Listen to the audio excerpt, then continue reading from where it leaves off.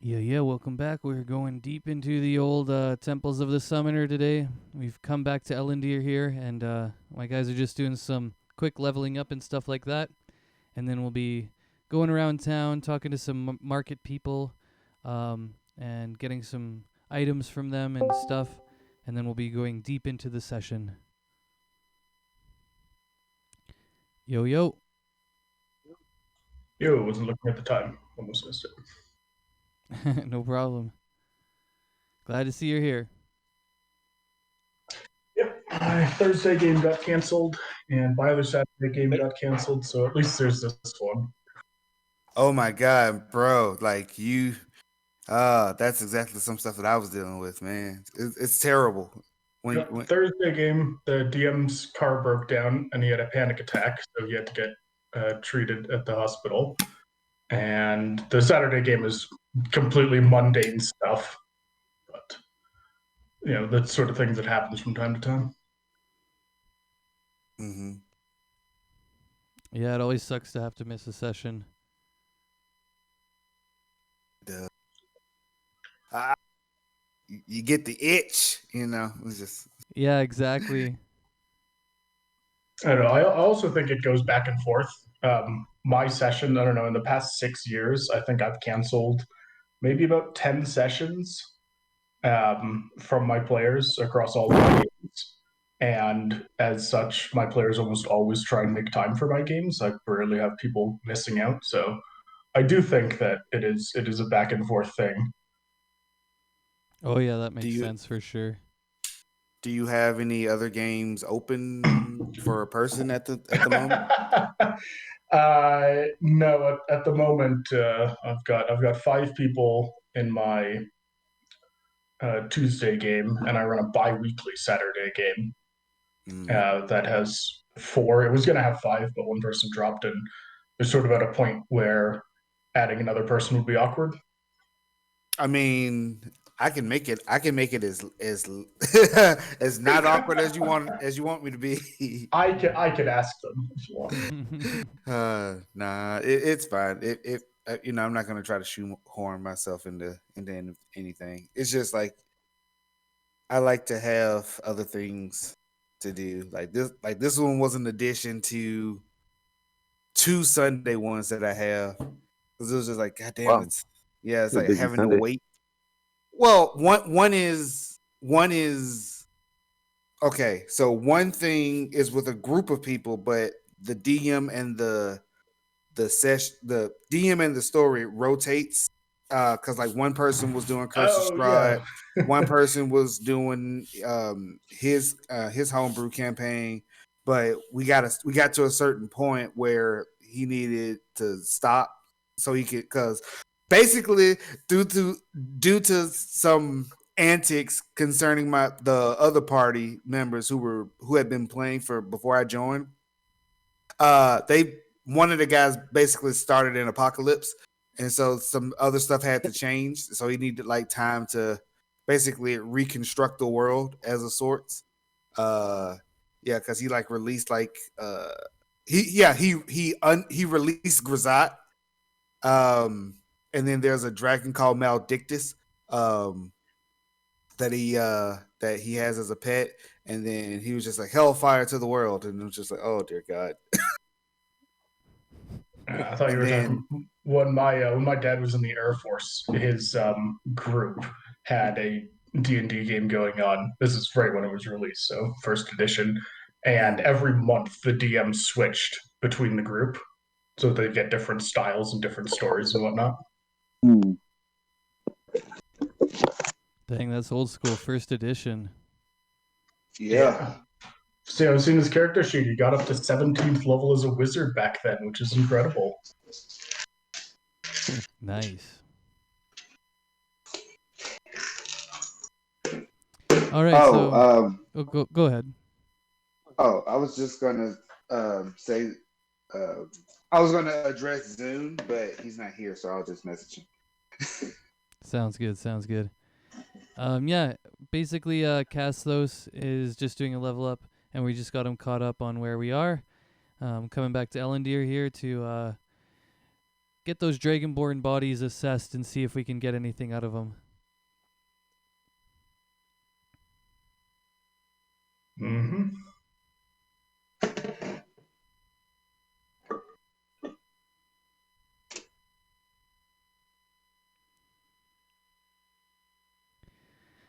Yeah, and so Zune won't be here today. That's fine. He let me know I can just kind of play his guy or whatever, and yeah, I think that's basically once we get Castos good to go, we'll be ready to jump into it. Yeah, I think I'm ready. Okay, cool. All right, so I guess yeah, we stayed over at the hotel that we'd been staying at previously, and I just decided to pay all the gold for that night. And yeah, we wake up in the morning now that we've had our long rest, and everybody's feeling quite mighty. And yeah, Downdros kind of addresses us all. We're down back in the kind of mess hall where we all eat in the mornings. And he looks at everyone and he says, "Well, we've got these bodies here, and we'll probably want to get them checked out before they start to rot any further. That'll probably be the first thing we do today. And then maybe we should go talk to the Empire. I know we've got to maybe let them know that their little outpost there got attacked by the Draconians. They might want to know that, so yeah, we can go there later, and then we might want to stop by the markets too, just if we need anything before we head back out into the wilderness. Sounds good? That was great. All right, well, yeah, finish up your breakfasts here, and I guess the first place we'll go is we'll go see Doga and see what she has to say about these bodies.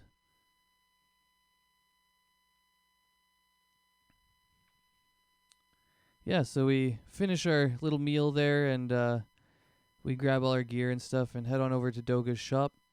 And I believe Kaslos and Zune have the bodies here, so I'll just roleplay Zune's side of it, and Kaslos, you can do yours. We ended up putting a Draconian corpse in your bag because you have the bag of holding. So, yeah, so we get to Doga's shop, and she looks up and says, "Oh, you're back. Did you bring me anything special?" Sure did. What kind of things did you bring me? Some draconian parts? Brought the whole meal. The whole kit and caboodle. Ooh, what do you mean? Let me see.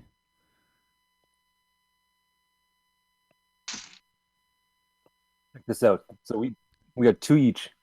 Well, one each, but two for the group of us. Oh, okay. Oh, and she pokes her head into the bag of holding and sees the bodies there, and she's like, "Oh, wow, you brought the whole thing here. I didn't quite understand what you meant there for a second, but holy. Here, splay them on the ground. Let's get them on the ground here."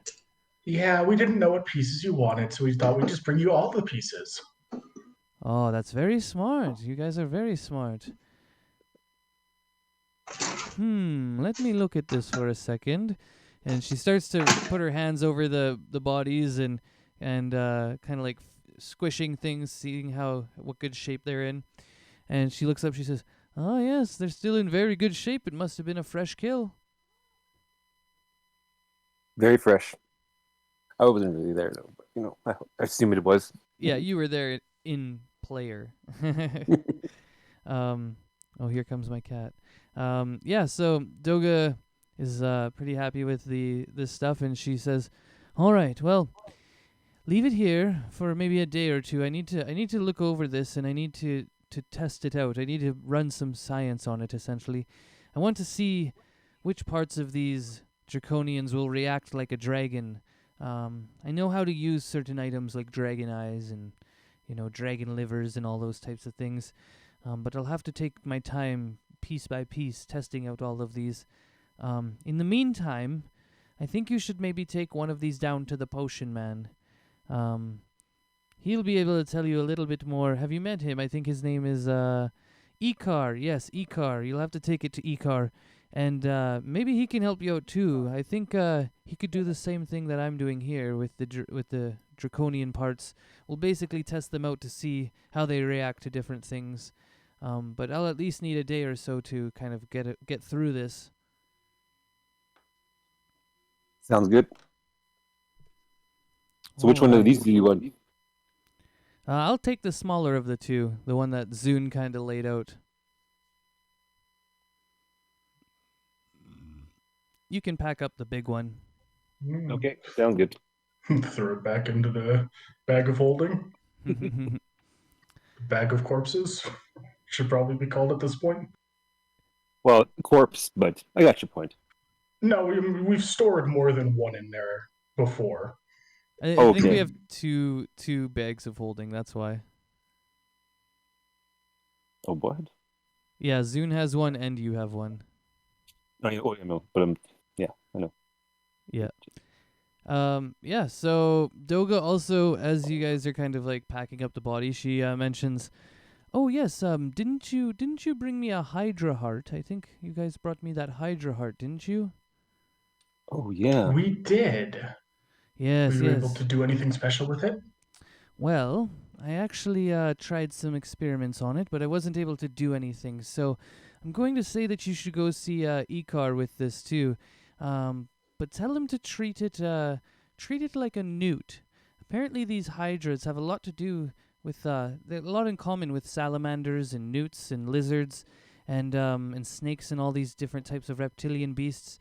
So I think Ikar just needs a little bit of a reminder of what he should do with this, and he might be able to figure out something for you. So here, let me grab it. And she goes back into her little place where she had it, the little ice box, magic ice box. And yeah, she brings it out to you, and she says, "Yes, and tell Ikar I say hi. I've missed him very much, and I haven't gone by for a while." Interesting. All right, well, if there's nothing else, I should get to work on these bodies. All right, we'll see you later. All right, see you, adventurers. And you can hear her kind of, as you're leaving, she gets out some knives and stuff, and you can hear her kind of cutting pieces of the body apart and stuff. Yeah. And Dandros leads the way over to Ikar's place. And when we get there, we kind of slam the Hydra heart down on the table there, and Dandros says, "Hey, Ikar, we just came from Doga's place, and she said you might be able to do something with this. It's a Hydra heart, but she says treat it just like any reptile heart." And Ikar looks at it a little bit, and he says, "Oh yeah, you know what? I think I have something for this. Let me go back here and check some things out." And he pulls out this giant book. It's like a giant alchemy book, and he's flipping through the pages, and he stops on one page, and he says, "Ah, yes, here we go. I have a recipe for a potion that calls for some salamander hearts. It looks like we'll probably be able to get away with using this. Let me try and brew this up, and give me a couple hours here. It might take a little while. Is there anything else that you have for me, though?" I got this. "Oh my God! What the hell? Why do you have that?" Well, why wouldn't we have that? Yeah, your friend said you might be able to dissect it and make some stuff out of it. I've never even seen one of these things. It looks like a dragon, but I'm not sure what I would do with it. Tell me, did it breathe any sort of weapon on you? Do you know if it has that capability? We do not. Are Draconians dragonborn? Or are Yeah, they they're dragon kin or dragonborn. something? They're dragonborn. They have a breath weapon. Yeah. Would it be religion or history or something to know that? I mean, I guess Dandros would know it. Yeah, maybe we've encountered it, maybe we haven't. But Dandros will just say, "Yes, these dragonborns, they have the ability to breathe just like I do, a breath weapon, and it can be very dangerous." And Ikar kind of looks at everyone. He says, "Oh, that's interesting. Here, give me a moment. I might be able to whip up something quick." And he goes back into his like area where he's got all his tools and stuff, and he grabs these two glass vials, and he goes into the dragonborn's mouth, and he starts to cut at the back side of the mouth, and he says, while he's doing it, he looks up at you guys. He says, Yes, if they have glands just like the dragons that they come from, well, it seems that we should be able to use their glands to make a certain type of oil. Each dragonborn has a certain type of oil in their glands that helps them produce their magical effects. And if we can harness that oil, we should be able to make a little something out of it. And yeah, he continues to like cut at this stuff, and he takes like he gets these two glands out, and you can see them. He holds them up to you. He says, "Oh yeah, they're still fresh," and he kind of squeezes them, and there's a little bit of like juicy oil that comes out. And you can see that it's actually got a little bit of electricity coming out of it. He says, "Oh yeah, the bronze ones, they breathe lightning. I should have known. Here, let me get my rubber gloves." And so he goes and grabs some rubber gloves, and yeah, he's like, "Well, I'll have to boil these down a little bit. Might take a little bit of a time, but if you're welcome to stay here. Once we have it, though, I'll give you a javelin here." And he pulls out one of his old javelins. He says, "For maybe 20 gold, I'll give you this javelin. It's a really old, easy piece to make, but you'll take this oil that I'm going to render down for you, and you'll take it to Doga, and Doga can make you a javelin of lightning. It's a special type of weapon that's imbued. It's a javelin that's imbued with a certain type of magic, and with these two items here, Doga can make sure that happens for you. But you'll just have to wait an hour or so till I brew it up." And he starts to go back there and brews it up. And Dandros looks at everyone and says, What do we do "Oh, now? a lightning javelin. That sounds pretty intense." Who can use a javelin?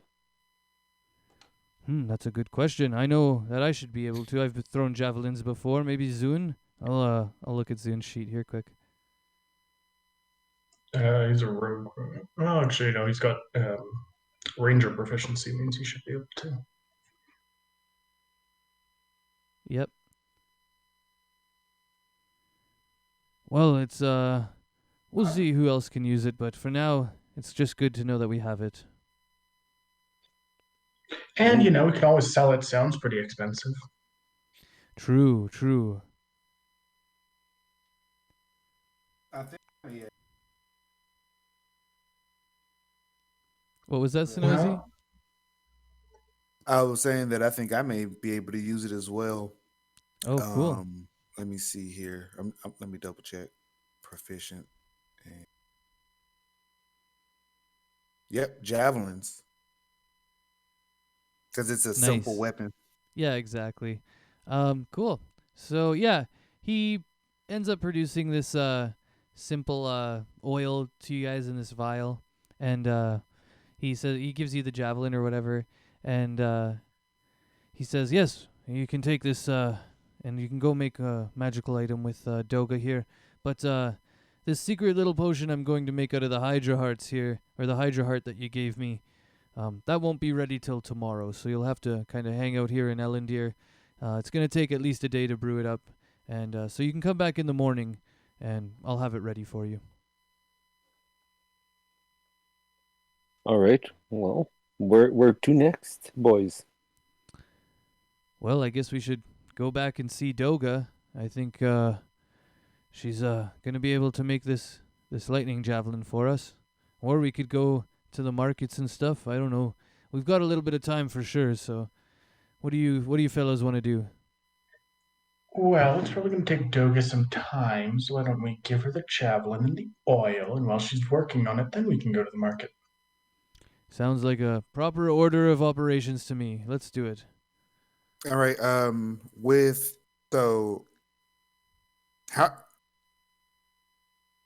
do we have? Well, we have to give him. I'll give him the 20 gold for the javelin, or unless Dandro wants it. Oh yeah, I was just gonna ask. So, okay, who wants to? We should roll. Who wants the lightning thing? I'll roll for Zune. Dandros can roll, and we'll just roll a d20 and see who gets it, and then that person can have it. I think that's a fair way to deal with it. What do you guys think? Yeah, sounds good. Sounds fine. I don't need it. Okay, so Zune was first. So it looks like Dandros will get it actually. Cool. So Dandros will pay the money. As he grabs the javelin off the table, he slaps down some gold and says, All right, let's go see Doga. We got a lot of work for her now. Mm-hmm. Just gonna take that off my character sheet quick. Cool. Yeah. So we go back to Doga's place. She's had a little bit of time to cut up this dragonborn or whatever, and when you get back, she's looking really happy. She's like coming over to you. She's she's got her hands out, and in her hands is a big tongue, and she says, look at this tongue. It's the exact same as a regular dragon's tongue. I think I can make something with this. I'm almost ready. Here, come sit down. Mm. I'll I'll have go a and seat. sit down. Yeah. Oh yes, you see, I have this box here. This box, it's covered with linens, nice linens, silk and such inside, velvet, and I think I can make a special box. Let me try this 1 second here. And she starts to do. She puts the tongue in the box and just kind of nails it in there with a little hammer, and she starts to perform this little special ceremony. And as she's doing it, you can tell she's kind of like really into it. It's like a little ritual or whatever. And yeah, once she's done, she kind of like collapses from the exhaustion of it. But then she grabs the box and kind of comes to, and she holds it up to you and she says, "This is a magical item. It's called a box of suggestion. You can open the box and you can charm people with it." Really? Have any of you seen something like this? Never. Interesting. No.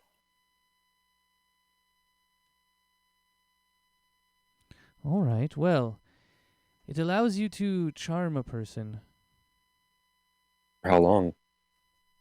Weird, it's not coming up for me right now. I thought it was in the compendium.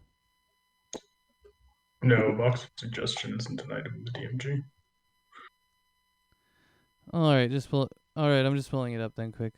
That's weird. I swear I checked it, but I didn't.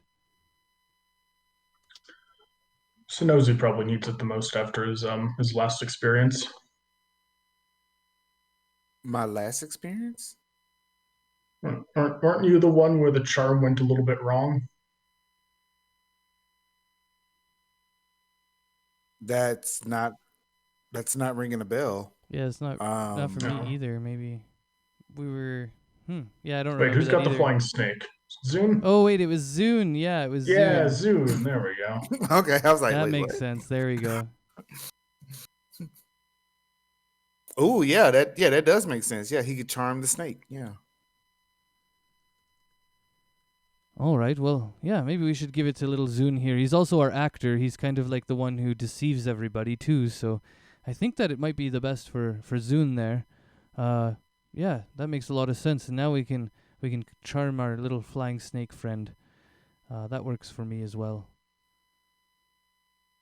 I'm just wondering where he left off with his snake. We had it under like one day's worth of charming because he used animal friendship. Was that what Well, happened? he failed animal friendship over and over, so it's just currently following him for the food that he gives it and nothing else. Oh yeah, that makes sense. Okay, yeah. I remember he failed it a bunch. That's right. So I was like, I think he used 2 potions of animal friendship and both of them failed. yeah, exactly. It was a tough day. Sorry, I'm just still trying to look for it, but I'm just gonna give up on it. Apparently, I thought it was in here, but it's not. But yeah, it allows him to cast charm. So I will put So is that. it the charm person spell or the suggestion spell? Oh no, it's suggestion actually. Yeah, that's the spell. There we go.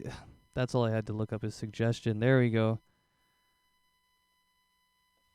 So yeah, it allows you to cast the singular suggestion spell at the level that it's normally cast at, which is I think 2nd. I'm just pulling it up now. Yeah, 2nd.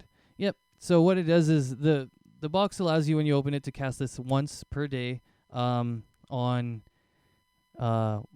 person or creature, it says so. Yeah. Well, I guess we should do that then. I wasn't expecting Zune to get it. I thought we'd just have it sort of like as a sneaky thing we could pop out. But yeah, Zune's Well- gonna go ahead and he takes it from Doga and he says, "All right, Doga, thanks for this. I'm sure I can get up to some weird stuff with this." And then he immediately takes out his snake and he casts this suggestion on it. I'm just gonna read up a little bit more about it quickly. Stand by. So, I mean, it doesn't have to belong to Zune. We're just letting him use it for now because he's got a bag of holding so he can carry it anyway. True. Yeah, Zune's just gonna use it for now. Just for today, we all agreed that it's a good use for today to try and get this snake under him.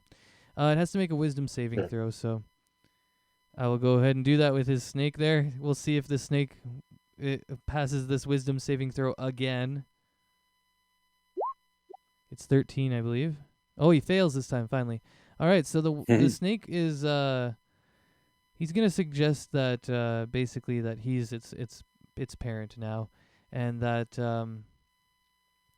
that it's just gonna follow and kind of like cuddle him. That's what he wants it to do. Just be like, essentially what a pet would do. That's what he's going to suggest to it. Yeah, and the snake immediately responds and is now all cuddly with Zune. You can tell it's very much into believing that it's his parent now. Finally, after failing it so many times, and Zune kind of pops up with a big smile on his face. He says, "Oh, looks like he's finally ready to be my partner on this adventure."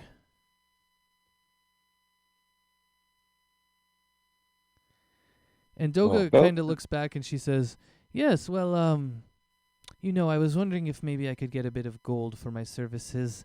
The box itself is a pretty nice box, and, well, it doesn't come easy to make these enchantments." Well, she's got a point. So who wants a pair? How What was much is that? it? We can all. Sorry, what did you say, Jade?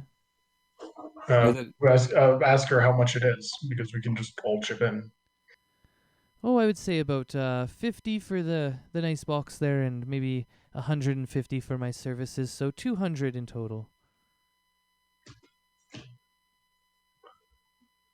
I'll give her 50 for the box. No, I'll pay her 50. It's fine. All right. I think that's well within our parameters. Zune, cough up some cash, since you just used it first, and Zune will also cough up 50 with Dandros. So Nosy, you don't have to worry about it. Cool.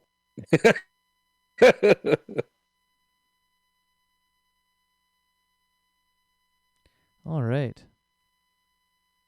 Yeah, I'm just gonna put that into his bag of holding. Zune, after he does that, he just tosses it in his bag. And Doga asks, "Well, I'm glad I could be of such service. Were you able to find anything else with Ikar there?"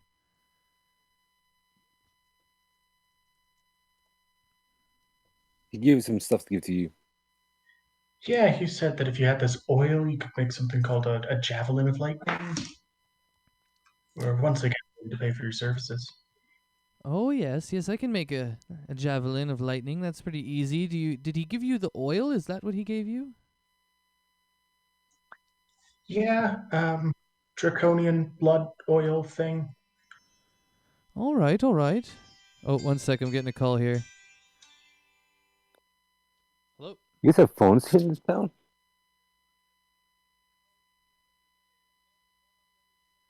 Yep, that sounds good.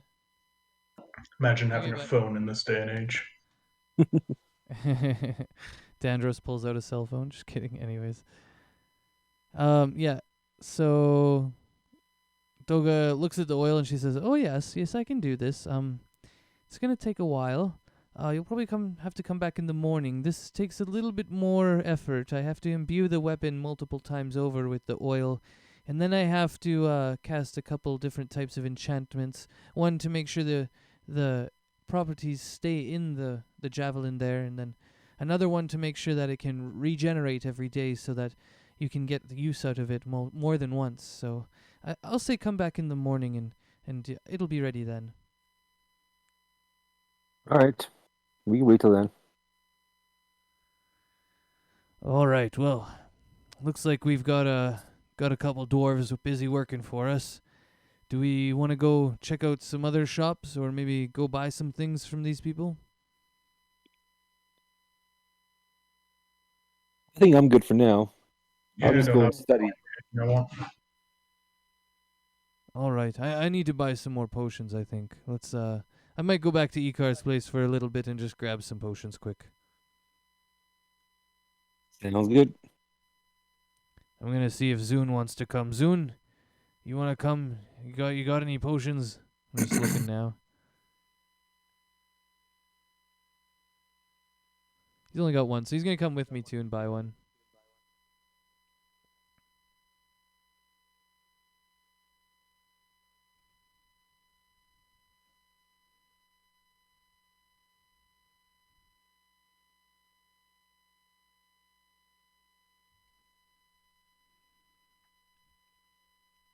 Just adding them to my sheets, but everybody else is good as far as buying things, probably. Yeah, I'm good right now. Good. Oof, Dandros is down to 7 gold now. That's okay. That's how it goes. I mean, 7 gold of his own. He's still got gold for you guys.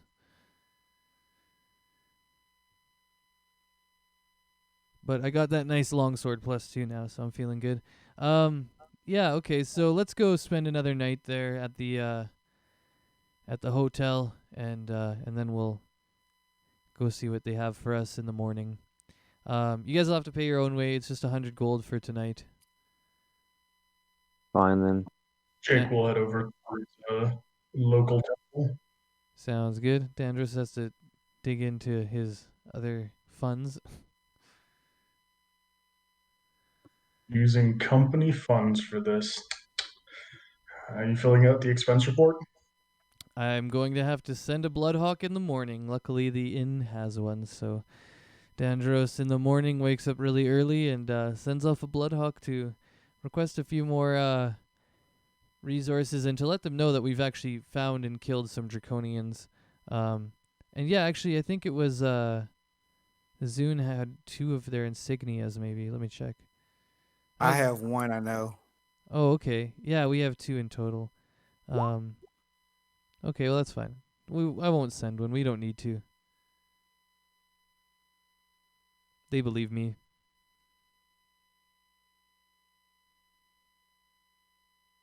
Yeah, exactly. The guy they sent to go deal with everything because all the old people in the order don't want to fight things anymore. They're like, yeah, send the young guys out. That's an actual. It was a radio show. Johnny Dollar, the man with the action-packed expense account. Oh, nice. That would have been a good radio show. Yeah, it was really good. Used to come on every Saturday. Listen to it. Yep, an insurance investigator, film noir style. It was very funny. Oh, nice. I used to listen to, like, I think it's R.G. Whitfield or whatever, the old BBC ones. Oh yeah, yeah, I know those. All right. So yeah, I guess the next day comes and Dandros asks, "Well, where do we want to go? Should we go see the potions lady or the potions guy or the magic lady?"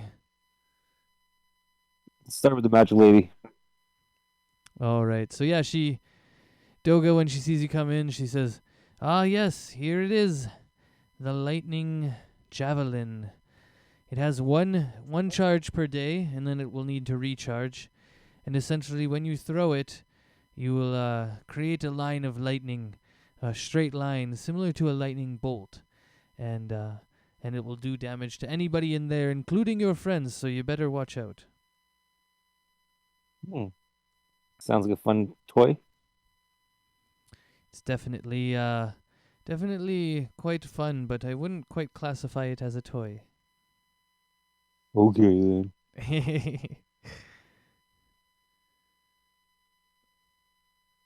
Well, yes, for my services with this one, maybe I was thinking about 200 gold, the same. it took a little bit extra, but you brought me all of the materials this time, so maybe just 200 would be fine. Yeah, no, that sounds about right. All right. Well, I'm kind of strapped for cash now, boys. I'm wondering who wants this thing, and maybe they can pay for it. And Zune Well, pipes up. I want I'd it. like it, and we'll. Oh, okay, whoa. No, I that's got a bunch fine. of different voices. Yeah. You can. So you're in it for it, so Nosy. Yes. All right, and Zune will be in it for it too. Dandros isn't in for it because he ain't got no money. Yeah, I'll let you guys have it. I got other toys. Wait, did we roll for it earlier? Yeah, we did. Never mind. What am I talking about? Okay. Oh, well, Dandro Dandro's can't pay doing the for it. So, Yeah, And you can't pay for it. reroll. We'll reroll it. We'll do a reroll. How about that? Or, Synozi and Zune can each cough up half of it, and then whoever needs it the most at the time can use it. I mean, but Zune uses a bow and he has like other long range stuff already. And you have Eldritch Blast. What are you talking about? No. Well, that, but also it's fine. True, but I think this would the use of the javelin is a bonus action. And so It is. Yeah, I think I'm gonna play it that way because otherwise it's just like nobody would ever use it. So yeah, basically you can use it as a bonus action. So either of you both have ranged, but yeah, so it doesn't really matter who gets it.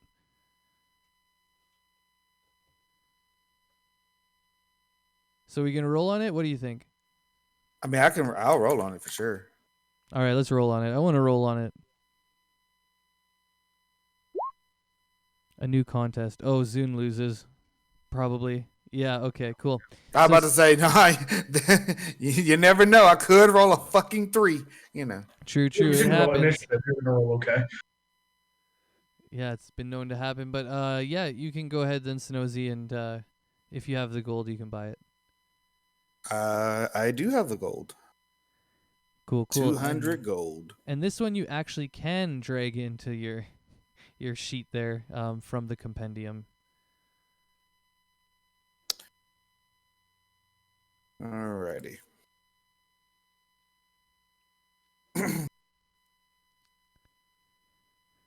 Okay, so I think we've got almost everything. We just need to go see Ikar and see what he's got for us.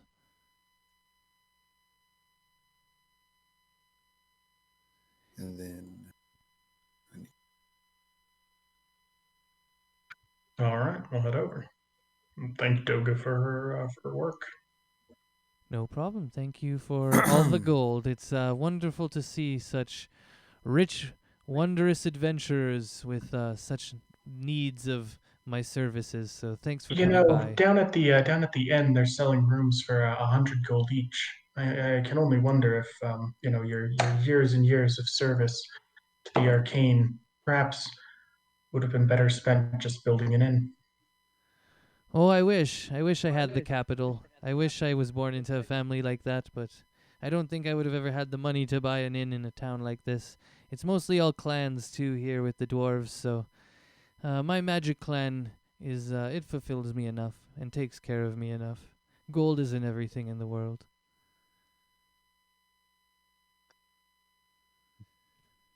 I guess I can understand your point of view. Yes, it's a nice life here, so. But anyways, I'll be seeing you on your adventures. Hopefully you make it back from the mountains again. All right. See you later. All right, yeah, and we head over to Ikar's place, and when we come through the door, he greets us, and he says, "Ah, yes, here we go. So, you brought me that Hydra heart, right? Yes. And you've brought me these Draconians, these bodies here. Well, the Draconians, they're not worth much, I have to say, other than those the lightning salve I was able to pull out of it. I can only really use the eyes here, and he points to the eyes, and he says, I was able to use one of the eyes to make a nice potion for you here, and he hands you a potion. It's a hex potion, and it allows you to cast hex at level 1. And he says, this potion here, it'll put a hex or a curse on any creature that you deem you want to hurt.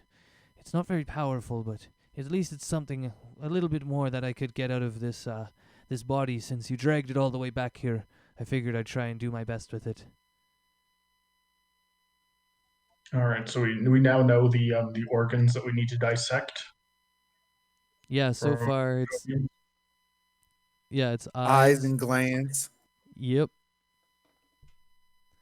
You got to be careful when dealing with the glands, because they'll usually have some sort of like the magic properties of their breath still.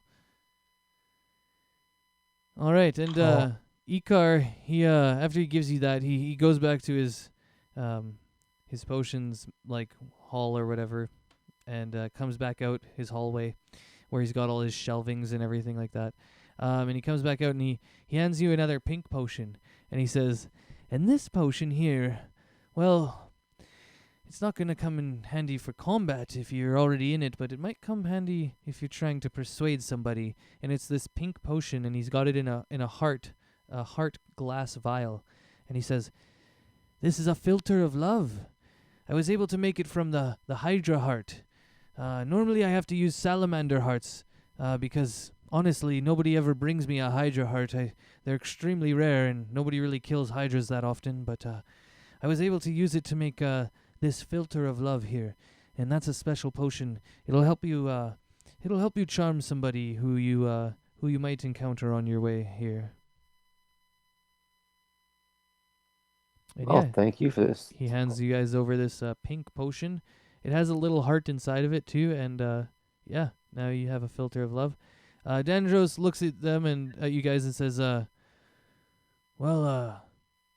not sure who'll need this stuff, but maybe one of the guys with bags of holding can hold on to it for now. What do you guys think? I'll definitely say I feel like maybe we should give that to Jake here. I am confident in my looks and my speech. I don't need to rely on such cheap tricks. Oh, well, I didn't mean to offend.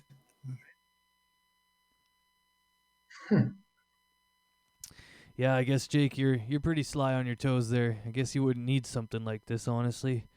I'll add that I guess that I suggested you because I feel like you'd be the person that'd be responsible with such an item. I wish I could argue against that, but I've seen the way the rest of you behave. True. We do like to get a little rowdy, and you never know what could happen when you got a potion like that and you're halfway drunk. Oh, dear God. Yes, I don't like the implications of that. Well, I mean, I wouldn't know what I was doing, let's put it that way. But, maybe somebody else should hold on to it, honestly. Zune, what do you think? Zune, you're pretty smooth, too. You were able to bet our hotel hostess, but maybe he'd want it. I don't know. Who else wants these? Who wants the filter of love first? Let's ask that one. Jake will hold on to it and ask how much the potion maker would like to be compensated for it. Well, I'm going to keep one of your eyes here, so you won't have to pay me for the hex one. But that filter of love is a little bit more uncommon. I would say maybe 50 gold for all of the materials involved. Reasonable. All right, okay. All right, and yeah, you don't have to worry about that hex one. I'm going to keep this eye here, this other eye that I have, and I'm probably going to make some more potions out of it. All right, well, adventurers, that's all I have for you. Feel free to bring me those bodies or those pieces. You don't have to bring back a whole body anymore, but those pieces, and I'll be able to make more for you. You betcha. All right, boys, get out of here. Yeah, it's getting a little stuffy in here. Let's maybe we should head back to the mountains here, but well, first off, let's check. Everybody's good. We don't need to visit the market anymore, hey? No, man, I'm too poor. I can't afford anything. Me I gotta go over too. here. Me too. Yeah, all right. Well, yeah, I mean, other than going to a pub or going to the Empire Embassy or going I don't know Well, where else. we only turned back because we didn't know what parts we needed. Aren't we going to continue towards the mountains? Yeah, And that's what I'm thinking. supply issue? Yep, let's get back out there and yeah, let's go. I've got nothing else I want to do here. All right, so you guys head out on your way into the mountains again, up the pass that sort of leads to the mountains. And as you're going there, you can see the snow starting to come around again, and you're leaving sort of this lowland farm area and going up into a much more higher elevated rocky area into the mountains, as it were. And as you guys approach that three-way fork that is kind of like the main split up of the paths, you guys have a random encounter, and I'm going to get somebody who wants to roll a random D100. I'll do this. I was about to say I did the last one. Oh, We already got the 78. All right, we're taking the Okay. we'll take the 78. Also, it doesn't matter if you roll high or low; it's all random. So, and some are good, some are bad, some are just Yeah, but now Higher if we numbers have will be the more rainfall, interesting. Good or bad, higher numbers are more interesting, right? It's like lower numbers are you're attacked by bandits, and higher numbers are like, yes, a young dragon flies overhead. yeah, exactly. That's kind of how it goes for sure. This one's pretty interesting. You guys, as you're walking to this area, you get a weird sense that something's not quite right. Something's changed since the last time you've been to this intersection. Just I guess it was 2 days ago. And yeah, so now you all have to roll a perception check, and I'll roll Zune and Dandros's.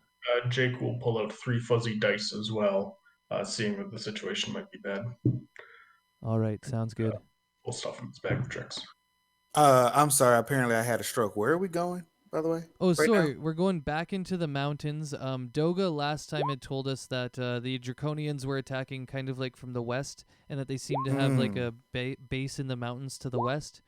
And so yeah, we're heading kind of like west northwest up to this mountain area. Last time we had gotten up to this like little three-way intersection, and we chose to go down to the coast because Zune has like favored coastal enemy stuff. And then yeah, so we were going to continue on through the mountains, but then we decided to go back to take the Draconian stuff in. Okay, so perception check. All right. Oh yeah, that's what we're doing. Um, I'm like just scrolling through all my different talents. I'm like, which one do I hit? Okay, man. 7. Okay. Well, yeah, we'll just end it there because you passed it already, Sonozi. So Sonozi, as we're there, you realize that one of the areas kind of behind the signposts where all the different signs branch off of, you see there's somebody's dug something down into the ground there. There's disturbed earth and kind of a mound of ground there. Yeah. Interesting. What do you I'm want gonna to do? say, I'm gonna call attention to it, or call everybody's attention to it, and say, is that? Do you think that's a trap? Looks like it could be a grave to me. Yes, it could definitely be either of those. I'm not sure.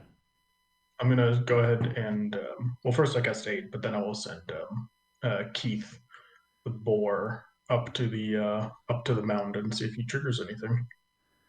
Okay, cool. Yeah, so now your aided boar has some more health points, and it's, I think, right? That's what aid does, right? Yeah, I guess 3rd level, and then I'm going to use what's the actual name of this item? Parapet of something, I think. Oh, Pearl of Power.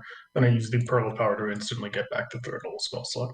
Nice. Yep, I remember you had that. Okay, cool. So the boar goes up there and he's sniffing it, and he's kind of like running around the way boars do when they look for like mushrooms and stuff. He's in the ground and he's got his face right in there, and nothing seems to happen. There's no sort of reaction. He seems very interested though that the ground in this area is kind of soft and he can kind of dig in it, but he hasn't pulled up anything or anything like that yet, and nothing happens. Interesting. Can he dig it up? I'll ask Jake. Yeah, I probably can. Or Paws can are pretty good at digging.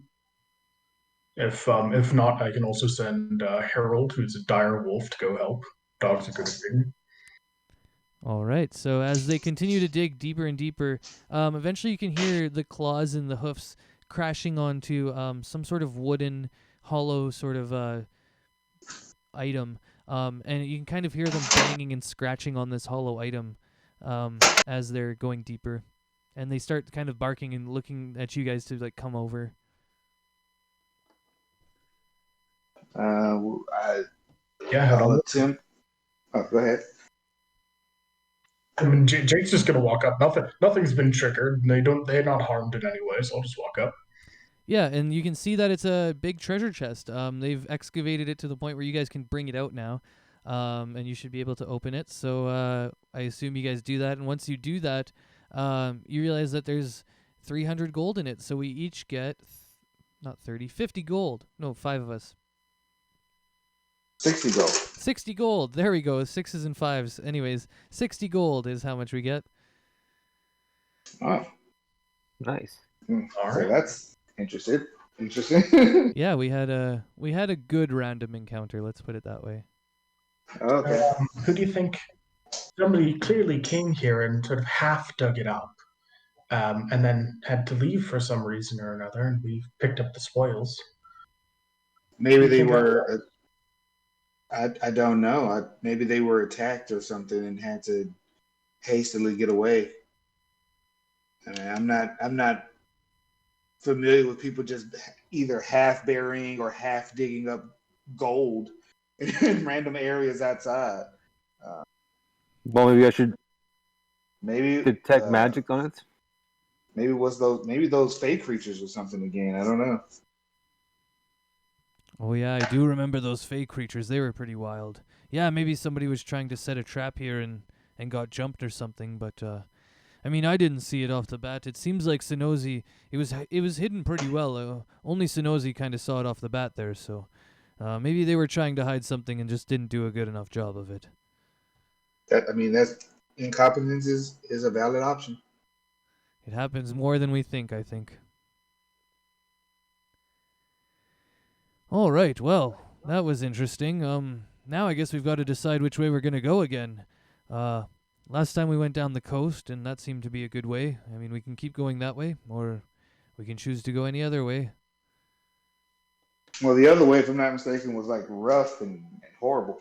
Yes, it'll get us there a bit faster, but it's definitely a lot more treacherous. The Hell's Pass it has that name for a reason.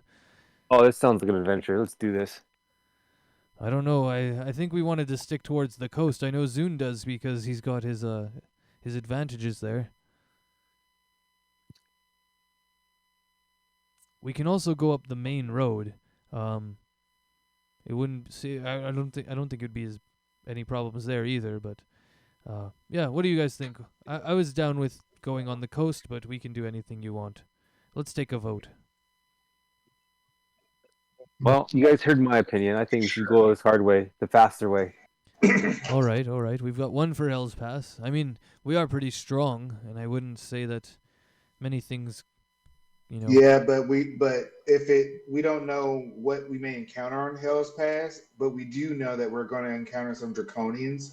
So I feel like it may be a better option to ignore that, take the longer, quieter way towards them. So I'm going to vote for either main road or the coastal road. Well, maybe if we went that way, they think people are gonna come that way because it's easier, but if we come the hard way, maybe we can ambush them and get a better attack. It does make sense. If it's a more dangerous way, there might not be draconians up there at all, and it might give us a more advantageous position later on. But who knows how many resources we'll have to pay to even get up there? Exactly. Well, just think about all the resources that might be up there because no one else is taking them or lost them on the way. True. If not many adventurers go through there, then there might be spoils that others have missed. And like you said, we're a pretty strong crew. We can do this. I can heal. We have lots of healing amongst us. I'm going to agree with Castos. I think the road less traveled will be more interesting. All Yeah, right. see, All even right. he thinks I'm right. Okay, so here we're at. We got 2 and 2. Me and Sonozi are saying chill way. You guys are saying let's go the fun way. So Zune is gonna be open to both the coastal or the crazy way because he's a gambler. He likes to gamble, and he knows that taking a risk is the best way to get a big potential payoff. I'm just looking through his traits and ideals and bonds and everything like that. So Zune's open to both. So what? Either me and Sonozi can roll one persuasion, and then either Jake and Castos can roll another persuasion, and we're basically trying to persuade Zune, who is the last vote, to come our way. Does that make sense? Mm-hmm. Cool. So I ask Sonozi, do you think you can pull one over on this, or do you think I should do it? I don't think I'm very persuasive. You know what, Dandros? I think we should, in the interest of adventure and the spirit of this, let's just go hell route. Let's just go to hell road. Yeah. All right, yeah, let's do it. Let's go. Let's see what's down this way. Let's see why they call it Hell's Pass. Oh, it's called Hell's Pass? I didn't know that. Oh yes, that's I should have mentioned that earlier. Yes, it's named Hell's Pass because it's quite treacherous. Not only is it you go through a higher route, so it's going to be a little bit dangerous more with the weather, but also it seems that there's some sort of beasts and stuff up there. I'm not sure what, but they've named it Hell's Pass for a reason. All right, well, let's do this. I got myself into this. All right, let's get up there. Cool. So we start out towards Hell's Pass, and we take a couple hours of walking up this it's like a very, very steep trail that goes up and up and up. And yeah, as we keep climbing and climbing, it gets a little bit narrow and narrower, and the cliff walls get sharper and sharper to the point where now, at certain points on the path, it squeezes down to maybe like 20 or 30 feet across, and then the walls are about 100 feet high. And they're not like sheer walls; they're cliffs edges, so they're rocky. You could climb them technically, but they're also you won't be able to like get up them very quickly. Yeah, and I'm gonna go just take us over there quickly.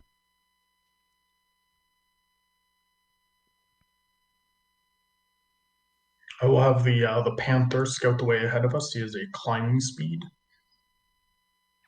Okay, cool. So he should be able to scale it somewhat easily.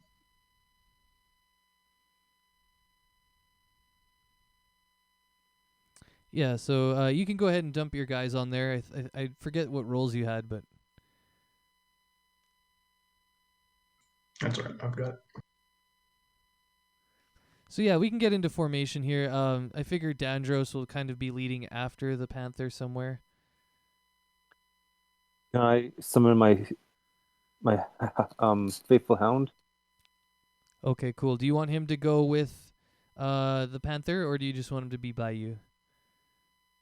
He can only be within like 30 feet of me. Okay, cool. So he's definitely staying by you. Yeah.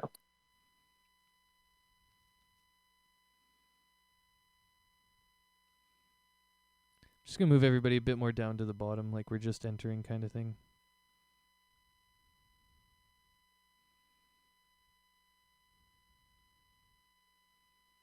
All right. Snozy, can you move your imp or no? I'll give you I within can. 100 feet of me, actually. Cool.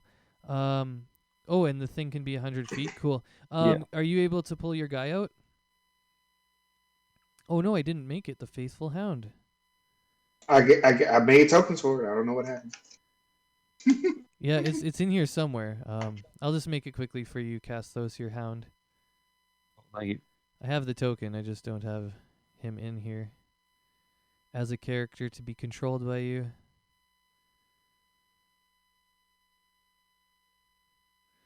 Oh, and I downloaded the token on my other computer. Okay. It be like that sometimes.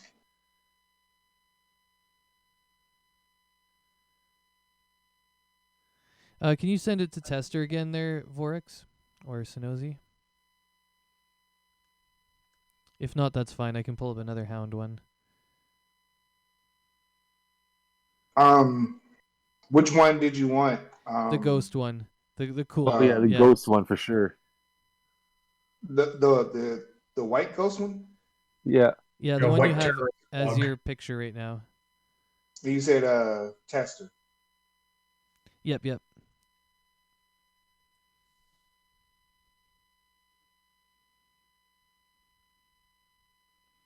Sorry, but I thought I had this already made up for you.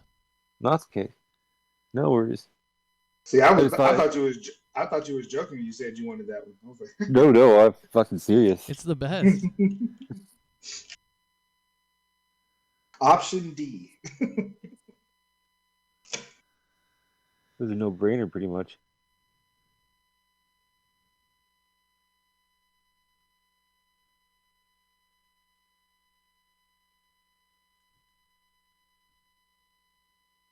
Okay, stand by. We're almost there.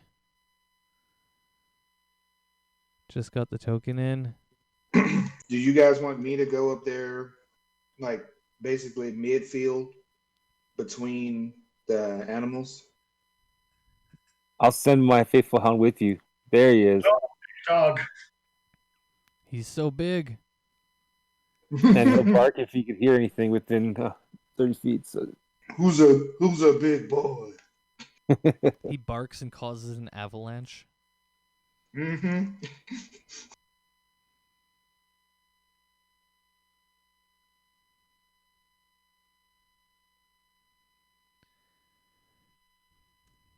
Okay, so now oh, I gotta show. Oh, it's shown to you. So cast those. Yep. I'm dragging it down right below you. Now I think you can drag your Faithful Hound out when you want it. It'll be in the journal, and you can just grab him and then drag him out. you see him? Oh yeah, and then you can just make him smaller again. Or I might have to do that. I'll make him Yeah, we get smaller. Perfect. There, now he's our size. Yeah, wow, we got a lot of beasts out here. The direwolf is actually a large creature if you want to increase its size. Sure, sounds good.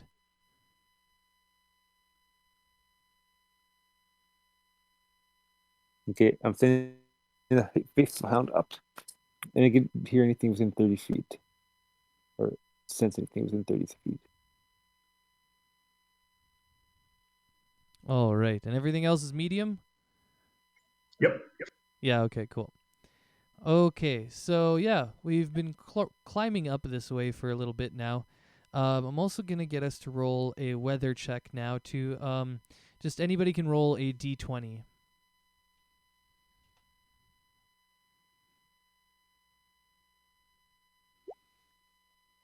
Oh, wow. Yeah, it's the clearest of clear days, basically. A few clouds in the sky, but other than that, you're totally good. Do we have snow blindness then? No, I wouldn't say that. Is that a You're not evil enough.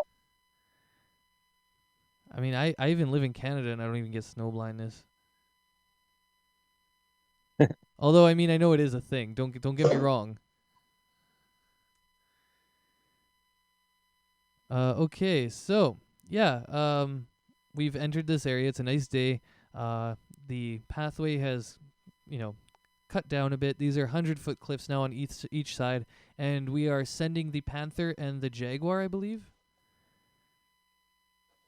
Or I mean the panther and the hound. Yeah, the panther and the cat and the dog go up there, I think. Smart. Okay, and so, yeah. Well, I'll send the imp as well. Okay, cool. Half the Azure goes up.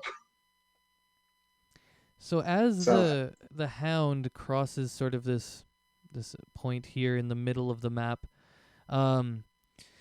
you start to hear these like loud hisses and whines coming from up on top of the cliffs. And as you hear them, you can hear this whooshing sound, and you see these 6 spectral figures whooshing down towards this dog in a very, very aggressive manner. They're coming 3 from the right side cliff and 3 from the left-hand side cliff, and they're coming from. I guess I'll put them in formation here. They're coming kind of just from in front of him, so just give me a quick second. I'll bring them all into view. This is hell. Welcome to hell. Just kidding. Where the ghosts attack.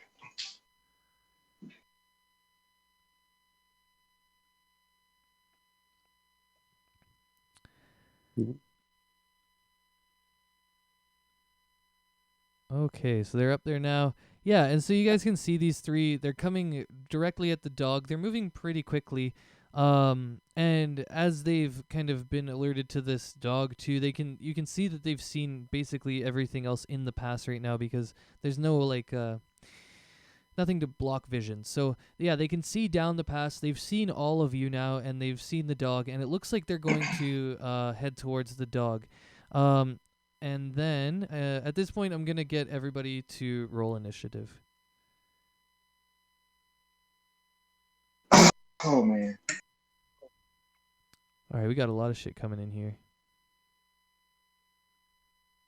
And then I'm going to have to take a quick little break, I think, after that, too,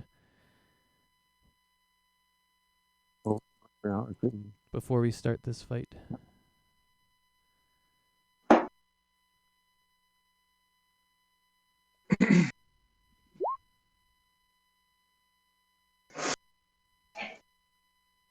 Gotta psych myself up. Nice. Here we go. Fucking 5. You know what? Oh my That's God. consistency, boys. That's consistency. Oh, we can always trust your rolls there, Sonozi. Not to be good, but at least to be low. At least he coming from the rear, roaring fast.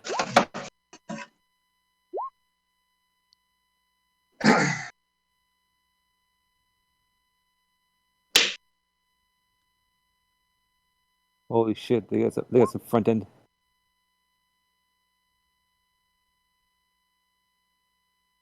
That's what he said. She's got a good front end. Just kidding. What? Is that what you said? I'm in They got a love good with front your end? fupa. Okay. That's what I said. Okay, yeah, okay. Wow.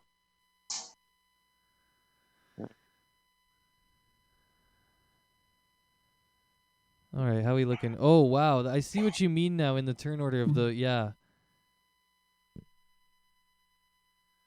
We start with 4 of Jesus. them right off the top. Okay. Just seeing if everybody's in here. Sonozi, Dandros, Jake, Soon. Yeah, we're all good. The sadness of not having banishment prepared. Ooh. Oh, well. I mean, that's one.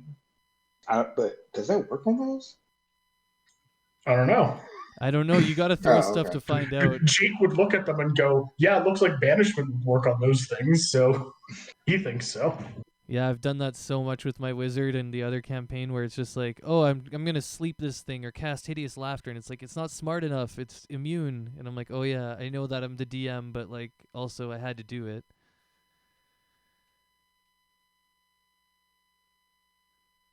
Okay, so yeah, we can go ahead and start. It looks like.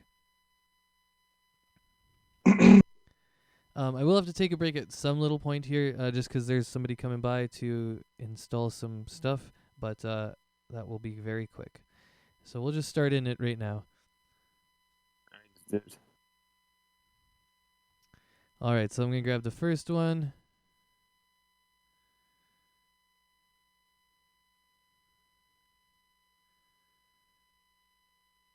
He comes up to the dog.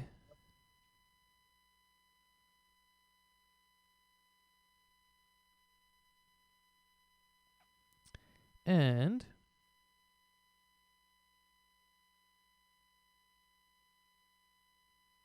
it's going to cast its horrifying visage.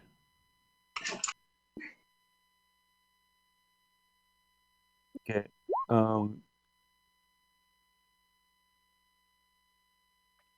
So anybody in 60 feet will be affected by this.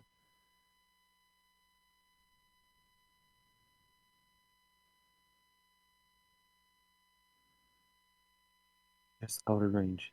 Okay, okay. Literally just out of range, yeah. It gets the imp and the jaguar will have to do it, though. Wisdom saving throws from all three of those. The dog, the imp, and the jaguar. My dog is like invincible, so nothing happens to it. That makes sense. It's immune to, like, charm and stuff? Yes. Or is it it- is just immune to everything. Yeah, I think it's just it's like a spirit weapon, like my echo. Yeah. It can't be targeted It's a by conjured anything. phantom. Yeah, okay, cool.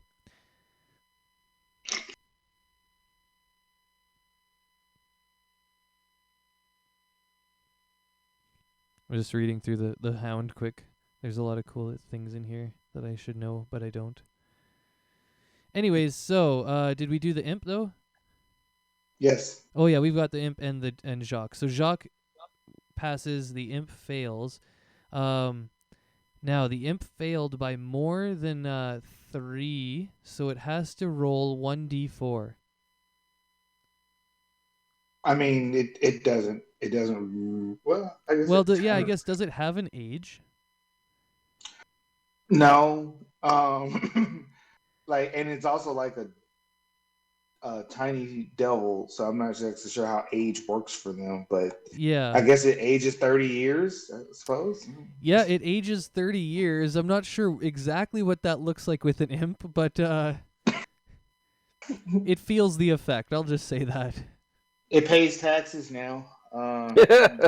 Yeah, exactly. It kind of wants to not party as much anymore or drink as much. Mm-hmm. Okay, cool. So now I have to remember too, the panther is immune to it. Because he's passed once before, and once you've passed it, you are immune to it from then on. Well, for 24 hours, it says.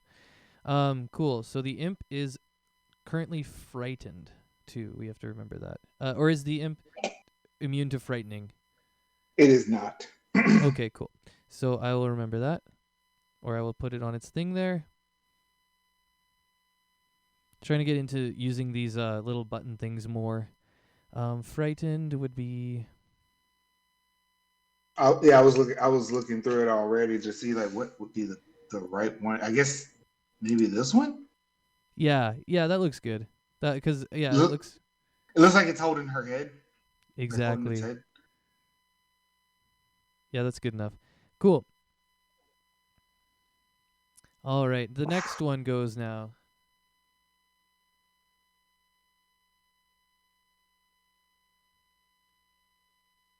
Just grabbing it from the right spot.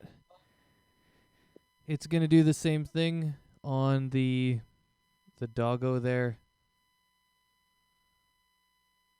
Actually, it's going to start attacking now because the other one did its thing already. So, yeah.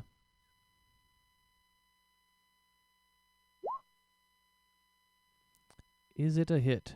Oh, wait, it can't attack the dog. Never mind. It's going past the dog to our frightened friend here, the imp, and it's going to attack the imp with a 23. I assume that's a hit. Is it? Well, do they see invisible things? Oh shit! I'm not Is your sure how imp that works still with invisible? ghosts. Yeah, like Oh I yeah. turn her Okay. invisible because I don't want like a fucking imp just hanging out in town. I'm pretty sure a lot of people wouldn't like that. Yeah, that's for sure. That'd be really weird. So just looking through if its perception and all that stuff. I don't think it has true sight. No, it doesn't. So it doesn't actually know that's there. Now I'm gonna have to measure its movement again.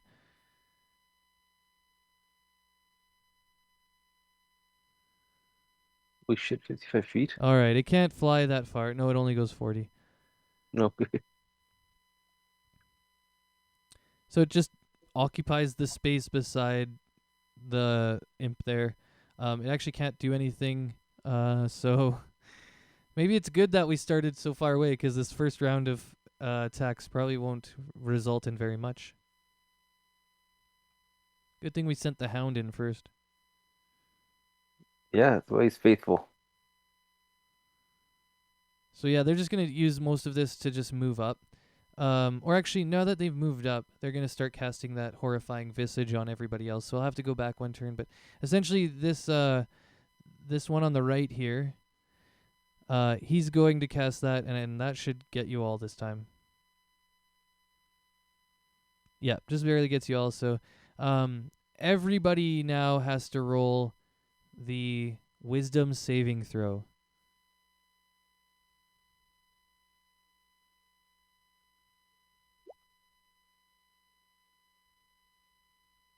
Oof, Dandros failed hard. Castos, you passed with the exact amount. Sonozi, you failed. And we'll have to roll. Like, I don't trust it. It's like I'm rolling like garbage for everything. Everything. You're the worst roller I know. All right, so we have some fails. Dandros is going to go ahead and roll his 1d4. We'll need a d4 for the boar, I guess. Actually, don't worry about that. We'll just say he's frightened. It's just a puppet. It's not a living creature. Exactly. All right, so I aged 20 years. Holy. It's a good thing we don't have any Aarakocra in this party. If they fail, they just die on the spot. Don't they only have an lifespan of 20 years? Yeah, they only live a really short amount of time. I live to like 80-ish, which is like normal times. Like, I don't want to be here. This is ridiculous. It's getting crazy. But once you've been frightened, you're immune to it. So it only happens once, this fight.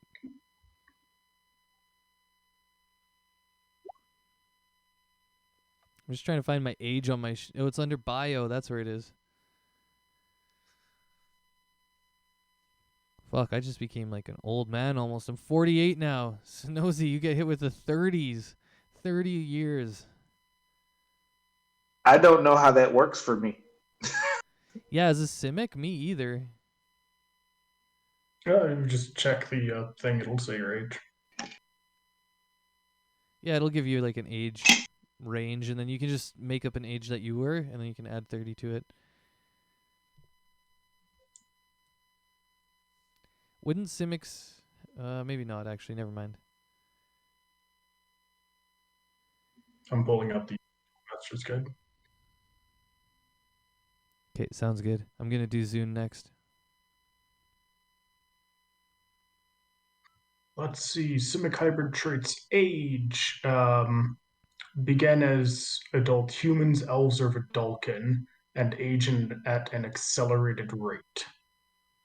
Actually, yeah, it doesn't say what age you die at. It just says you age at an accelerated rate. So I guess for humans, instead of 100, it's like 80. I don't know, 20% seems about right. Yeah, that sounds about right. So, yeah, what age were you to start with? We'll ask Sinozi. You can just make up an age. Make it so you don't die, though. Unclear. Because let me see. Like, it's unclear because like if they age weirdly and you don't necessarily, and like, you know, like they're functionally they're like a fusion of like animal, magic, and humans, like so it's like I don't really know exactly how to describe his age. That's fair. I'd use years. So what now? I'm at least 30 now, apparently. So All right. Well, we'll say you're 60 then, and you're getting close to being done now. You've used up a lot of your life age.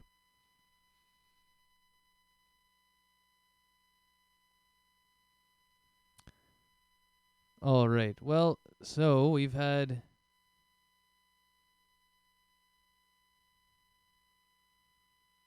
I'm just seeing all the rolls. We don't need the boar. I'm gonna go put the frightens on everyone.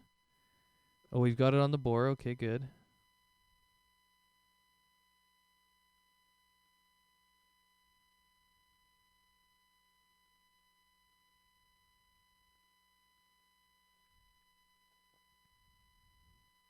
Okay, I think that's everything we need. Oh wait, I will need a frighten on Sonozi.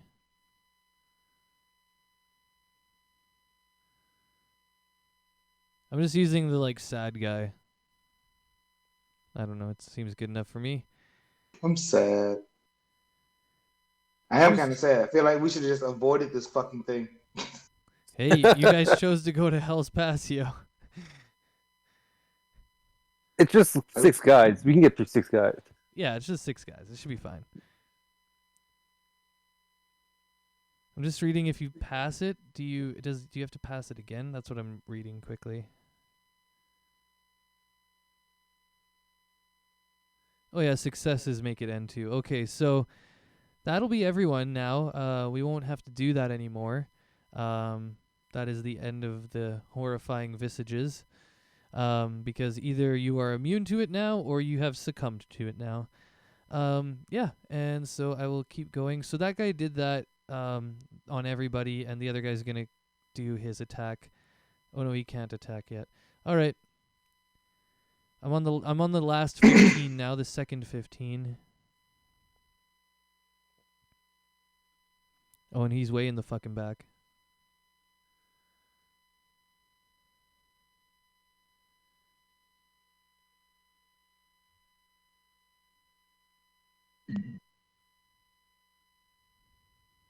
Okay, he's just up front there now like that. All right, Zune is frightened, so he can't really do anything right now, I believe is how that works. I'm just seeing, you guys can spend action to break them out of there, though, right? I'm just pulling it up quick, frightened. Yeah, so he's missing his turn. He might as well just stay scared and then come around to his turn next time. Oh, and I'm getting the call. Okay, so I've got to go quickly do this with my guy here. I'll be back in probably 5-ish minutes, maybe not even that long. Sounds good. Oh, I was just about to cast slow. Yes. It's a shame I was not able to get an aura off first. That gives everybody advantage on wisdom saves. Oh, I don't even have whack wisdom. I have a +4 in it. It's my second best save. I have a +8, so I was confident. I'm sorry. I will erect an aura on my turn that prevents us from losing max HP, which is what it looks like Withering Touch will do.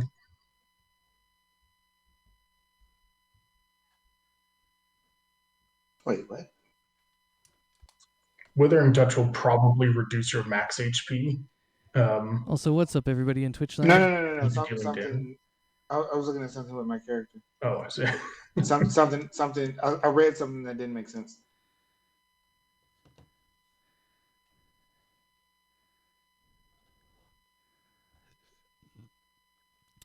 Okay, I'm back. Yeah, that went well. Apparently he's just outside, so I opened the door and everything. He's working outside, and then he'll come inside. I might have to go again just quickly, but it won't be long. okay. Okay, so after looking up frightened, actually you do get a turn. You just can't move towards the person who you are afraid of. And you Can get you get? Oh, go ahead. and you get disadvantage on your attack rolls and ability checks. So you can attack, but you're at a disadvantage. Yeah, so I think Zune's going to try and shoot all the way down. Yeah, towards the one that the hound is by.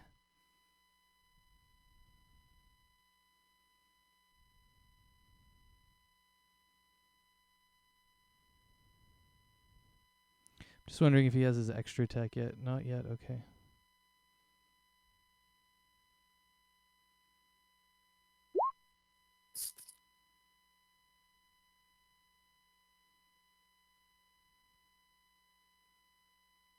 And this will be a normal because he's working with a disadvantage and then an advantage from having an ally beside the attacker, so it just equals out.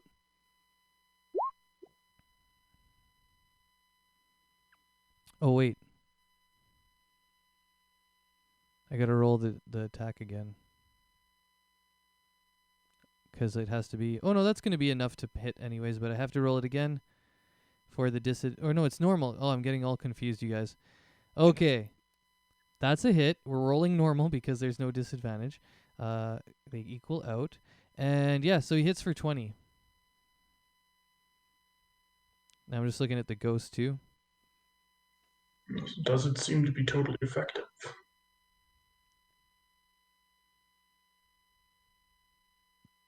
Yeah, it just kind of hits him in a way that doesn't hurt him the way that a bolt normally would. Yep, and it goes through him and kind of leaves a hole in his visage as the damage. You can see that his visage is sort of damaged.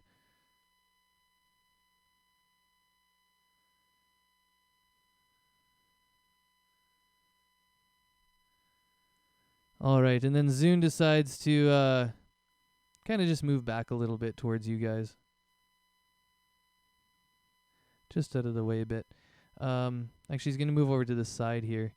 Just trying to create some space between everybody. All right, Castos. That would be moving closer to the thing. Oh, did he move up technically? Okay, wait, yeah, he did. Technically he did. So sideways, completely sideways. There we go. Thank you. All right, Castos, your turn. All right. Well, my faithful hound's gonna attack that one guy right beside him. That's 4d8. Yeah, let's get it. If he hits. Doesn't he have to hit? What?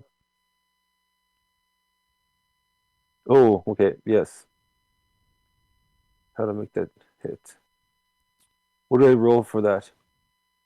Let me just read it quick.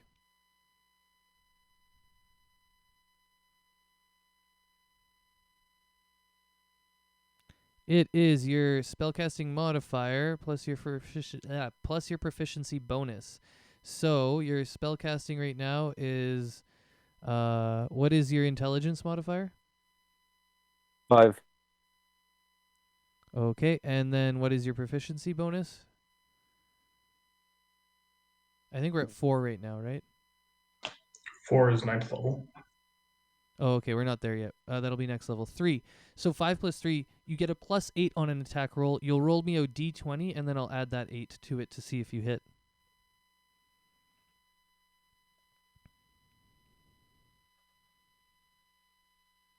Okay, so you definitely hit.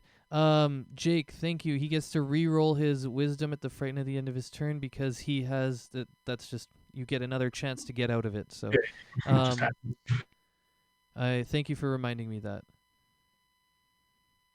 It'll be relevant for everybody else that's frightened. Yeah, I'll have to try and remember that for everyone. Oh, my cat just tried to jump up and actually fell off. Tojo, come up here. I'll give you room. Anyways, he fails again, unfortunately. So he remains frightened. Yeah, so Castos, you do hit. I will take your first damage roll of 21. So it hits for not the full amount, but it does hit. Okay. All right, and then I'm going to cast slow on all of them. Okay, cool. So you can choose up to how many creatures with slow? 6. No way. All right, that's crazy. In a 40-foot cube. Within range. Yeah, so you'll have to choose kind of a cube. I'm wondering if evocation won't change that. So yeah, you'll just have to pick a cube, I guess, and oh yeah, from there. Okay, yeah, I see it. Okay, cool. Yeah, you got everybody. Wow. Okay, so now they all have to roll. What is it? Wisdom saving. Okay.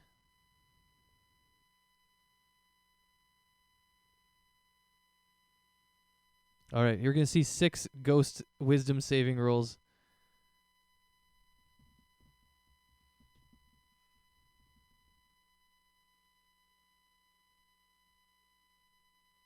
Oh, at least 2 Fuck saved. them. Yeah.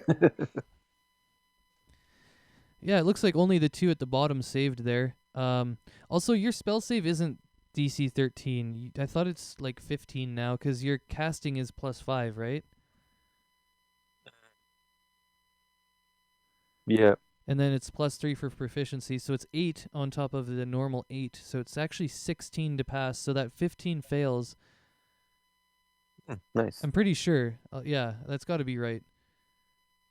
I play a wizard around your range, and I was like, your DC keeps going up, so it's just got to be connected or something. But yeah, so it looks like only one of them passes, and the rest of them take the effects of the slow and the AC.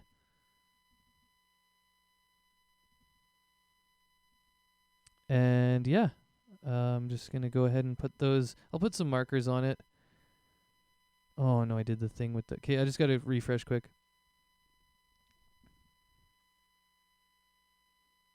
So just read it while I'm refreshing. It's they get a -2 AC. They get slowed for a speed of 10, or what is it? Yes, that's what it says here. What? No, I don't know. Speed is halved. Yeah, just halved. Yeah. Speed Okay, is halved. cool. Okay. 2 AC. Dex saves, can't use reactions, and can't use bonus actions and actions.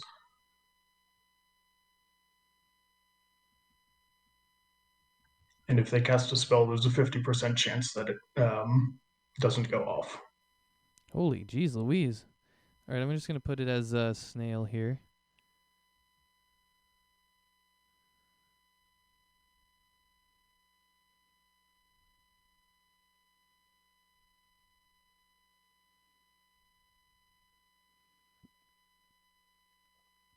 Well, that was a good one. You got every single one of them? That's huge.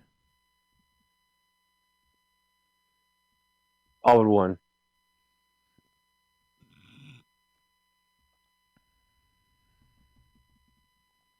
And then I'll just take a step back here. I'll let all you grunts do the rest of the work. Sounds good. The magic users are out here just tossing all the good shit, and then we just get in the way and get punched for a bit. Cool. Yeah, I took a little second to read through that, and yeah, it's a lot of cool stuff there. So, we will next go to Jakey Poo. Jake will put his hands together, touching his spellcasting focuses, and anoint a spell, purely vocal, and a aura of sort of soft blue light ripples outward from him 30 feet in all directions, and I will cast Aura of Life. So, within 30 feet of me, you have resistance to necrotic damage, and your hit point maximum cannot be reduced. All right, that's a good one. That's a good one. That's a really good one. Very much for this fight we're in. So, cool. Everybody's got it now. Around you, at least. Walk up. Yeah, I'll go ahead and heal as much as you can. I'm guessing since we're climbing this, am I moving at half speed? No, just the walls are being climbed currently. This is still this little area. The white path is actually just the path right here. So it's like 25 across. Yeah, and then the black parts are the walls going upward. Well, I will step a little bit forward, and then I will command my creatures to attack and watch in confusion as the boar does not, because it is very scared. Cool, cool. Jack can get up there very easily. And let's see. Yeah, it will bite.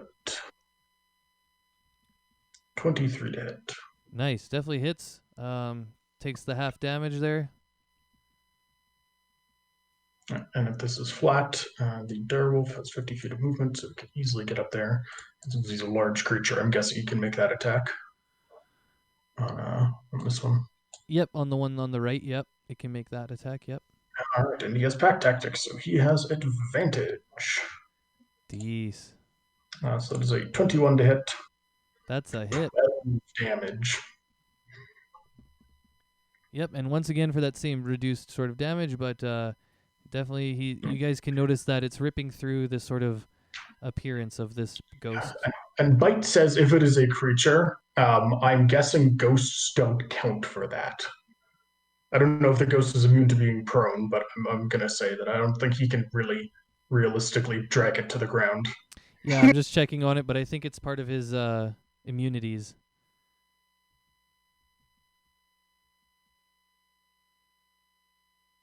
Yeah, unfortunately, it tries to knock it prone, and it looks like it should happen by all means. You guys see it happen, but it doesn't. It doesn't react that way essentially. Yeah, I mean his bite just sort of passes through it, dealing a little bit of damage, I guess. Yes, exactly. That's exactly right. And it looks like Keith will pass his save. So Yay. next round he is not frightened. Awesome. So also while he is frightened though, I think you can still do things with him. Oh, but he can't move forward. Never mind. Sorry. Yeah, that's why. There's no realistic way for him to do anything. I'm like, yeah, make him cast a spell or something. Just anyways. Yeah, I guess polymorph and turns into a T-Rex. What now? Cool. And that'll be your turn, right? Yep. Cool. All right, so now it's the couple that were in the back there.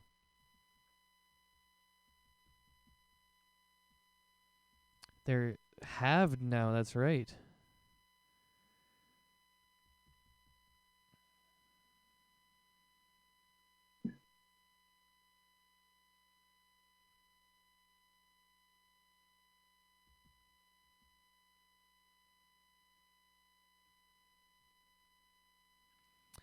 All right, so they can't move very far. That's as far as they can move.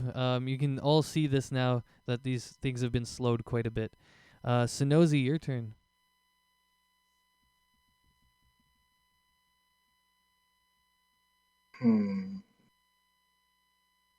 Jake, how much do you care about your creatures? Hello? You can just throw it back a few feet and you still hit everything. That's fine. So, the imp will Yeah, he's doing it. get her there and start, running away. She'll obviously come running to me, but then, I'm fucking afraid, and such. And so, and as I'm cowering, a sickening radiance will appear in the area. I'm just like, no, get away, not the ghost. And so, yeah, there we go. Sickening radiance. Is gonna cast here right up under the dog, and should cover everybody. And I think it won't get the panther actually. Okay, Yeah, cool. Yeah, if you're centered on the dog, it won't get the panther. Yeah. It's perfect. It's been happening a couple times. So, second radiance. All right, here comes a bunch of saves. Oh, fuck, 29 radiant damage.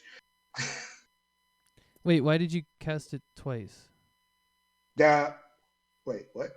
Oh, okay. I wasn't down far enough, so I didn't see it. Sorry. Oh, no problem.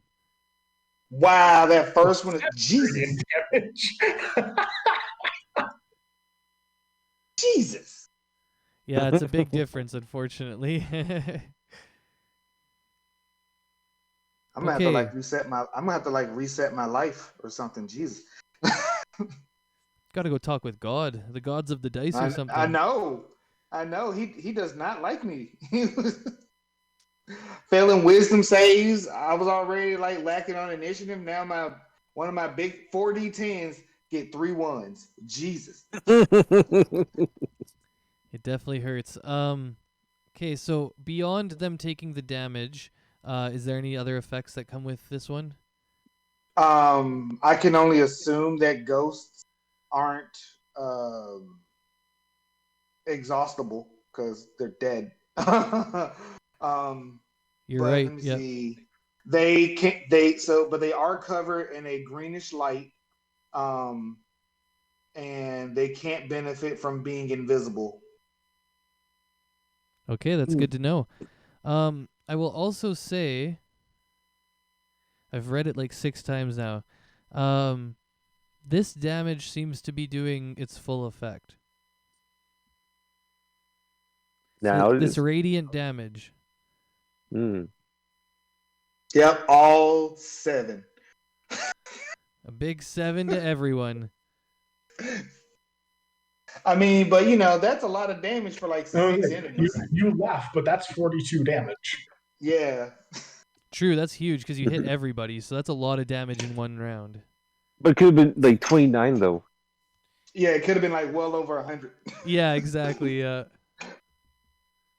dice giveth and the dice taketh away. No, the dice never gives to you though. Do I get to roll for a save at the end of my turn? Yes, you do. And so does your imp. As a matter of fact, let me I'm gonna hide behind Castos, and because he's big and strong. And Thanks, buddy. see. Nope. And then the imp.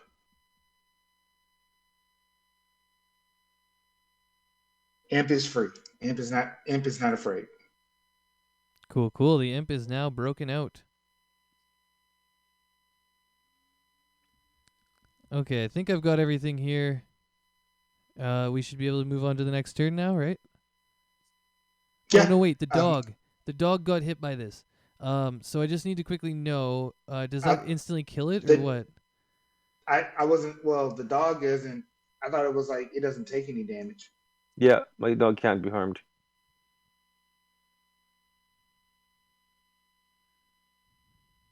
Okay, I'm just quickly reading through it to make sure that's right. The hound is invisible to all creatures except you and can't be harmed. Oh, yeah. Wow, cool. All right, the dog is still there. Living through all the crazy stuff we're dropping on these guys. Oh, it's my turn. All right, Dandros is frightened. I know that much. Oh, and I get no bonus action. Damn it. And I can't go forward, so I'm going to have to shoot.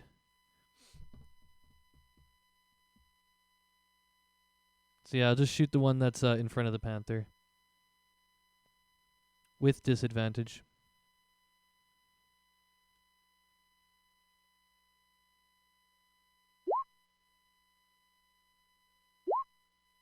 Yeah, I just rolled the wisdom save in there too.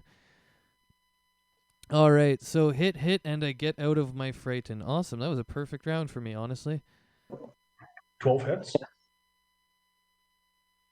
And that's so this damage is again. They have, if they're slow, they have -2 AC. So I mean, I don't know their base AC. If 12 hits, then good to know is the thing. Yeah, so just to go over that, 12 hits naturally, and then they have a -2. All right, wow. Yeah. Oh, dope. I'll give you a little bit of extra on that, so extra information. But yeah, that 12 does hit. It's well within the range, and then the -2 even pushes it farther into hitting range. 8 and 9 coming through. Those are halved again. It doesn't take the full brunt of that, and then I break out of frightening, and then it's on back to the ghosts. 17, 8. All right, the one in the front has taken the most damage now. to the point where kind of half of its visage is just now open gaps and wounds and stuff like that. The other ones look more like they're fully there still. But yeah, as far as the one in the front there, he's looking about half of his visage is ripped apart into holes. All right, let's get going now. Real quick though. So with Sickening Radiance, he takes more damage when the creature takes more damage when they start their turn there. Okay, so at the beginning of their turn they do? Yep. When a creature enters the spell's area for the first time or starts its turn there. He just started his turn there. Okay, cool. So, oh wait, I'm getting a call quick. 1 sec. Hey. Yeah, I'm upstairs. So yeah, I'm just Yep.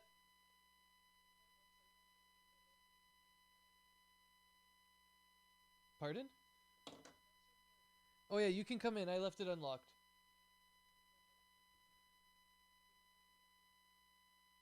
Hello? Yeah, can you hear me? Yeah, you're here. I'll come down 1 sec.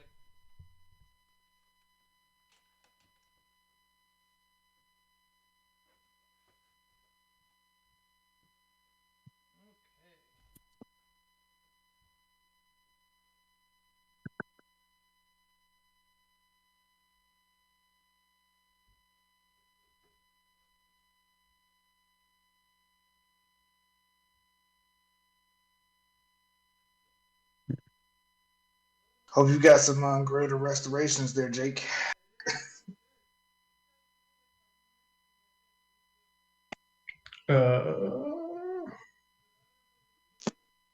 Greater Restoration, 4th or 5th level spell. I certainly don't have it prepared. Uh-oh. Even if it's not prepared, it's on my list. No, Greater Restoration is a 5th level spell. So at 8th level, I cannot cast it. Yeah, we're gonna have to head back up to that town because I'm pretty sure most of us, well, Dandros, the imp is whatever. I can get another help, but I would like to not be 30 fucking years older. Let's see, level 9 is 48k XP. We'd have to earn a little less than 12,000 XP this session. Oh no, today. For me to get it, to just cast it.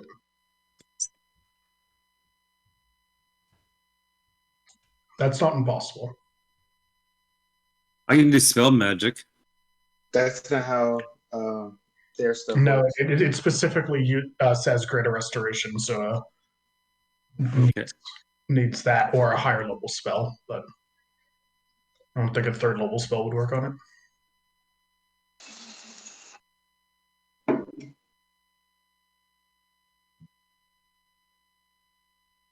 Like that should not be times 10. It should be times 5. like I said, if you're the wrong race, that can just kill you. Yeah. Yeah. But as a matter of fact, from 60 feet away, you don't even have to know what's happening either. It's just like, what's going on? To be fair, he's been rather merciful about it because it actually says this ghost, not just the effect in general. Right. In theory, all of them could affect us with it. Yeah, but that would just be gross because it's like, yeah, exactly. Okay, you fight 6 ghosts. Oh, you fail. Okay, yeah. Now you're 40 years older. Yeah, you failed 2 out of your wisdoms of your 6 wisdom saving throws. You age by 80 years and you die because you're a human. Like there's only a couple, like elves will be fine functionally, but even if they fail too many, they would die because they get into like 300s, 400s. I'm just looking. I might be able to argue that I could make some sort of spellcraft roll with remove curse. Ooh. To try and get rid of it. Ooh. I mean, it's not affecting me right now. So if we want to press on, like it's not the like pressing right now, but it does. If I'm not mistaken, it is like a time frame thing. Yeah, you have 24 hours to remove it, otherwise it's permanent. But yeah. No, if this was first or second edition, then your stats would have actually changed. I think you would have gotten negative to your strength and a bonus to your intelligence or wisdom for being older. The haste Like, spell actually used to do that. Once haste ended on you, you aged by a certain number of years. I'm gonna just be honest, your boy does not want to fuck around with no ghosts. Come on, say it. I ain't afraid of no ghosts. Well, in real life, yes, but in D&D, that's a different subject because there are some that drink like that do like a strength drain, like a strength scores drain, Yep. and yeah, so like if you hit 0 strength, you literally just die. No, And it like takes like deep. Like I had a guy in one of my other campaigns. I was playing a rogue. He had 10 strength because everything's dex based. He had 10 strength, and then he got attacked one time by a fucking by some sort of shadow creature thing or whatever. Didn't do much damage, but did 8 strength score damage. I went from 10 to 2 one round. Yeah. I was Yeah, and I believe if you have less than 3 in any score, you are disabled. You don't die on the spot, but you are just completely disabled. just no, no. Like you get into some terrible stuff when you deal with those type of things. Like the creatures themselves are usually fine. It's just like those extra abilities. So it's like you drain somebody's dump stat, and then it's just like, oh, you die. Oh, okay. There's no death save. There's no nothing. You just die.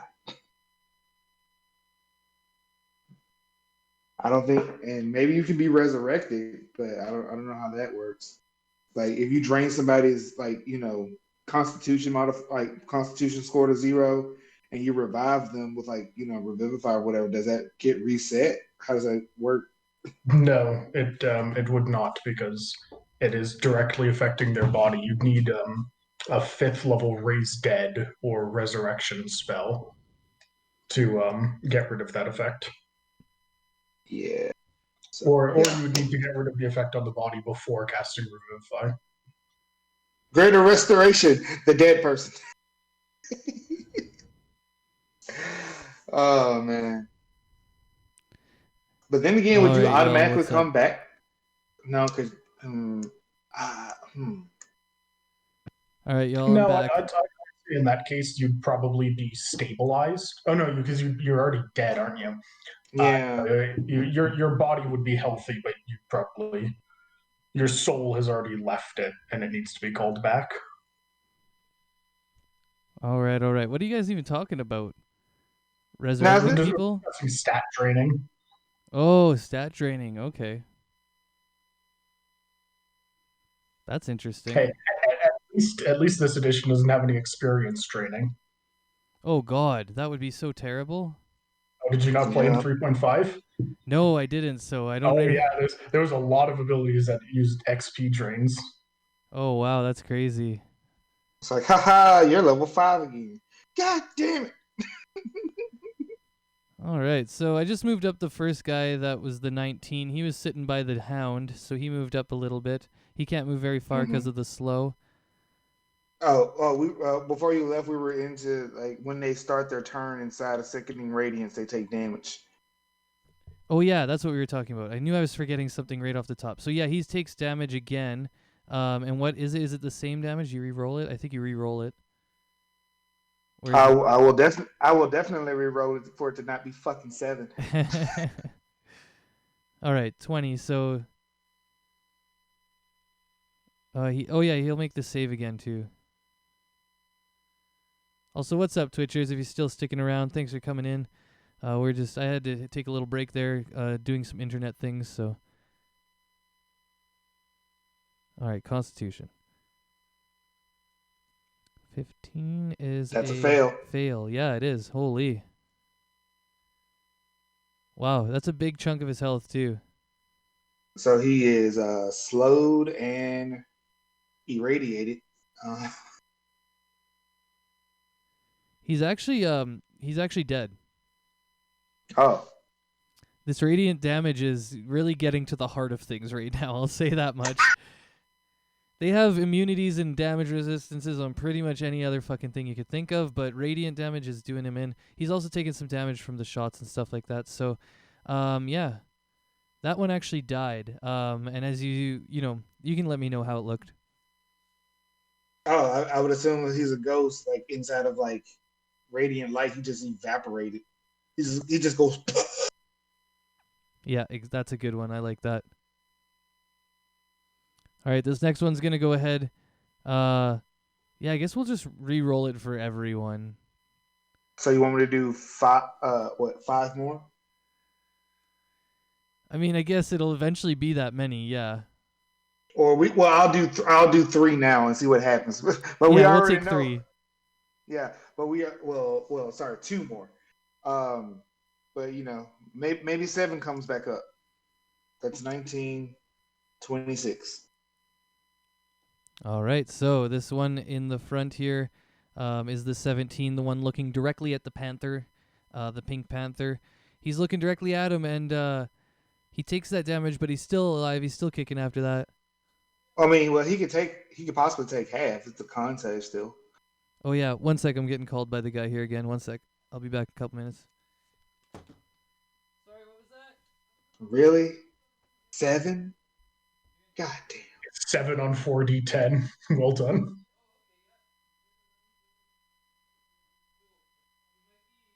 Oh, randomness. You know what? I was content with the low initiative rolls. I was content with that. The 4d10 7 thing that kind of hurt my heart. Okay. I've seen 30 damage on 5d6, but I think on d10s, I don't know. I guess I've seen like 4 damage on a 3d10 roll before from a inflict wounds probably.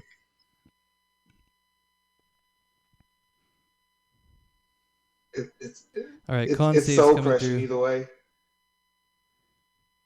Like imagine rolling like fireball, 8 damage. Okay. I do that so Yeah, much. I've seen them. All right, so All right, they I'm both just doing these fail. damages. Yeah, they both fail, so they're both taking straight damage. They are not those giant apes. Yeah, they don't have that constitution bonus. All right, the one in the front has also taken some damage beyond these radiant shots, so he's looking pretty beat up too. He was the one that was kind of almost half damaged looking. Yeah, but now he gets to go ahead and do his turn.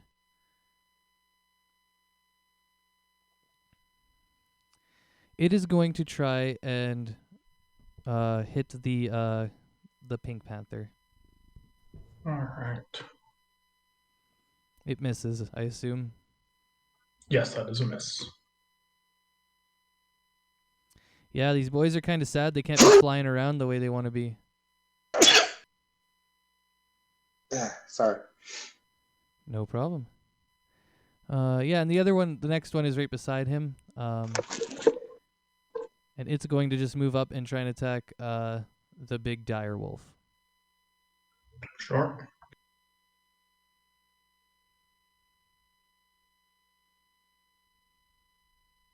It fails as well. Sure does. This last one here in the back.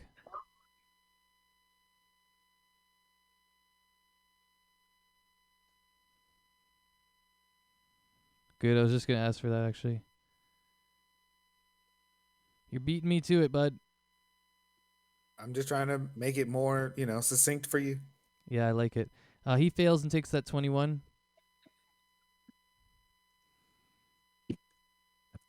And now all of those guys who have failed, these sort of frontline 3 that are alive still, the 3 closest that are alive still, they're all starting to look pretty beat up too now. He's going to move up and try and attack the dire wolf if he can reach it.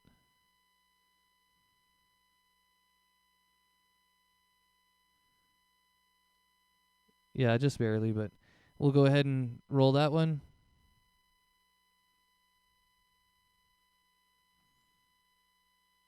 All right, I assume that hits. And it only takes half of that necrotic, I assume, right? From your aura there, Jake. Yes, it has resistance to necrotic. Perfect. So it will take 9 points of damage, the dire wolf. All right, a small wound appears on its side. Cool, cool. Next will be Bunch of Zune. cotton leaks out.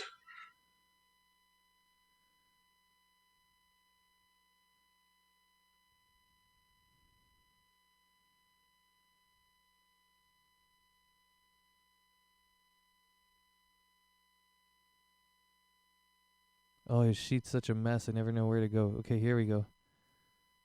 He's just got a lot of custom shit on it. I'm wondering if he gets advantage. He's still frightened, so it's just a normal roll.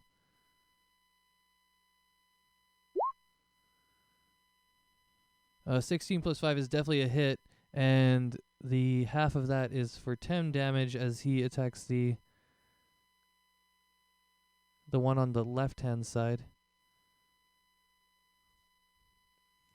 Because the direwolf's kind of in the way of all the other ones. Yeah, and that'll be Zune's turn, I think. So, Caslos, you can go... Oh, wait, I forgot Hunter's Mark. It's not going to be much, but Caslos, you can go ahead and go do your turn. All right. Well, I'm gonna get the faithful hound to come and attack this guy right over here, because he's within 5 feet. Cool. So I'll just D4 it up, or do I push first? I think you hit the D20 for the roll, and then we'll add the 8. Okay. Oh, yeah, that's definitely a hit. And then 4d20. Oh, what's it's not over, right? 4d8s. All right, that's still a good amount of damage. Yeah. And he takes half of that because it's piercing. Also, this is force damage. I believe, doesn't it say that? Yeah, I was gonna say, is it piercing or is it force? I thought it was force. Most of those things are, but it might What be does it say? I don't think it's piercing. Never mind, I'm full of it. Okay, yeah, I thought it was piercing. I just assumed, so I was like, it's piercing. Yeah, but it's a bite. It's a piercing. piercing. Yeah. So it is immune to this. But or not immune. Pardon me. It doesn't take the full brunt of it as the teeth fly through the ghost. I'm gonna cast magic missiles Alright. on that same one that my dog's attacking. All right.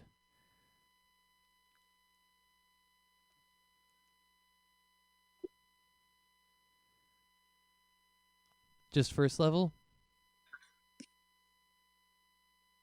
Oh no, I wanted to raise that, but how did I do that? It's specific to magic missile. Each time you raise the level, you just cast another missile, I believe is how it works. So if you want to cast it at second, you would just cast another missile there. Okay, I gotcha. Yep. So I'll do that.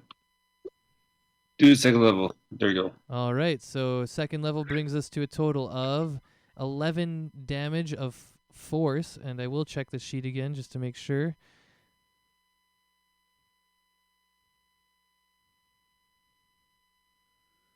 All right, this one takes the full brunt of the these magic missiles as it hits the ghost and sort of punches pockets of air through it, and you can see through these little pockets that are getting punched through it. Nice, good job. This one And is then I'm gone. gonna try to run up this hill a little bit.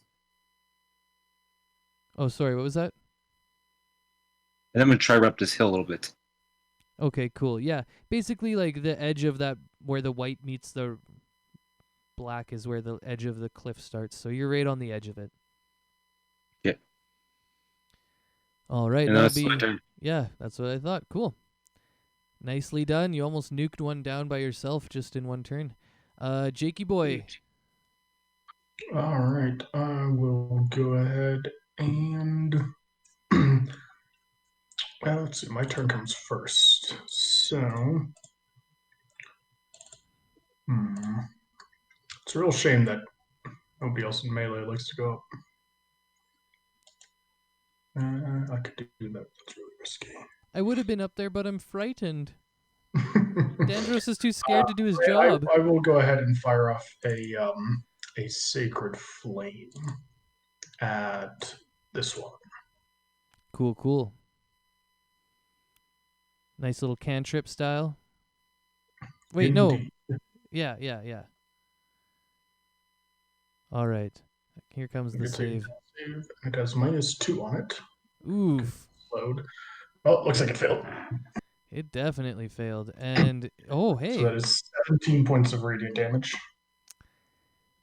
This one is now within an inch of its life. It's barely a wisp. All right, and then the command to attack is still good. So Jacques will go ahead and attack, and he's going to attack the same one. Cool. He's going to miss. Unfortunately, the Pink Panther does not bring down his paws properly. No. All right. Well, Harold will come in for the finishing blow then. 19.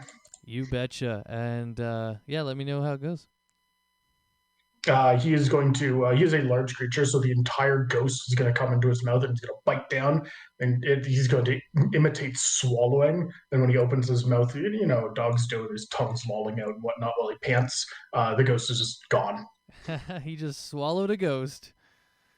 And Keith only has 40 feet of movement, so he can only get to there. Okay, cool. He's almost there though. And that is my turn. All right. I'm gonna need 2 more of those sacred radiant flames from you there, Sonozi. Sickening radiance. Sickening radiance. That's what I'm looking for. Sacred radiance. Sacred, sickening, radiant flames. Okay, thank you.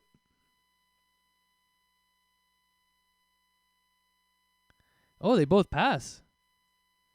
Wasn't expecting that. One takes 13, the other takes 12. Yep.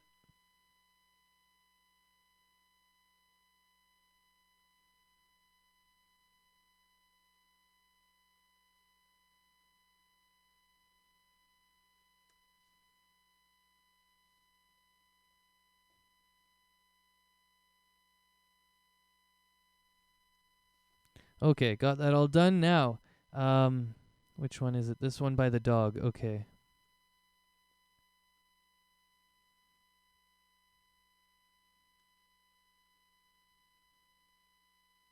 Wow, between slow and like the way Frighten worked out, this fight has been an interesting path. All right, so they can't do anything this turn because they can't reach anybody because they've been slowed by Casthos, the smart wizard who figured out that if you just slow down everybody, they can't even reach you. Sonozi, your turn.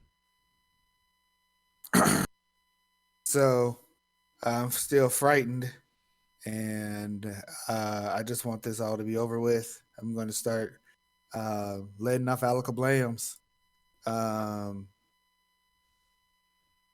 at disadvantage. So we'll go for the one in front of the pan. Well, no, you hit this one with your flame, Jake. I think actually Jake hit the middle one with his flame and then killed it with the rest of his dudes. The ones both on the left and right are both looking really ragged though.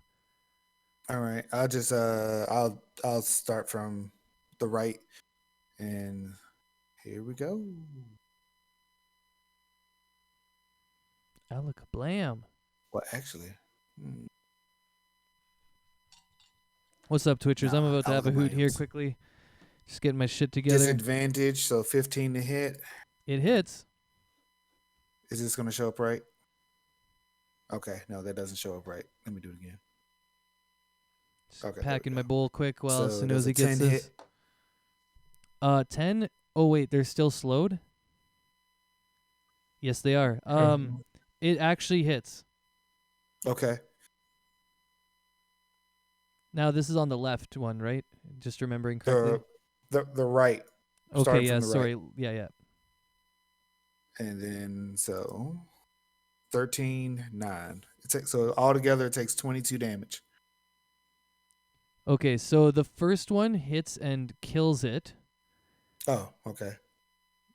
I should have done that in order, actually. But anyways, so then the next, yeah, that's why I was confused for a second. But then, yeah, the next one hits the one on the left, and it kills it as well. Oh. I assume you would be. You said left to right, so does that look good? Yeah. Or yeah, okay. Yeah. Okay, Yeah. cool. Yeah, I wasn't so expecting to kill him.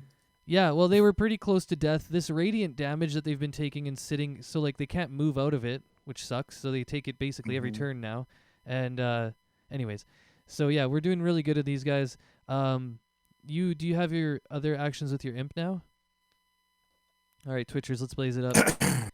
I do, but I would assume she's gonna come to my aid. And was like, hey, you killed some. It's okay. It's you know, it looks like we're winning this or whatever. So Okay, I have cool. to make. Can I have her help me make my wisdom save? Yeah, you can definitely have that. You'll get advantage on the wisdom save because the imp is consoling you and trying to guide you through getting out of it. Okay. There we go. So Yep, 20. you're out. And I'm like, oh, not the ghosts. Not the ghosts. And she's just like, it's okay. We're out now. All right, and I'll go ahead in my turn. Awesome. So, it's me now, the little old Dandros. I'm going to shoot with disadvantage at the far one. Didn't you roll a 17 on your last wisdom save? Yeah, I did, actually. Why didn't I take it off?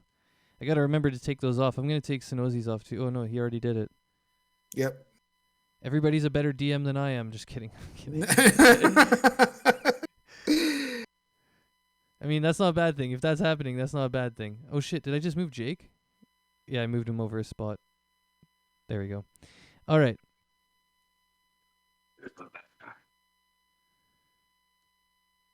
Where is the shots here? 2 longbows. Okay. Both of those hit, actually. I'm not used to seeing like 12s that hit and 11s and 10s that hit, but we're there. Yeah, for 23 slashing, which breaks down to 11. Yep, on damage. Taking out that one as well, and you see Dandros just shoot his bows, and both bolts go right through, but the second one kind of wraps around.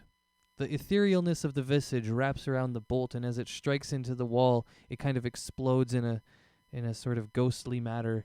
Yeah, and now we'll get back to all of these guys who are basically just going to die, I assume, off of the radiance. Like, that guy's dead, that guy's dead, that guy's dead, that guy's dead. Oh, it's technically Zune's turn. Nice.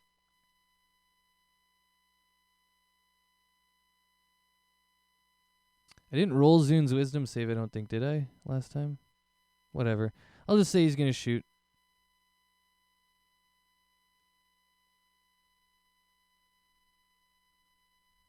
Any bonus actions? Oh, he can't bonus action, so he doesn't get Hunter's Mark on this. He just shoots with disadvantage.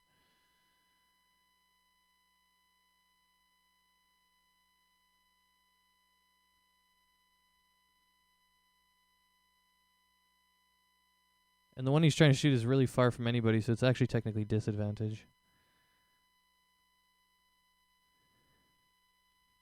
And we got a 21 and a 25. So, oh, Bless is on. But anyways, it doesn't matter. He hits. And I'll take the lesser of the 2 damages on the lesser of the 2 rolls, the 18.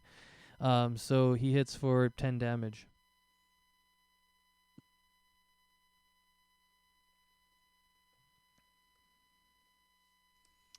This one's been hanging out in the back, and it hasn't had its turn the second time yet, so it's still alive, but not really cast though. So you can go ahead and finish it off. Okay. My wondrous hound is going to go attack him.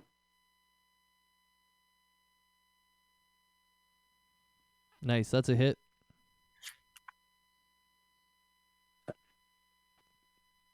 Cool, and that's actually enough to do the deeds. So let me know how it goes. And the dog rushes up to him and barks as he bites and just disperses the cloud of ghosts into the wall Cool. like Slimer.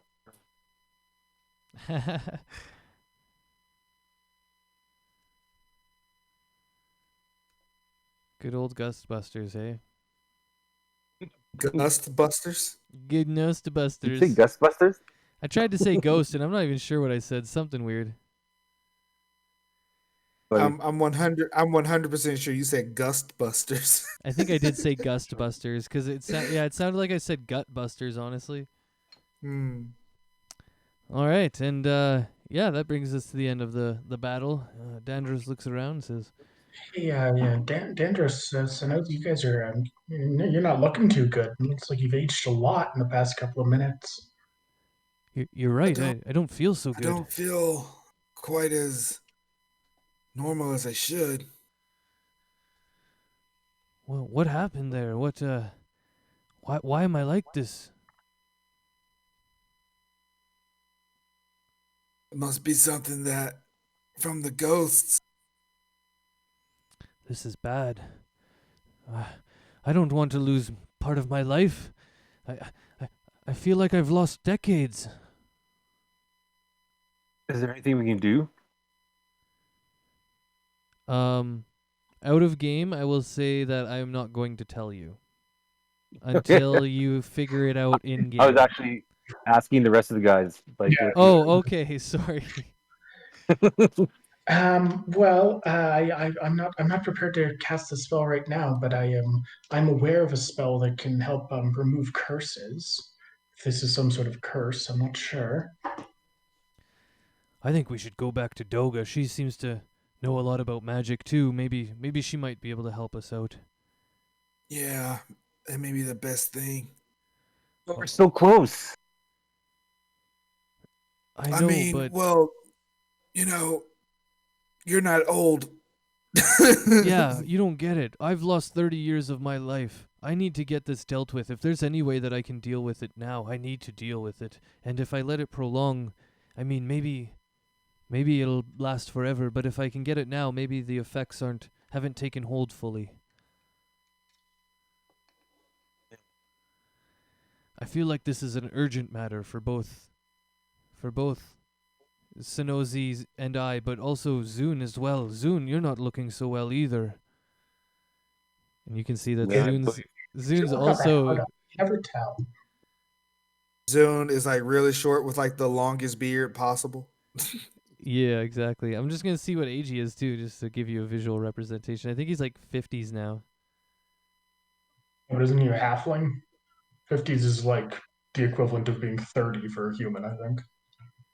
Yeah, they're just Oh in yeah, prime. that's right. Yeah, I think he's just halflings look to be about 150 or so. yeah, he's 55 now. He's chilling. All right, well, let's head back then. Yeah, I think that's the best idea here.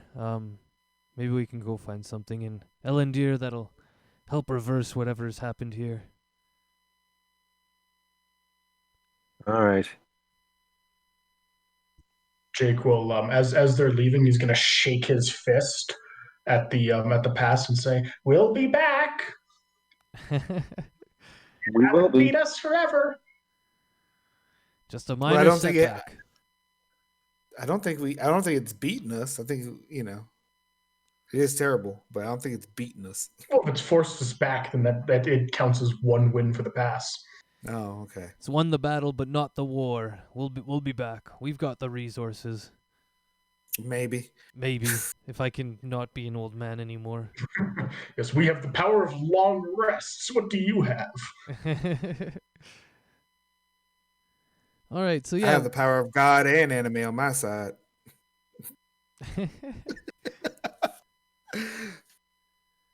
The tentacle powers are real. Mm-hmm. Yeah, so I assume we all just head back and go talk to Doga. Yes. Or at least I will. Yeah, we're all gonna go there, and yeah, so we left in the morning, and it took us a couple hours to get out there. Now it's taken us a couple hours to get back, so it's kind of like mid-afternoon when we get back into Ellendeer. It's really bustling. There's lots of people out on the streets, and we go and head into Doga's shop. The classic magic shop with all the nice items hanging on the walls, all sorts of ritualistic items. And when Doga sees us, she says, "Oh," and she starts to laugh. She says, "I see you've met some ghosts." I guess that means you know about what's going on here concerning this. Then can you help us? Oh, yes, I know how to help you for sure. I mean, I can't personally do it, but there's some clerics and some priests in town here that could help you. I assume you want to get your ages back. Dandros and you look, and even the little one there looks a little bit aged now. Yeah. Mm. Yes, Te- all right. Like, am I supposed to have a hankering for prunes? Oh, yes, Pickled or not, that'll tell you how old you are. yeah, once you get the pickled ones, you know you're getting close to death. Oh yeah. No, it's pickled plums, isn't it? Pickled plum sounds absolutely disgusting. All right, well, you'll have to head off to our main dwarf temple there and see if one of the priests can help you there. I know that there's there's some sort of way to do it, but you'll have to go talk to them, and they'll probably charge you some money to do it, honestly. But they have all the knowledge that you'll need to undo these curses. All right, thank you. All right. Well, let's go see what they say at the temple here. And yeah, you guys head on down the kind of main drag of town to this large temple. There's some people outside, but not too many. Church has been out for a while. And when you go in, there's only a couple priests. They're tending some small, sanctuary type areas with different writings and stuff like that. And yeah, Dandros walks right up to one of them and taps him on the shoulder, even though it seems like he's maybe deep in some sort of meditation. And he says, "Hey, I heard you might be able to help us. We encountered some ghosts in the mountains, and well, we need help getting back to our normal selves. We're not normally this old." And the priest looks around at everyone and he kind of says, "Oh yes, I've seen this before. Yes, you'll have to come into our chambers in the basement. I can restore your ages for sure, but it'll probably be about 100 gold each." I'll say that's totally fine with me. Dandros looks around kind of shamefully. He says, well, I'll pay Andrews. oh, okay, that's good. He starts looking around, and Jake is just gonna pull out his coin purse and start counting gold. Nice, yeah. And Dandros is like, hey, Jake, you got me on this one? Yeah, I do feel a little bit guilty. If I'd responded a bit faster, I think I could have prevented that. Oh, thanks, buddy, thanks. Zune, you got yourself? And Zune's got lots of money right now, so he's going to pay for himself. All right. And yeah, the priest takes all of the affected people downstairs and he tells everyone else to wait upstairs. And all three of us sort of descend into this chamber where there's a nice like altar and a little area for all of us to kneel. And he tells us all to kneel on these cushions. Huh? See you later. Right at the end. Get the lighter. Anyways, and Sorry. no problem. And as we're all down there, he starts to cast a greater restoration spell. And as he's doing it, we kind of feel the energy pulse through us, and we can feel vitality returning to us as this weight of agedness is being lifted. And then he brings us all back and to the rest of the group, and he says, "Well, here you are, your young princes." And we all walk up, and we all look normal again. He's removed the curse, and we're all back to being our regular ages. So I'm gonna go change Zune's shit Boy, you before guys I are forget. good. And then and then Dandros's too. So yeah, Zune's back to being 35, and Dandros is back to being 28.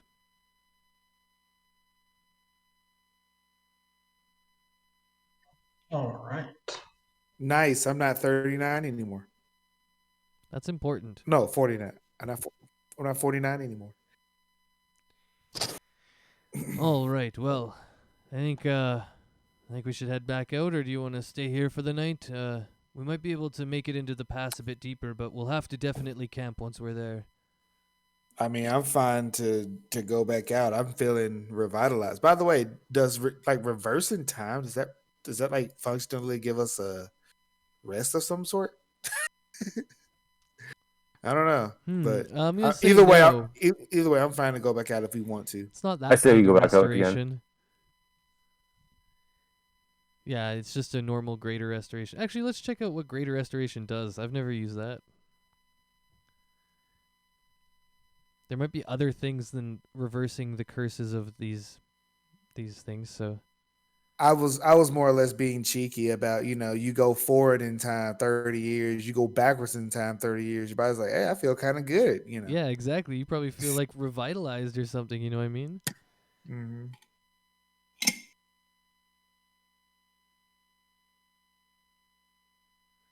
No, there's nothing that seems interesting like that. But I know what you mean. But nope, it's just we're all back to being normal.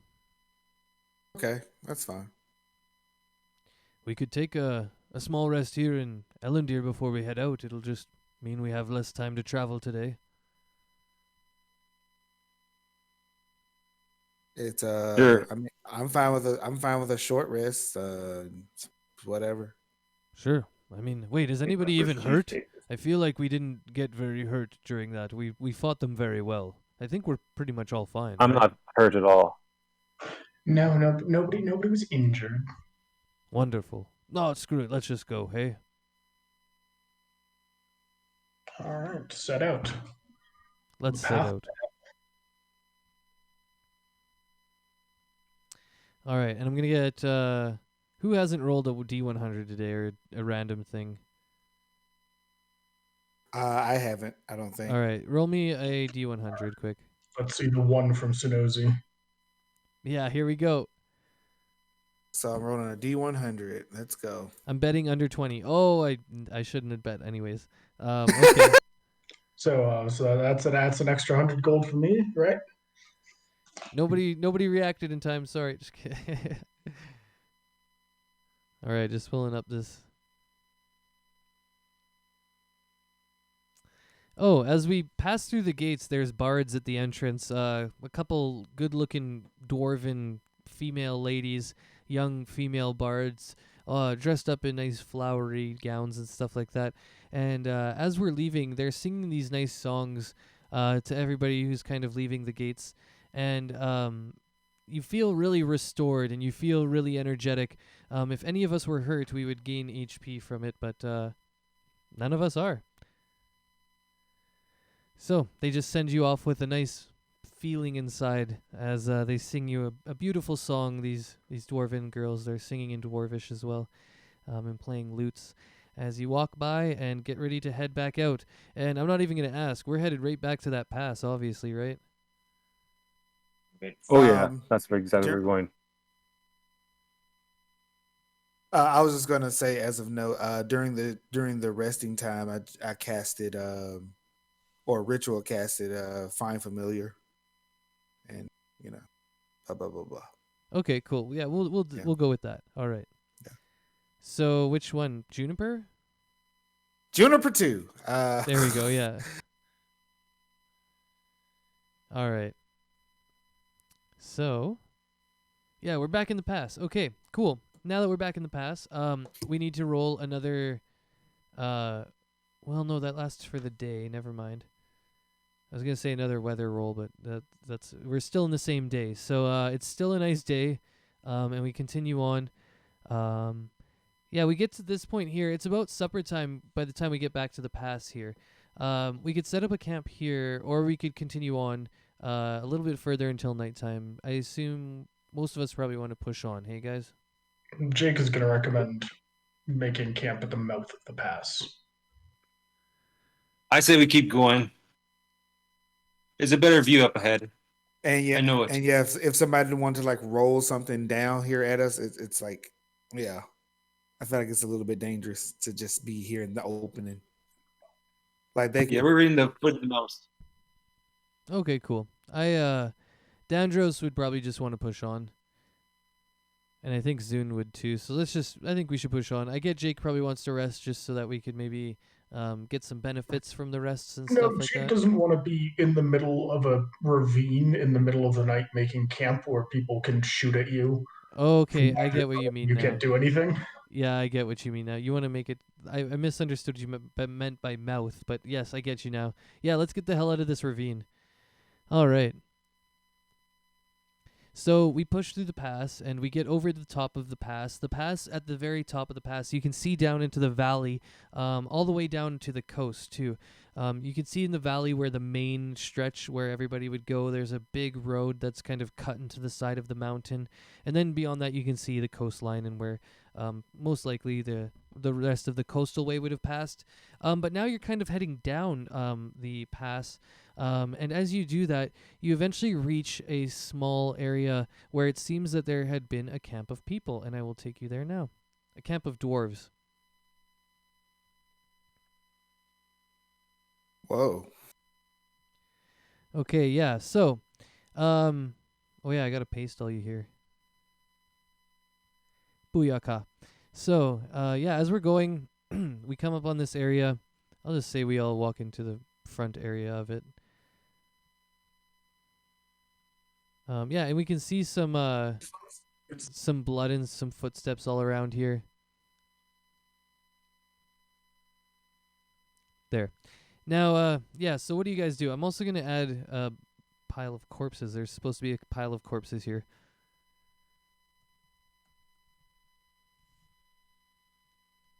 It's just not the same without the piles of corpses.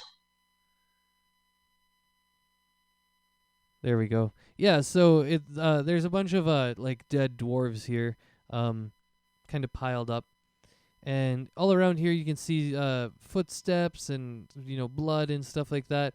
There seems to be some footsteps that lead across the bridge, and yeah, that's basically what you can see for now. So yeah, Dandros looks around. He says, "Well, it looks like some sort of battle or something happened here. Maybe even an ambush."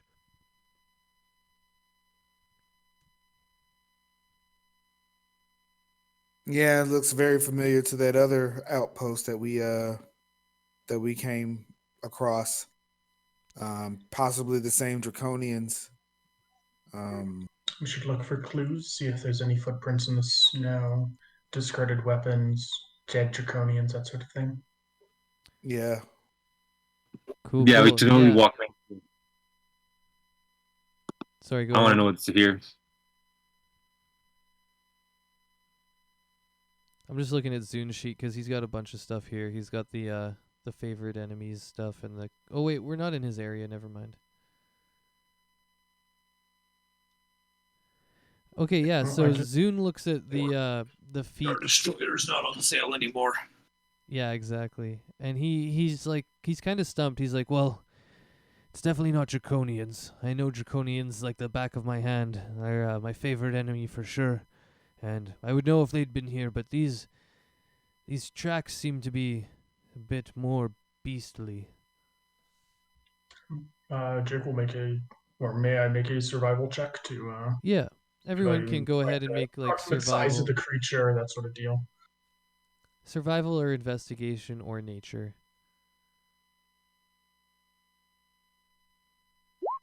I'm gonna roll Zunes because it's usually pretty high. I think one of them. I've Holy got guidance. 19 will do it. Yeah, you can tell it's like a four-legged beast. Pretty big. It's a large-sized beast. And you could tell that it's either really good at jumping or that it has some sort of ability to fly or hover. Because there's parts that are broken apart from its trails, and you can see kind of like where it would like either jump and take off of or and then land, but and you can see the gaps in between in the snow. They're doing some sort of jumping or gapping somehow. Pretty large distances, up to like 30 and 40 feet. And that's what you're able to tell about these beasts.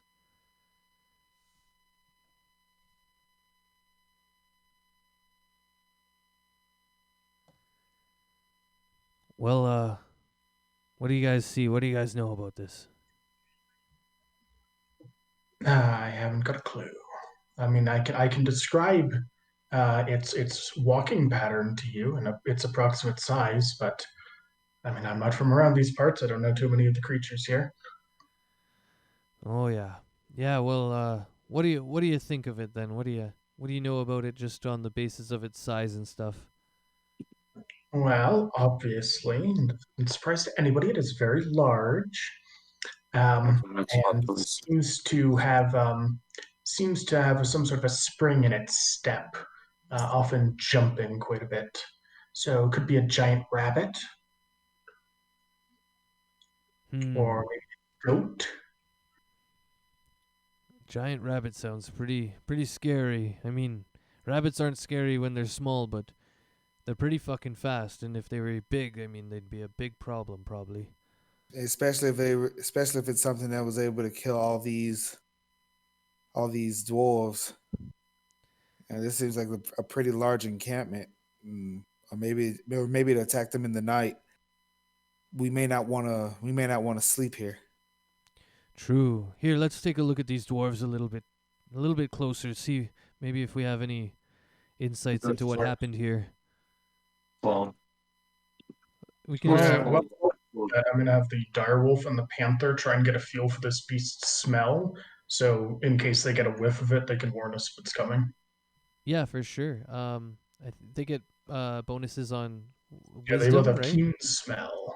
Yeah, yeah. So you can roll though, right? Roll wisdom, I think, is what it is, or what is it for They them? get advantage on wisdom rolls or land smell. So the panther, say 17, and the wolf has a 20. Yeah, so they both pass. They're both able to actually catch the scent of these animals. Without being able to speak to animals or anything like that, you won't know what animal it is, but they know what animal it is, and they're able to sort of, alert you if they're gonna Yeah, come. like if a gust of wind carries the scent over, then they can make some noise. Exactly. Yep. Okay. Cool. Yeah. So Dandros is kind of looking around. He's gonna go investigate the bodies over here.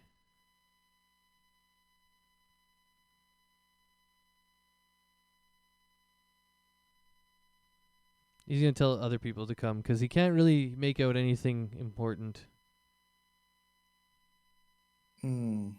Hey guys, come here. Let's see if we can figure out more by looking at these things. Alrighty. The bodies might tell us more. I'll have Juniper help me. Cool. The second investigation's for Zune. When Zune gets up there, he's basically like, "Oh yeah, I've seen this before." Sonozi, you notice it as well. A lot of them aren't wearing their clothes. They're not fully clothed. They're clutching like weapons and stuff, but it looks like they probably were attacked in the night and they didn't have time to dress properly or put on armor properly. Seems as if my suspicion was right. Yeah, you're probably thinking what I'm thinking. Hey, Sonozi, I've seen a lot of these attacks in the night, and well, usually people don't get their trousers on before they get attacked, and that's what it looks like happened here. That's what Zune's saying. Yeah, we should probably press on we should probably scout this area and press on. We should probably definitely not sleep here. All right, Dandros is he looks at you guys and says, "Yeah, if they're gonna attack in the night, I don't think we should be trying to rest here. All right, well, should we just push on then and see how far we can make it?" Castos, do you mind if I borrow your bag of holding for a minute? Yeah, totally. How many steps it has before it's just gonna, the whole front's just gonna explode out. How do I give it to you? Yeah, go ahead. I Or you think, just want to throw stuff in it? I think he just wants to throw stuff in it. Yeah, I was going to go ahead and see if I can find any like mementos or something, so that when we report back to the Empire stronghold and say these people died, they might have some sort of identification. I don't know if the Empire does dog tag. Yeah, these are all dwarves though, so the dwarven clans are a little bit separate from the Empire here. They have their okay. Elendil is like its own kind of city-state, separate from the Empire, but they have dwarven, different dwarven jewelry that indicates what clans they were from. Sure, then I'll grab that and make a little section for it in the bag of holding and give it to the mayor then. Cool. All right, so yeah, you guys grab that up. That's nice. You can just call them like dwarven insignias or dwarven identification jewelry. I don't know. Dwarven identification. DID, Dwarven identification. Oh wait, no. J. Oh dear. All right, well. Should we look for anything else here, or should we just push on? Can I look over the like edges and over here and just see if I see like any tracks or any burrows, caves, anything down here? No, nothing down there. There's a like really, really far down. I'd say probably like 200 feet. There's a small trickle of water that's making its way through this canyon, but it's got a little bit of frozen ice on top of it. You know, just like that classic winter stream, just making its way through the bottom of that valley there.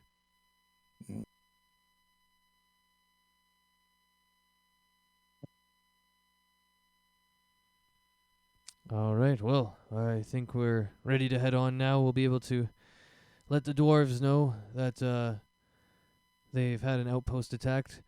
Oh yeah, and just for clarification, so the Empire is still out here, but they only have a small embassy at Elendil. So yeah, that probably was a little bit confusing because we were at an Empire outpost before, and now we're at a Dwarven outpost now. So just to make sure that's clear in everybody's head. All right, well, yeah, let's push on. Who wants to cross this little bridge first? I can go. I'm pretty courageous if you want. Maybe we'll send one of the beasts across. Sure, I will go ahead and send the panther. Oh wait, should we maybe try and track down these beasts? I mean, your panther and your direwolf there maybe could catch the scent for us. No offense, Dendros, you are our employer, but look around. I can't scale these cliffs. True. I mean, yeah, okay, yeah. They probably flew away in a direction that we can't follow. Okay. All right, let's move on. All right.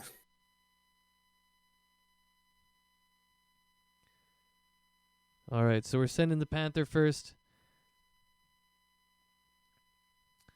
Yeah, he's making his way across. Seems like everything's fine as he makes his way fully to the end.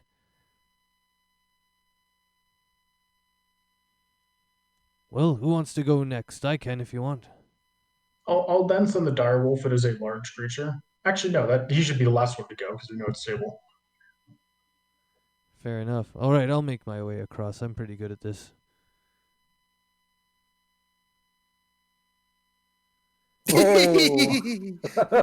Dendro said, "I'm gone." He zooms his way across. Yeah, you watch Dandros make his way across, kind of, steadily, and yeah, nothing happens as he makes his way across. Okay, well, I'll move over. Ooh. And we're over. All right, and now Sonozi's coming across. All right, and at this point, Zune's going to come behind Jake. And we'll get Jake across. And then Zune is out there in the middle, all by his lonesome.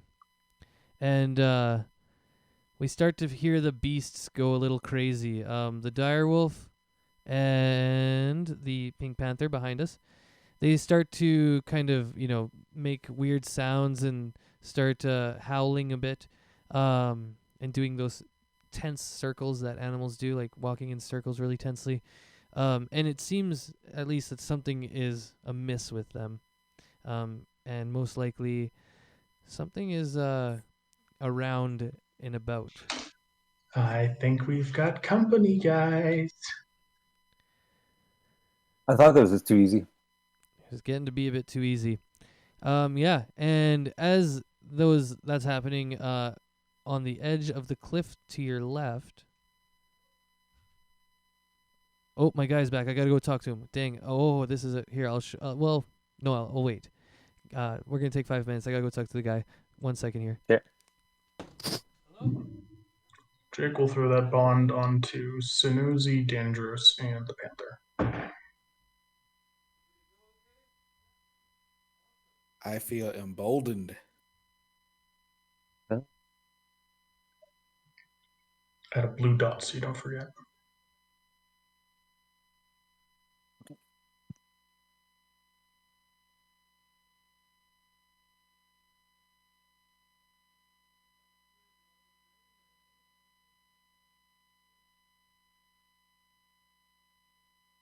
Okay, so flying creature. Yeah, what can we fight with a flying creature? Yeah, because something like if it's a flying bird, sometimes they do hop because like their legs don't work like normal, or like ours or other animals. Mm-hmm. Hey, but at least we're not on the fucking bridge. That's nice. Zune is, but that's. I'll walk down and try to help him up if necessary.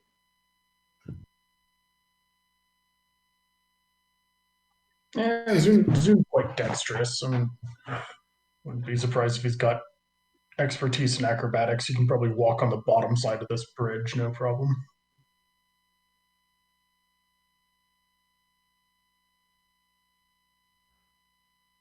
Actually, that's a good point. You've got the cloak of Arcadia, don't you? You should go and stand underneath the bridge. Maybe they won't be able to get to you. It's like, where is he? Nowhere near you. Yeah.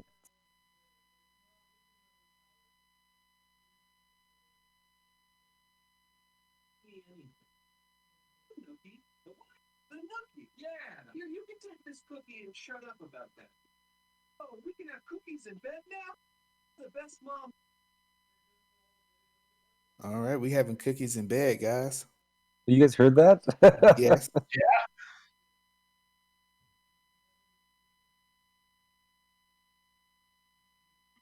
That's so funny. That is bad. It leaves crumbs and then start to fall asleep. It's all itchy.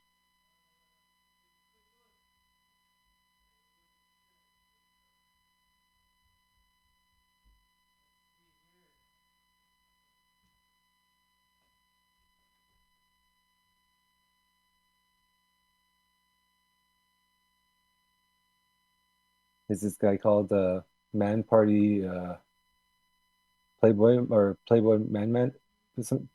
Playboy it's a comedy. Man? What? Okay, look it up again. It's really stupid. They're really funny, and they do these wicked skits and like. Where is this? Oh, wow. Yeah, okay. There is one up here, but I'm not sure. You'll have to come test it. I didn't realize it's not. Playboy Man Baby. That's what it's called. Mm. and they're a band, and they just do these really weird like songs. So that's one song, and then there's this other song where they talk about eating at the stripper joint, like the buffet at the strip club. Hmm. And then what other one they talk about eating broccoli.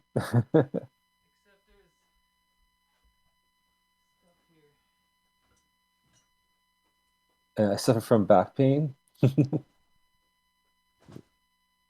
Wait, they suffer from back pain because they were eating broccoli. Yeah, quite possibly. Quite possibly. Ah, man, I'll tell you, this broccoli makes my back hurt.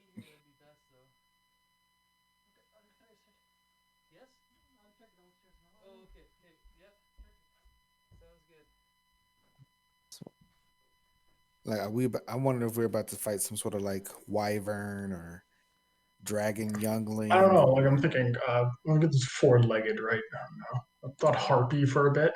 maybe a griffin. I was thinking Griffin too, but I think something else. Should be interesting. Manticore? No. It depends on what type. Sometimes manticores have wings, sometimes they don't. Okay, here's that song. It's called Strip Club Buffet. Strip club buffet.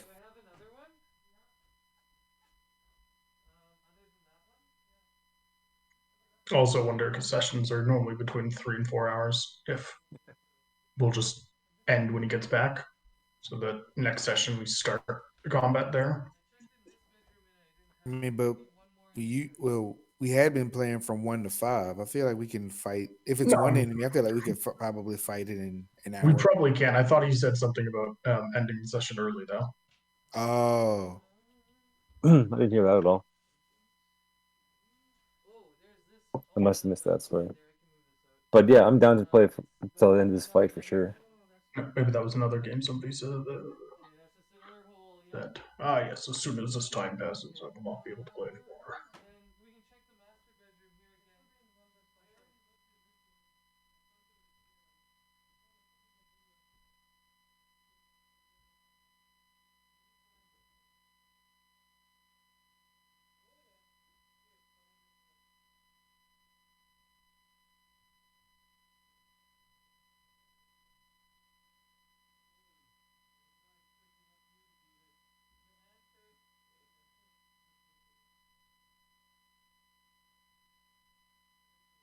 I'm gonna use your magic lasso and tie these flying bird to the bridge. That'd be cool.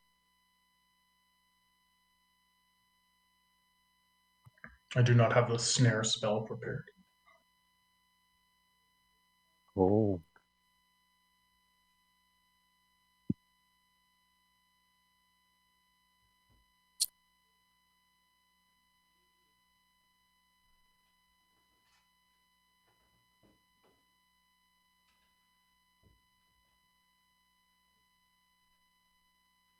What if you can use wall of fire in the thin air? Or does it have the ground to base it off of? Oh, on a solid surface. Okay, never mind. That's my question.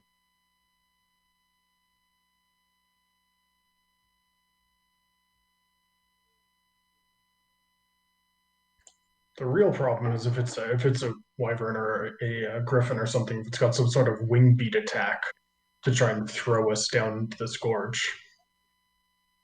Mm-hmm. And it's all of us crowded right up here over here. We're pretty easy targets.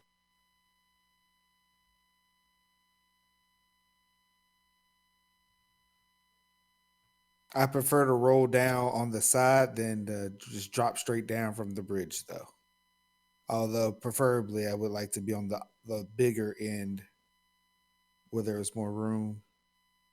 Well, getting impaled by stones or landing possibly in a river below. I think it's I think it's more cliff than I don't think there's water there. Oh, well, I was being wishful.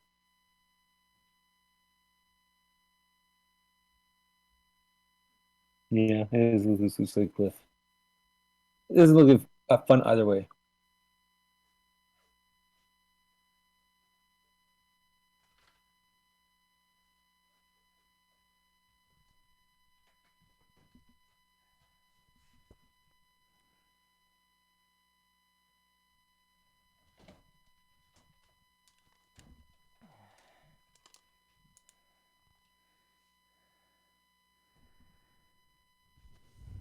Okay, I'm back for just a second here.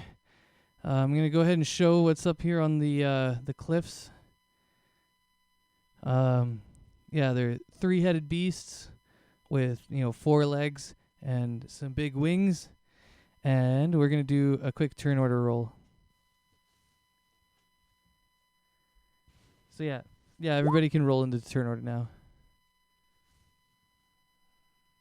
It doesn't even matter. Ooh.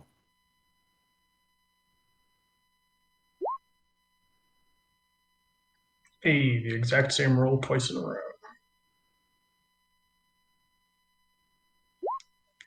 Let's say for you, DM, Dandros has a emboldening bond on him. Oh, okay, cool. I'll add that quick.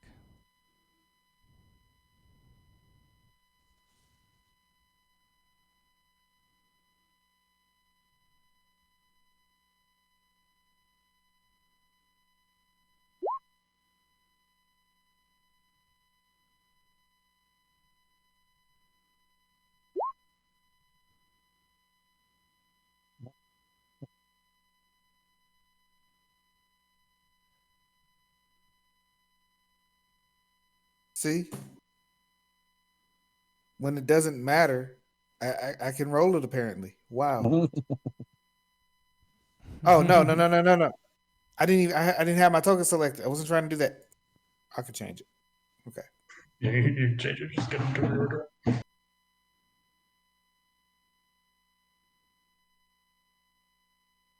On the bright side, you go before the Chimera with the 5. So you're not at the end of the turn order. There's 3 of them? Oh. Yeah. Oh, I just thought it's 2. Shit.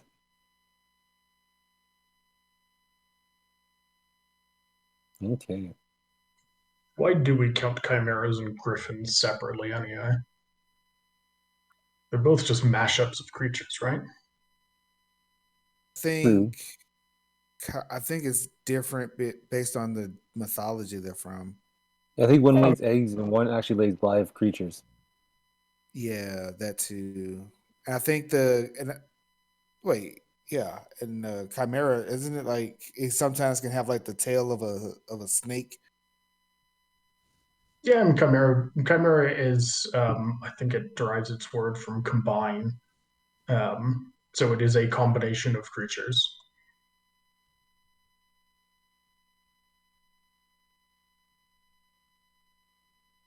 Like a frog cat badger would be a chimera, although not a particularly threatening one. I mean,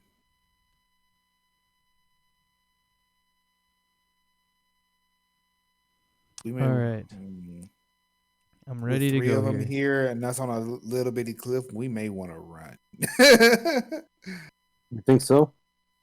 Like, I don't know what he's going to do or what their abilities are, but we're kind of sitting fucking ducks right here if we stay on like this little bitty corner. Well, The good news is Zune is going to be the first one to fall to his death. So the rest of us might be all right. Zoom falls, cracks his head on on a rock. Zune falls, everybody dies. What? Yeah, like, hey Zoom, you missed last week, but you died, buddy. Sorry. Game over. That's what you get for missing.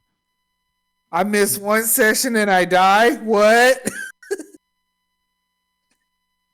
Zune I mean, has left in our defense, everybody died. You know.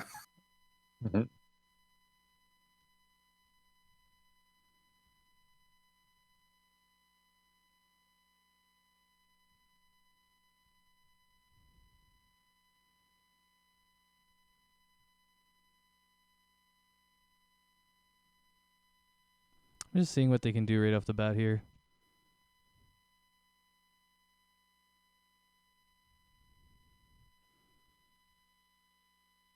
All right. So it's going to go over to this spot here. It's still in the air flying technically. Can't quite reach Zune. So it's going to go ahead and unload on the dire wolf. Oh, no, wait, the boar.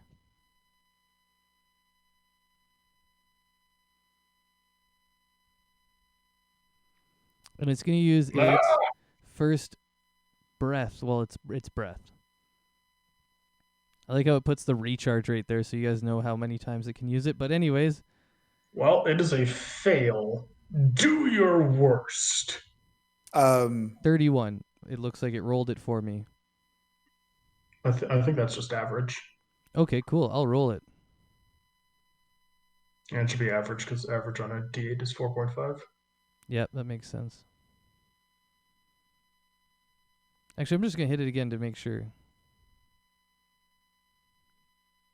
Yeah, it is average. Okay, cool.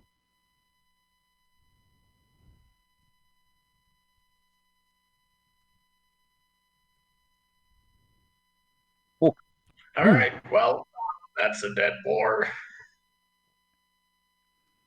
All right.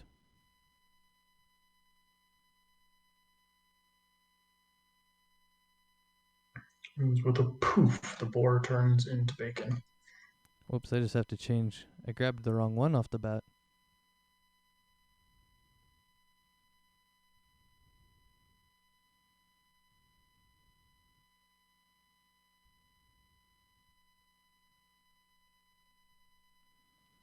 Okay, so technically the one that I moved is going to land right here, and I have to put the other one back.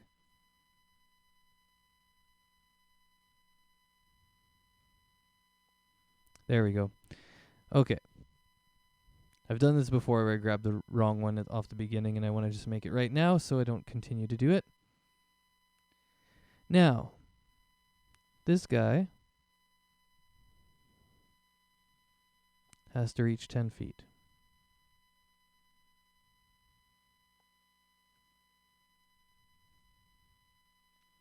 Okay, he can't reach 10 feet technically with any of his attacks. So he has to do his breath too.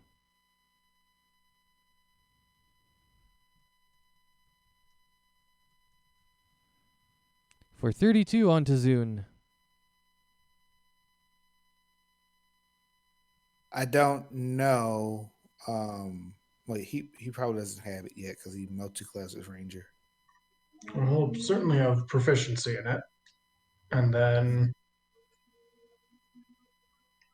No, he never hit 5 as a rogue, did he? So he didn't have Nope. Uncanny Dodge. Yeah, it sucks because he's down a level 2 right now, so he could be 5 or 4 on Ranger or Rogue, depending. But I will also actually just give him his his hit points that he would normally get from being that level, though. So he's gonna get 1d6 average extra or 1d8. Well, D8 if he went into Rogue, and D10 if he went into Ranger. Oh damn! I'll just give him the d8 because I'm not sure. So I'm just upping his maximums quickly by 4. 5 is the average on a D8. Okay.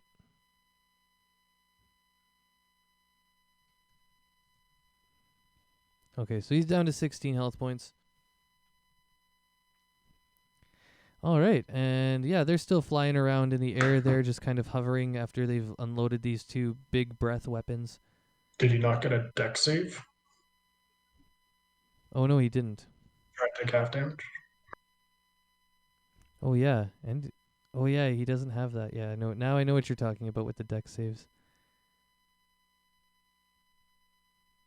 Because he should pass this. He's got a huge one.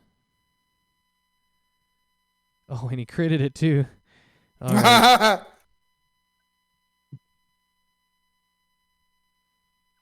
So we'll bring back 16 of that damage. So he's sitting at 32 now.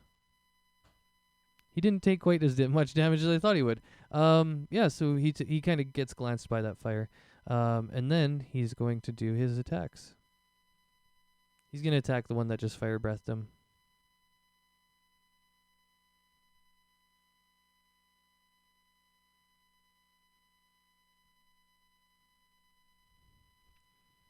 Okay, so both of those hit. The hunter's mark, it's just the 1. He doesn't get to sneak on that.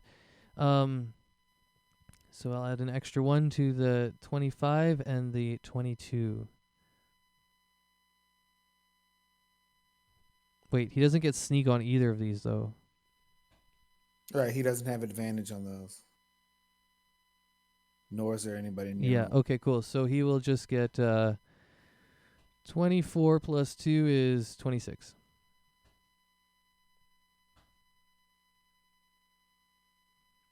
And yeah, these bolts rip into the flesh of the Chimera in a way that you can tell that it's not resisting it in any sort of way. The flesh just rips open in a normal way.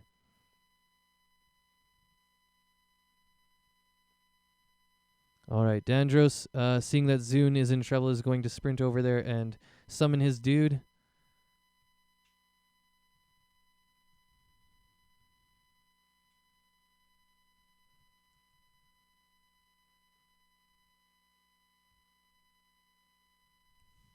And then he's just going to go ahead and do his shots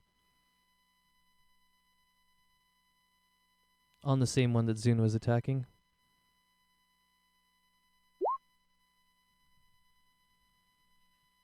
Okay, and it looks like he only hits the 1. Yep. Oh, wait, I'm long sorting. Whoops. I'm going to have to go back and roll that. That's supposed to be long bowing. Do you have the javelin? No, I didn't have enough money for it, so Sonozi has it, I believe. I do. But the angle wouldn't work. Yeah, you got to be careful with that thing. Okay, there we go. There's the longbow attacks. Only one of them hits. For a total of 8 piercing. And Dandros looks back, see everyone else, and he says, By the way, no, you have them boldly bond. You need to add a D4. Oh, D4. Thank you. Okay. I'm going to have to try and remember that one. So that's 17 on that first one. Oh, yeah. And then you only get it once per turn, though, right, Bond? Yeah, you get it once. Okay, so actually I do hit with the extra emboldening, turning my 11 into a 15 for another 8 piercing.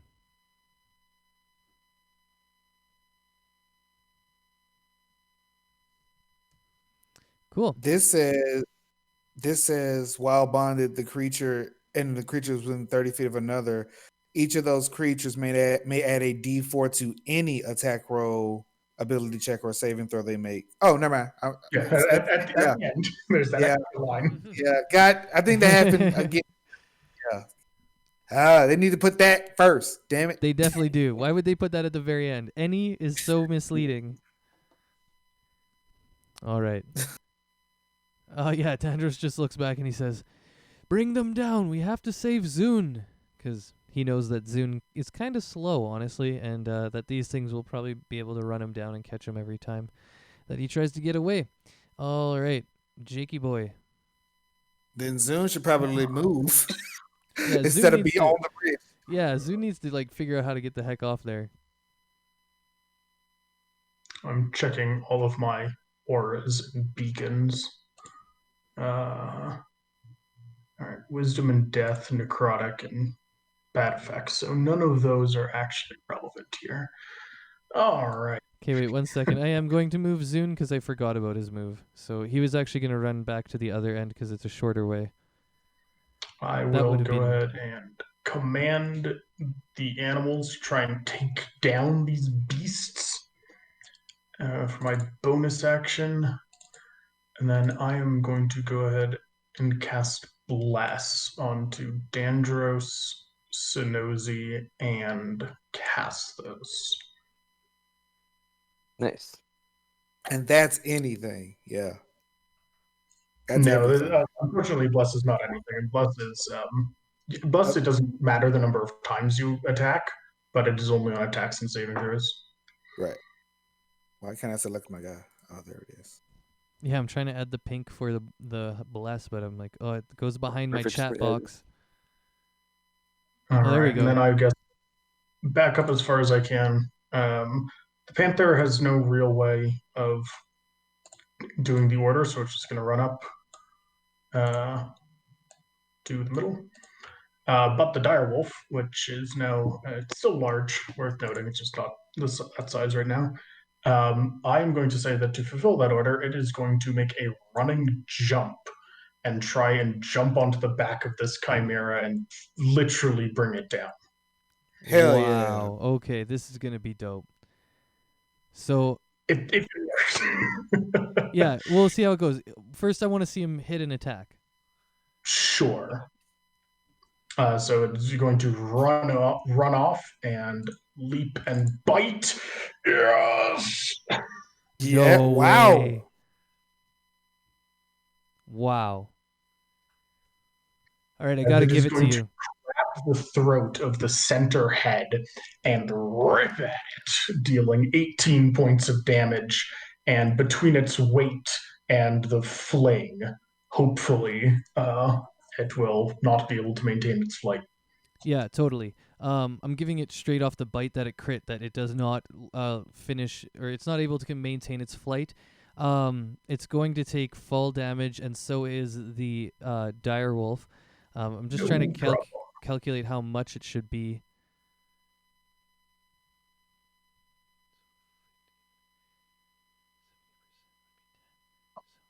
All right, go ahead and roll 7d10 Whoa. because it was Wow. already up way high. So I'm on. well, yeah, and it's Yeah. technically knocked prone when it goes down into that crag down there. Into a That's burning nice. ring of snow. Yeah, burning ring of snow. I love that. That was great. So that was The wolf takes the full 44. I guess so does it. The wolf is still up, barely, but it is still up. crazy. Yeah, it's the Chimera is still up as well, but yeah, there's been a lot of damage dealt to it now. All right, and that is my turn. Wonderful. That was an excellent display as we all just saw this direwolf carry this chimera down to the ground, and they both collapse down there. I will say your wolf is also prone, but that's not really going to come into Yeah. play much. There we go. I'll go ahead and that's the actual size is it is just as large. There we go. Yeah, it's just as large. We need to keep that in mind. I can do that for you. Sure. Yeah, it's on top of it right now. Completely on top of it. Cool. That seems like a dire situation. Well done. Ooh, that was a Take lame one. 1d6 psychic damage. What was that? I said take 1d6 psychic damage from dad joke. Oh yeah, there we go. Hurt my brain just a little bit. Cool. That's the end of your turn, I assume. It is. All right, Castos, let's unload on these dudes. All right, so I'm gonna do Scorching Ray, and I'm gonna use this ever Oh, so shit, try to use so- it right now. I'm gonna Oh use it on shit! this So closest I've been guy. really busy, man, and I got a guy here. I'll do that hoot with you in a little bit, man. I got a dude here. Sorry, I got a little distracted there. Scorching Ray. Okay. Yeah. So on a hit, so what's the roll for the hit? You will roll. Basically, you just roll a d20 and then add your proficiency and your modifier. So it's Okay. your modifier is 8 right now. 26 definitely hits. And then d6s. Well, it's not nearly as strong as I was hoping it could be, but oh,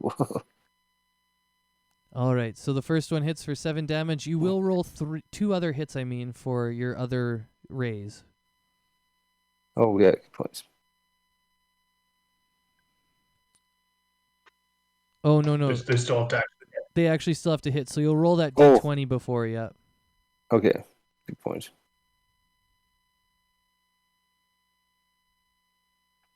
Hit, and with another 8 is a hit. So I'll take those other damages, giving you a total of 19. As which one were you hitting again? Sorry. I'm going for the one that's not being attacked right now.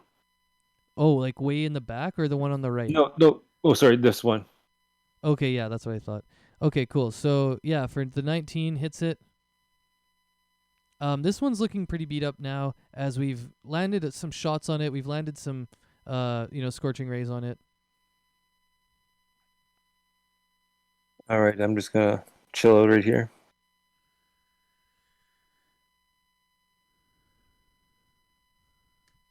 I'm just trying to do all this math in my head. It's not the greatest. I got it though. Okay, and then you're just gonna chill right there. You're feeling good? Mm-hmm. Decent. Who is next? Oh, it's the other dude. Okay. So he's gonna fly down.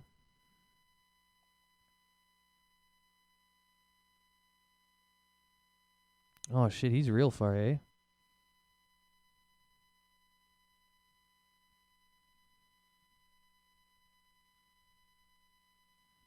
Yeah, he just has to go there. He can't really do anything else.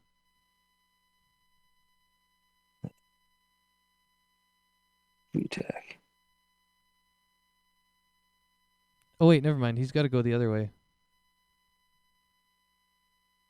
Yeah, never mind. He's going towards Zune.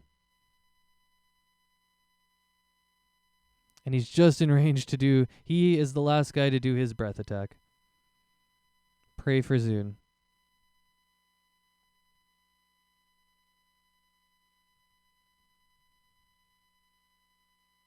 Oh, crap. Why did I exit the sheet? I should never do that.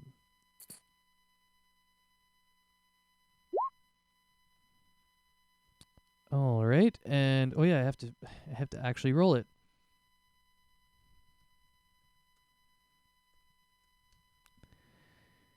Okay, and DC coming in for the... for Zune here. The save coming in. Oh, he only did 14 damage? What a joke on 78. What a joke. He's how I feel. Such those ones.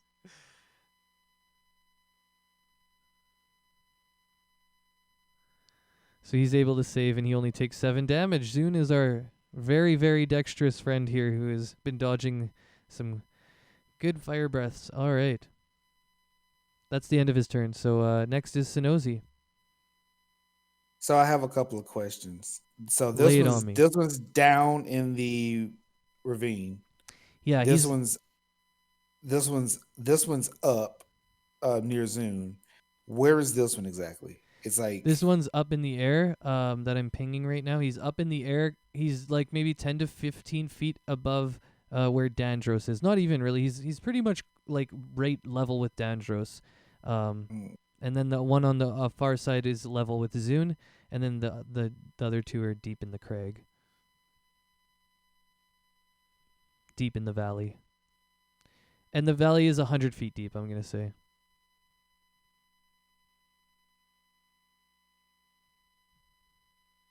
Oh, are you talking? Because I'm not hearing it. no. I wanted to look up something. I had another idea.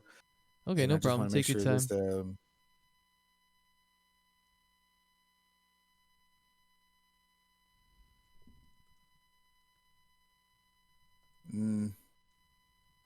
that's not really exactly helpful.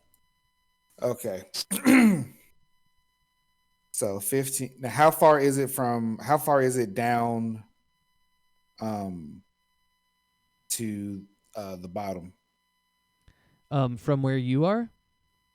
Well, from the bridge.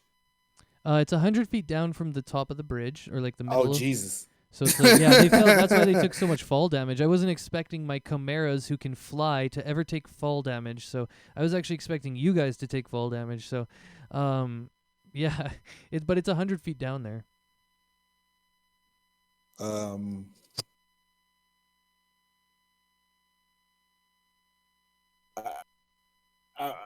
I want to do stuff, but I don't think none of that stuff will work. So I guess I will Are you just worried about like spacing, or are you worried about dynamics, or? I'm worried. Well, no, it's like because like they're at 3 different height elevations, Oh yeah, that and makes sense. yeah, so it's kind of like anything that I would be able to do to any of them is kind of like destroyed by that. So what I will do is I haven't done it, I think, since we started, but this one is going to be Hex. Nice. Yeah, I haven't seen a hex come out in a long time. And All right. so it's gonna, I guess it'll, do I need to roll for both instances if I hit, or No, this will be carried over for both instances if you hit. okay? I'm just wondering though. It says 4th level cast. Did you? It's cast? because all of my spells are at 4th level. Oh, okay, that's what I thought. It just allows me to maintain the concentration for longer. And 4th level is what you get it for like 8 hours. Nice. Is it only 8 hours? So what now? I thought it was like an hour and then 8 hours and then 24 hours. Yeah. If I cast it at normal, like normal level 1, I think it is, it's 1 hour. But since it's 4th level, it's 8 hours. And if I use 5th level, it's 24 hours. Oh, okay. That's where the difference is.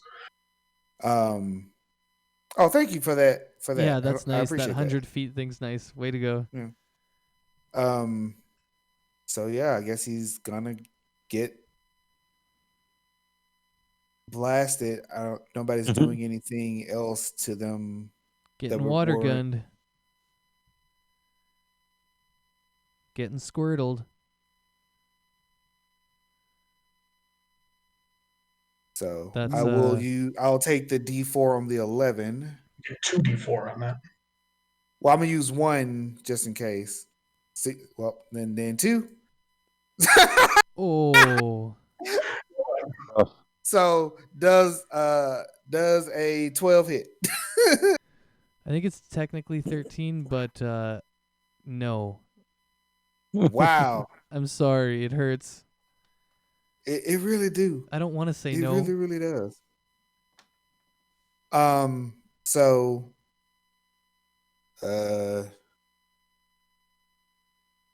so 15 damage. Alrighty. And then I will bonus action to summon a tentacle over by Zune. Nice, nice. I missed the tentacle. Go ahead and Oh wait, I think you have it, or I can do it. I got it. I was trying to mark it on my thing. Oh, okay, no problem. I'm just used to having to get it every time. Should have it grow to the side of the bridge just to really confuse him. It's like, wait, what? And it'll attack this one. Yep, definitely. Or try to, I should say.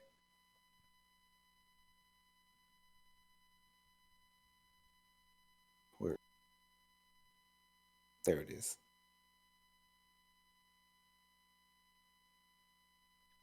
Jeez. It doesn't get any global modifiers as blessed, does it? Okay, yeah, it would, because it's coming from you as a spiritual weapon, so I was Yeah. going to give it to you. But 13 doesn't hit. Unfortunately, yeah, it's the same. Doesn't hit. So close, but does not. Yeah. I It is feel what you, it man. is. I Next. feel you. All right, who's next? It's the Chims again. Oh, this is the one that's all the way down 100 feet in the fucking thing. Okay. Well, it's not. It's first. It's gonna get up using half of its motion, but then it's just gonna straight up attack the wolf because it's not trying to get back up top right now. Yeah, it makes sense.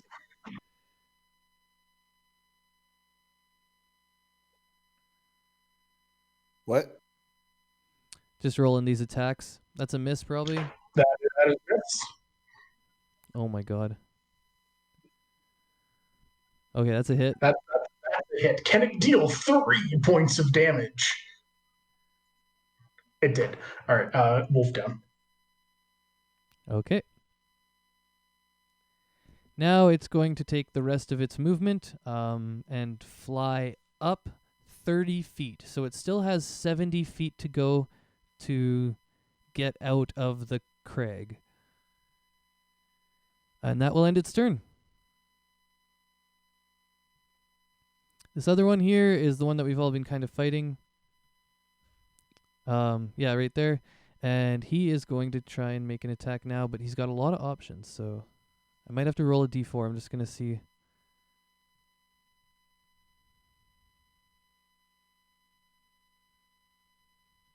Okay, I'm just going to roll a d6. Mhm. All right, it's going to come over to Sonozi, oddly enough. And yeah, it's going to go try and attack Sonozi.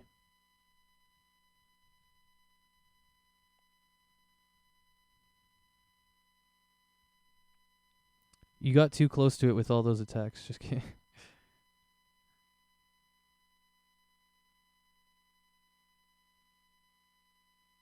All right, we'll stop right there as you take 20.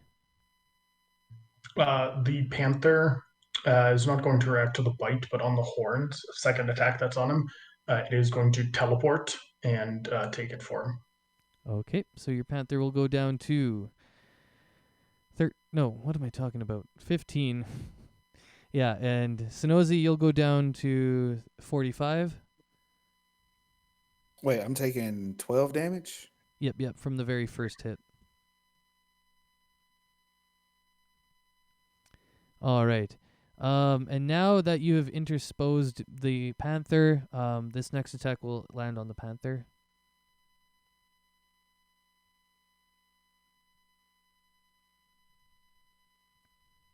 For That's another the hit. 12. All right. Nice. Panther's just barely alive still. Sure is. And that will take us to Zune. Okay, so I'm just trying to figure out what he wants to do and where he wants to move. He doesn't want to cross the bridge. I think he knows that's kind of scary already. He's made it back for a reason. He's just going to attack this guy in front.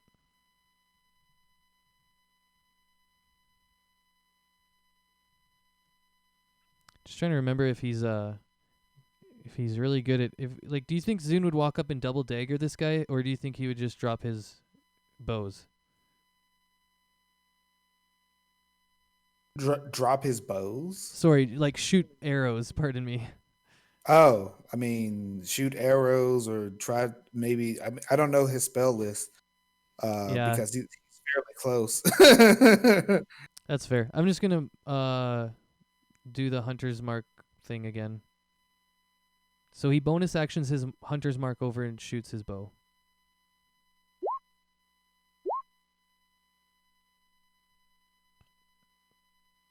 Yeah, and he doesn't have the extra attack yet from either of his things, but he definitely hits.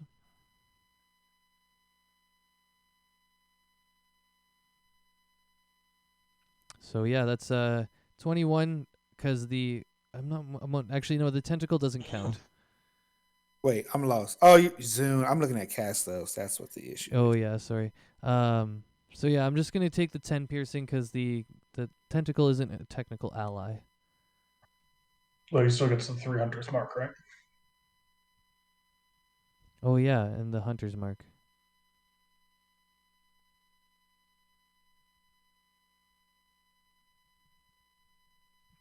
Okay, and he's just gonna take his movement back up the way here.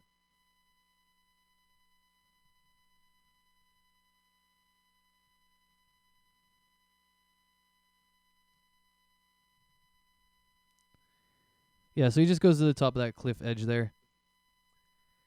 All right, next is Dandros. And he's just going to shoot at the ones that is attacking Sonozi.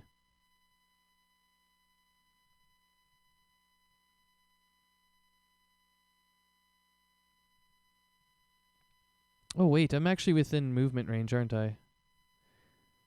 I thought it was too far, but I think I can actually move and kill this guy quick. Oh yeah, I'm way close. Sorry, I'm actually not gonna shoot my bow. I'm actually just gonna run up to him and smack him like I normally would. Play the character how he's meant to be played. See, that's why we do that. All right. Yeah, he walks up and Ooh. deals 22 to him, cutting up his backside and his haunches, and lops off part of his tail. And this chim over here is the one we've been beating up on most. He's looking pretty dire now. He's got lots of bloody wounds all over his body. And, you know, he's got arrows sticking out of him and scorching rays on him and stuff like that, I think. Anyways, yeah, so he's looking pretty beat up. Yeah, and with that, Jakey Poo, your turn. All right, I will go ahead and use a sacred flame on him. Oh, I'm sorry. Because of Hex, give him disadvantage on strength checks. Strength ability checks. Sorry, Hex, the secondary effect. Okay, cool. Which one was that? The middle one, right? No, it's this one. Oh yeah, it's the one that. Yeah, never mind. I just put the poison thing on him. Here we go. It's a dex save. Okay.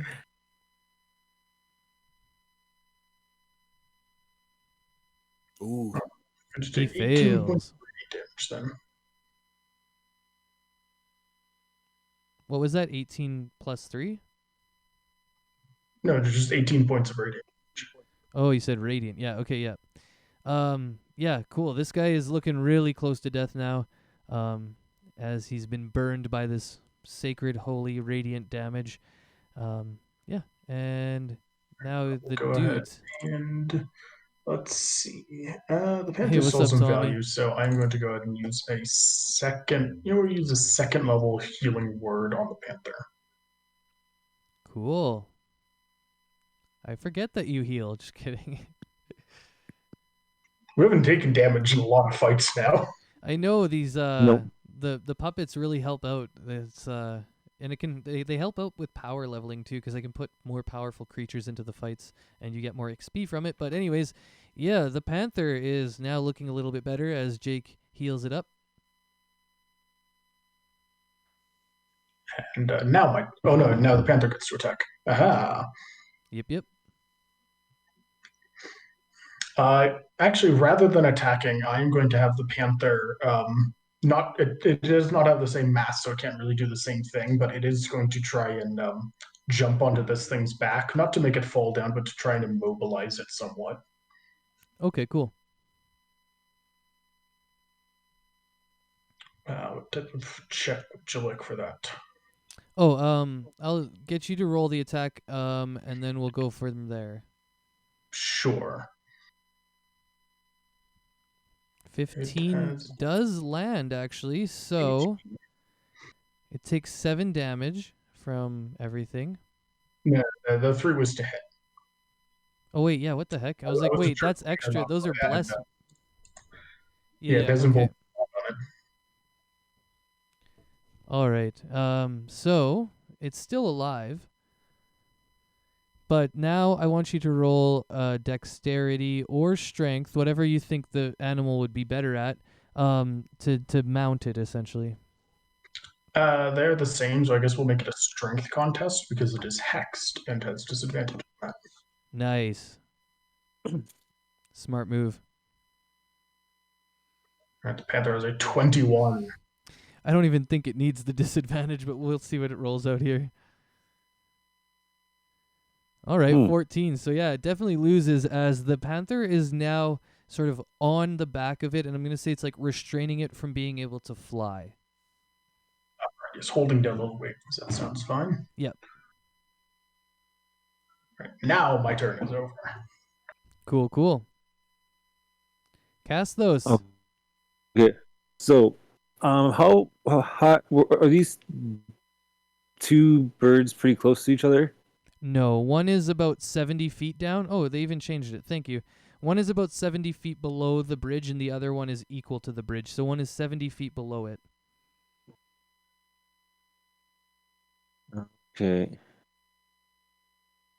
Each creature in 20 radius at the point.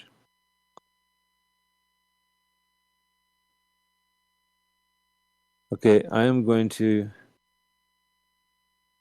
attack this one right here, where he is. Or actually, you know what? I'm gonna attack this guy right here, Nice. and I'm gonna fire him with a fireball. So, what for this? There you go. I think you can press it off your core page and it'll do it. Let's see. Or There you go. we've tried this before. Maybe not. Oh Jesus! Fireball. What? Oh yeah, there we go. That's what I like to see. All right, here comes the chim. Mhm. By the way, your save is more than that, I think. His save is 16. Yeah, that's exactly right. Thank you. But where's Fireball going? It's landing on this very, very far one, by the okay. tentacle. Okay. Yeah, and so it fails and takes the full brunt of the 20 points of fire damage. Yeah, you could see the hair burn off of it and reveal some singed skin, and as it screams from all of its heads, all three heads making different sounds as they scream up into the air. And is that you? Nice. Or is That's that it. That's all I can do. Word. All right, this one just took the damage.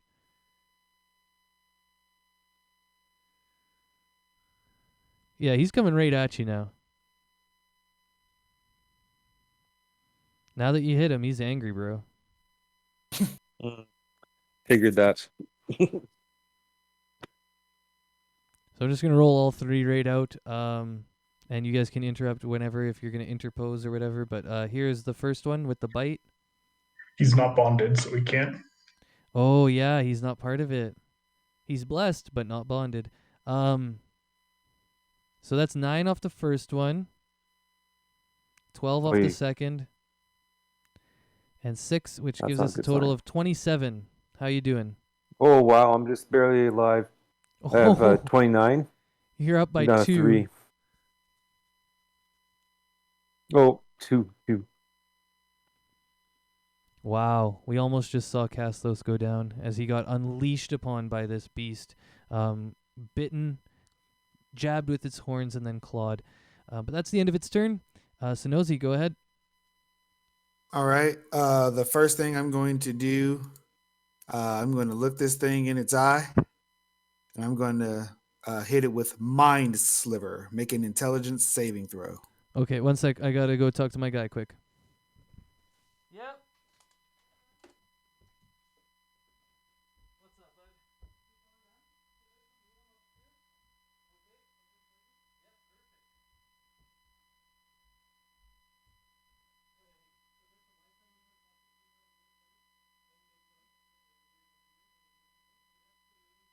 My rolls are shit today.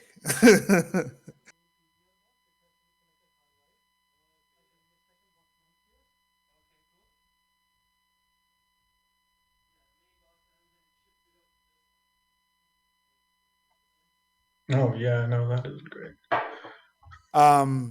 Well, I don't. He came over to me, but it imposed itself. So is he 5 feet from me or 10 feet? Technically, he's only 5 feet as long as Okay. Okay, yeah.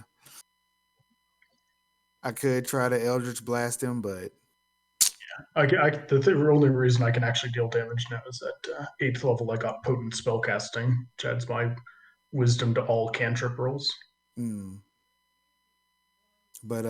Sliver is going to make him susceptible. If he fails his intelligence saving throw, which I wouldn't assume that they're smart, like smart. Yeah, hopefully not. And then I'm gonna basically do what you're doing.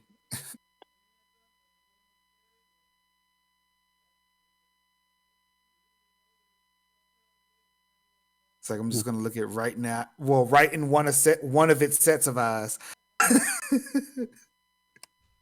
You wait that perfect moment when all three heads are staring at you to Mhm. stare right back at all three at the same time. And honestly, if it's got three brains, it should take damage three times from Mind Sliver, right? I mean, that only makes sense. Yeah, 100%. I just came in on the end of that. That's actually kind of smart. 3 brains, 3 mind slivers. But yeah, finally all that stuff's done. I won't have to leave anymore. So Okay. cool. I've got my girlfriend really wanted TV again. So, and she works for TELUS, so she gets like special deals. Anyways, intelligence save coming for the Chim.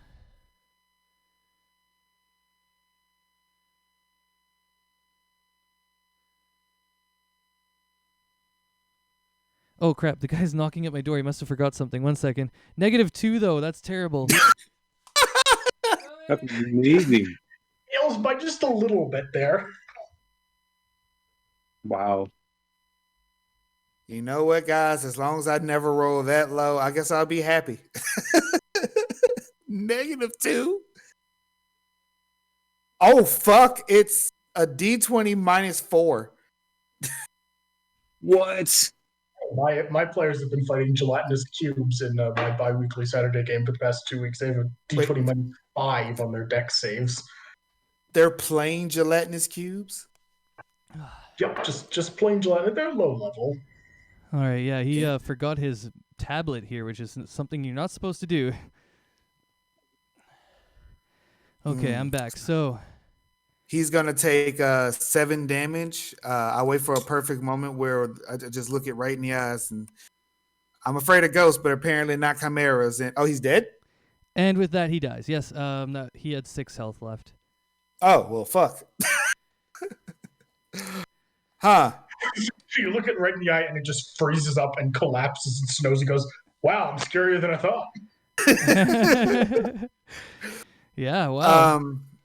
So I will bonus action and move Hex over to this one.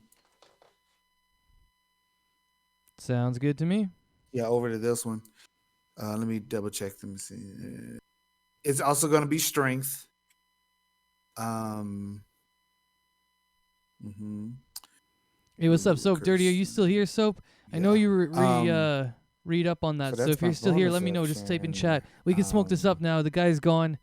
We're all good to go. The tech's gone. I can smoke it up now. Can I hide myself under it? Well, like alongside its body? Like how? Yeah, like yeah, if yeah. it's- You can. I will say you will be hidden not to the one that can see right there, but you would be hidden to the guy who's coming up. Oh, okay. So basically, I can't. Because that's what I was wanting to do. Is like, okay, well, he's down. Maybe I'll use his body as cover. Yeah, you could use it Well, as can I use the cover. body as cover? Hell yeah, do that. Okay.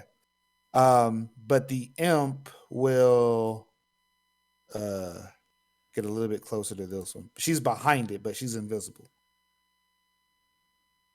But it is hexed for strength. Cool, cool. All right. And I'll just like move my token to like represent being like use them as cover. Yeah, that looks That's my good. turn. Yeah, all looks tasty. Tasty and proper, as I always say. Yeah, okay, so I'm just going to do some diagonal mathing, because if he's at that point, he's got to come 70 feet up. He won't make it up, but he'll make it sideways. So I'm going to say... he can use his action to dash. Oh, yeah. Everybody can do that.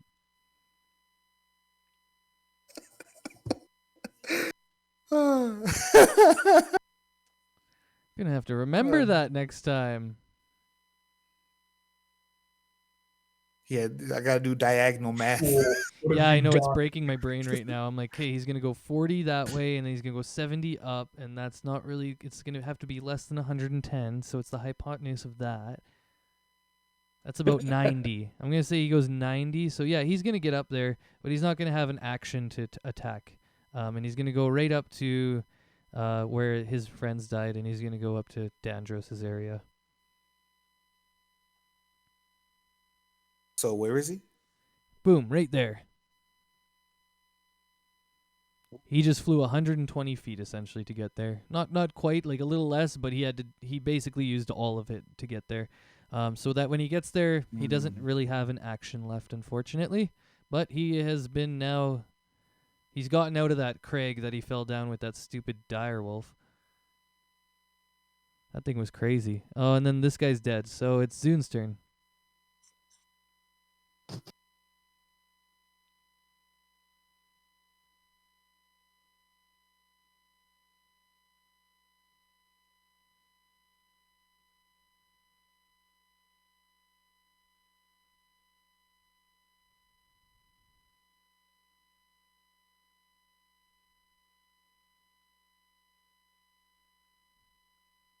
Oh, that's a crit. Oh, damn. Watch out for them crits. Yeah, Soap, if you're still here, let me know. All right, so the Hunter's Mark is coming up with the old 6, and then we've got the crit, which takes a whole bunch of damage here. Wait, which one? Which one is he hidden? Oh, he's hitting the, not the one that just came up, but the one that's across from everybody. Okay. The one that just attacked me. I got Yeah. ass. Yeah, the one that was going for Castos last. So sneak 17 and 19. Sorry, what was that? Said, does it have sneak attack because the creature's within 5 feet of Castos on? Yep, for sure. Yep, he's getting all of this damage. I'm just trying to put it together in my brain. 26. 19, 17. 49 is what I'm coming up with. Plus the 6, never mind. 55? Oh, but you don't get sneak Whoa. twice. Well, he would get... Oh, yeah, he didn't get it twice. So then it's just the 13 on the last one. So it's going to be 45. He's like, I will not be a meal. Because you don't get extra bonus from Hunter's Mark being sneaked. You only take the 6, I would assume. Right? Well, the Hunter's Mark would double because of the crit for the first shot.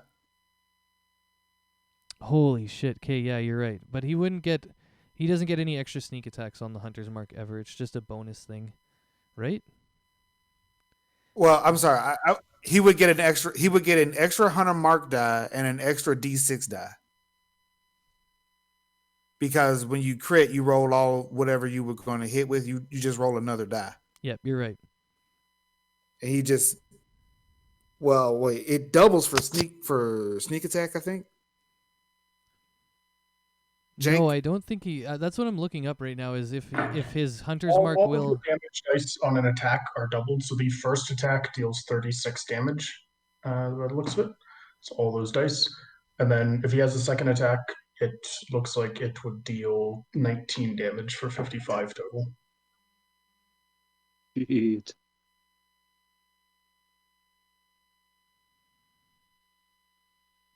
Okay, I'm just going to walk through it a little bit. So, yeah. Every time the Hunter's Mark comes up and hits, it's 6. So he gets 12 right off the top, right there. Then the next one hits with the crit, which is... All that's fine. So that's 29 and 26. So that's 12 is 38. And then the extra 23... Am I doing this right? Yeah, it would be 51. I think you're doing it out of order. If we just take the attack that crit, all of the dice are rolled. You just have to add it up, which is 36. Oh, yeah, I didn't add that right. So 36, yeah, and then the 12 from both attacks, which gives us 48. And then the last here, it's actually 61, not 55. And the reason that happens is because you proc Hunter's Mark twice, not just once, I think. I was counting. Yeah. Yeah, it's whenever you hit with a weapon attack. So yeah, it's 61 total. Holy, that's a lot of damage. Almost literally broke my brain there. And yeah, this Chim goes from just a little bit beat up to like looking bloodied now. He's still good? Holy shit. Yeah, these are serious creatures, you guys. Like, you guys are a serious party. I gotta throw real things at you. And we are on fucking hell mode, so. Yeah, exactly. We're going through some weird places right now, so. Yeah. Okay, so that's Zune's turn. That's the end of it. He already moved. I'll go with Dandros next. He's going to attack the one that's right in front of him.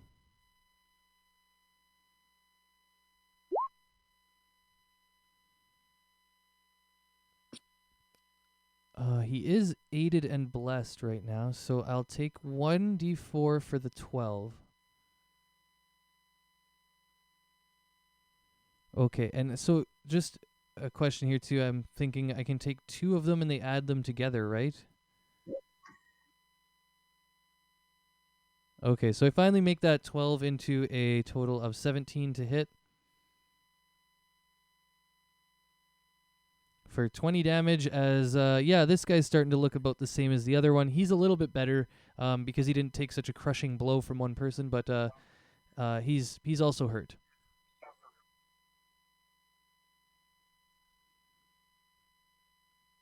Yeah, they're looking very similar now. All right, Jake, let me know what's up. It's not going to hurt them anymore. He is going to go ahead and cast Life Transference onto Castos. Oh, thank you. So you are healed for 34, but you have less than that, so you're healed to full. Perfect. Back to your 29. Well, thank you. And I guess I'll move like 2 there. Is that all right? Let's see. Yep, that is fine. That is my turn. Well, no, it's not my full turn because the Panther is going to go ahead and get onto the bridge, and actually, it has the movement to pounce onto that creature if it backs up and then makes a running jump. So that's what it will do. Nice, that's really cool. Back up a bit and then pounce onto this one. Yep, and it has enough. So we'll do the same thing. It is a bite attack. It is a 19 to hit. You betcha. 3 points of damage. Oh, sorry. It was supposed to be a claw attack, so the damage is wrong. Yes. It is supposed to be 4 points of damage, as a matter of fact. And then it gets a free bite attack because. Oh, no, it has to make a strength save first. Yeah, I was going to say, once it's knocked prone, you will. Yes. Yeah, go. So first it gets a strength save and takes 4 points damage. And it certainly is not, so the Panther's just pounced onto it and probably can't keep its balance. It's probably just on the bridge. All right, cool. That is my turn. Sweet. Yeah, Castos, you've just been healed now. Your turn. All right, I am going to. Yo, Soap, are you here, Soap? Scorching Ray. This.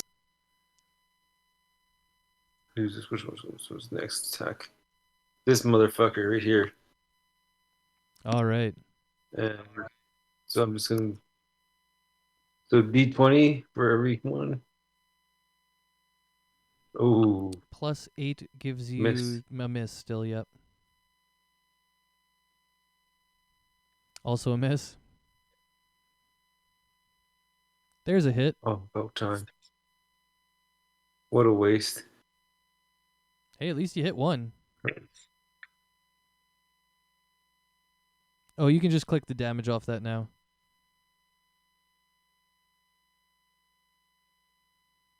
Oh, sorry. All right, for 4 burning damage. Yeah, so That was come terrible. back. I mean, it was something. At least you didn't miss all of them. If a 15 hits, you get you get a bless on all of those. So you can try and make that third attack hit. True. The third one does hit with just his normal plus because these. Right. So the 4, or you'd probably be working on the 5 here with your. Oh wait, you won't have enough to get there anyway. Yeah. Oh wait, +8 +3 is 11 +5 should be making it 16. Should be fine. And the other one would be a 14. Oh wow. Okay, so actually you just come through with these blesses, and you're able to hit them. Oh, really? Okay. Yeah, Jake Well, then, blessed here you you. go. All right, that's a lot more damage now. This thing is now within inches of its life as you've scorched it and burned it. You guys can tell that it's barely holding on. Even its wings are sort of patchworks now, and they're barely holding them up. Nice. All right. All I right. stand my ground. Well, now that one's really pissed. You've been beating it up. You guys are in a crazy fight now, so here he's gonna just start dropping shit on you. 2 attacks land. Oh, only the 2 today. Nice. Still alive. Yep, thanks to Jakey boy. All right, Sonozi, you can start popping some of these guys down. Alrighty. I'm going to go after the one that's hexed here. Alrighty. Soap, are you around, Soap? I want to smoke weed with you. You redeemed the small 420 and I didn't do it because I was busy. And let's add bless to that. So Yep, that makes it. all right. Then 21. I'll just get you to roll the damage on that first one just in case. Oh, okay. Oh yeah, so that first one takes out the Chimera or the Chimera on the left. Alrighty. So it's falling out of the sky. And then move Hex over to this one. Heck you. Same thing. Strength. And then I'll hit it with the 21. And damage. So 10 plus. So 15 damage to that one. Okay, cool. This guy is also looking very, very close to death now too. And now back up over. Yeah. And that's it. Cool, looks good. Both those guys are dead, so it's on to Zune now. Zune's probably just gonna finish this guy off.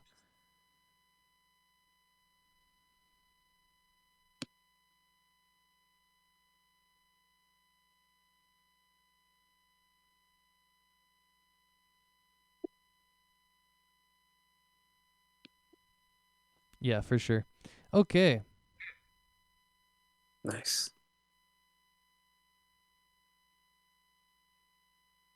Man, his rolls are insane. I was like, how come everything's hitting over 20? And I went back and I'm like, they're all like 19s, 15s, everything.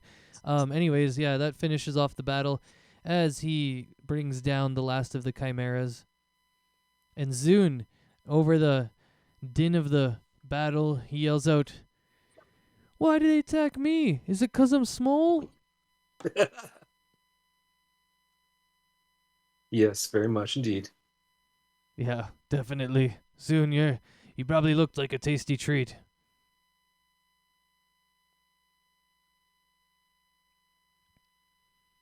All right, well, let's investigate these bodies. See if they've think got we should take anything some good on heads. them.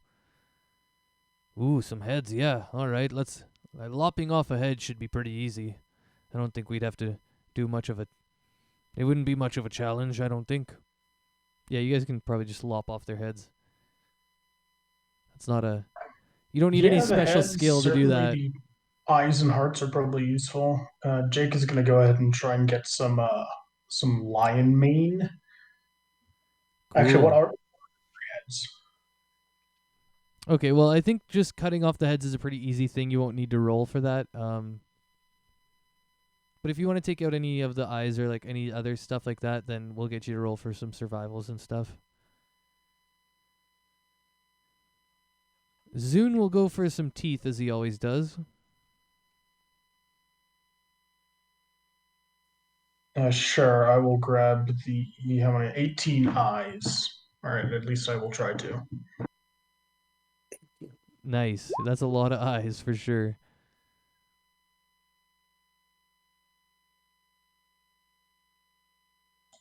$15. You just barely succeed in figuring it out. Nice. Maybe separate the eyes too, so you get, 6 of the dragon eyes, 6 lion eyes, and 6 goat eyes. Ah, yes. Your lying eyes.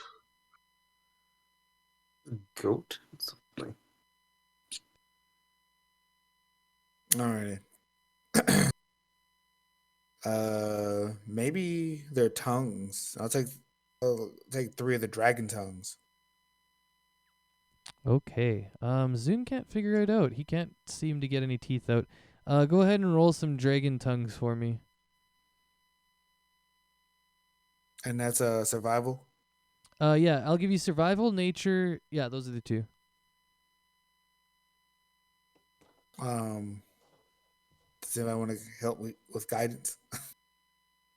I was not sure if this is simultaneous to when I am pulling out the eyes. So I mean, I would say it's after. It was like an afterthought. I'm like, you know what? Maybe the dragon tongues. Yeah, I was saying an afterthought as well, so. Like specifically, like the dragon tongues. Or like, I don't know about goat faces or nothing. Like the dragon tongues, maybe. go forth, my child. You have been guided. Alrighty. Oof. Well, how can I help? Apparently, I don't understand how tongues work. So Yeah. We'll leave So him in that's there fine. for now. And then Jake is going to, for his trophy, he doesn't take the teeth or anything, but I'm going to see if he can find a spot where the lion mane and the dragon scales are connected together and get a strip of that. Okay, cool. So, yeah, I don't know what I would call it, but go ahead. Guide yourself. Zune went back and got the dragon tongues. Oh, yeah, you figured it out, Jake. And Zune ended up figuring out the tongues, too, so he's going to grab some of those dragon tongues. I'll call it dragon lion pelt. Nice. That sounds good.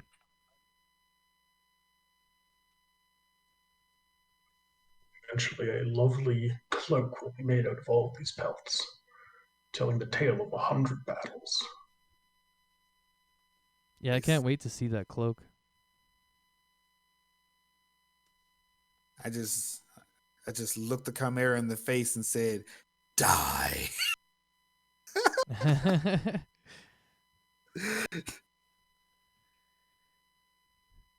All right, well, is there much else we should grab from these beasts here? I don't see anything else that I can use. Yeah, fair enough. Oh, wait. Didn't Ikar say something about dragon glands? It did have a breath weapon. Yeah, let's go for them glands. Yeah, let's go for them glands. All right, let's all go ahead and roll survival on that or whatever, nature if you want. I'm gonna have Juju help me because apparently I need it.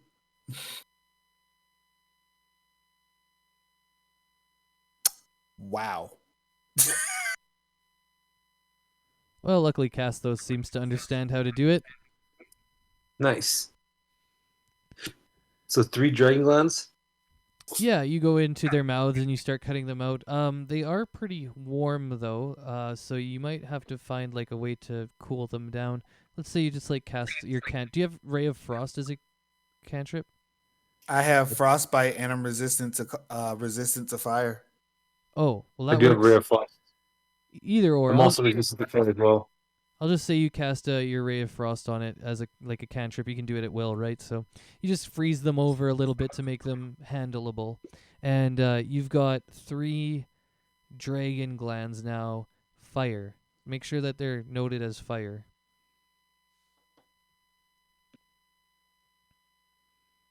Just because I want to keep track of all the different types we get. Perfect. All right. Well, now that we've dealt with these beasts here, we've got some nice pelts. We've got some nice tongues. Got some nice glands. How about we? Yeah, we stocked up today. Yeah, we really did.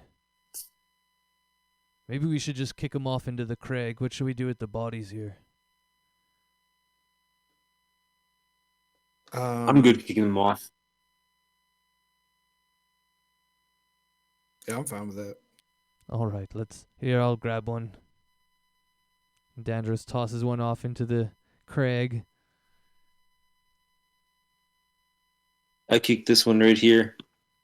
Give him a good boot. Nice, and he rolls down into the bottom too.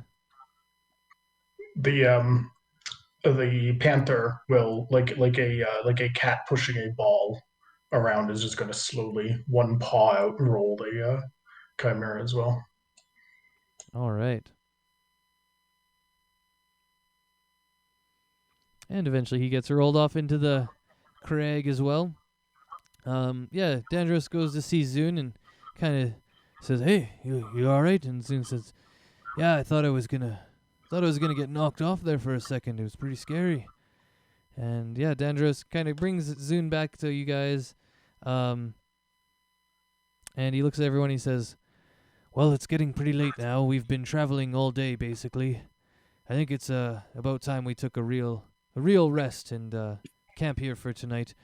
I think we've at least taken away most of the threat of staying here now, so I think it's probably a good idea to rest for the night."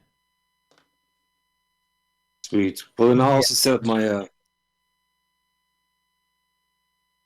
Yeah, let's do it. Let's camp here. All right, let's do it. We're trying to camp. Well, what do you think, Snozy? Should we go farther? I would like to, but if you guys are wanting to bed down, No, do you want to go on? Let's go on. Yeah, I mean it's getting a little late, but I think we could maybe push on forward.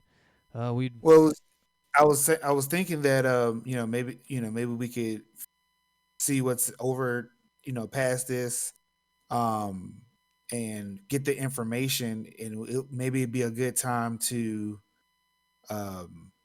maybe ambush or something at night. But we could also wait in the morning. It's whatever. It's not my choice. It was just maybe we should like scout a little before we head in, because we just fought 3. We don't know if there are more. True, there might be a nest somewhere or something. Exactly. Yeah, let's take a short rest here, and then maybe we should go scout out a little bit before we decide where we're gonna make our camp for tonight. But I know that Zune here will definitely need some healing, and some other people will need some healing. And I need some healing.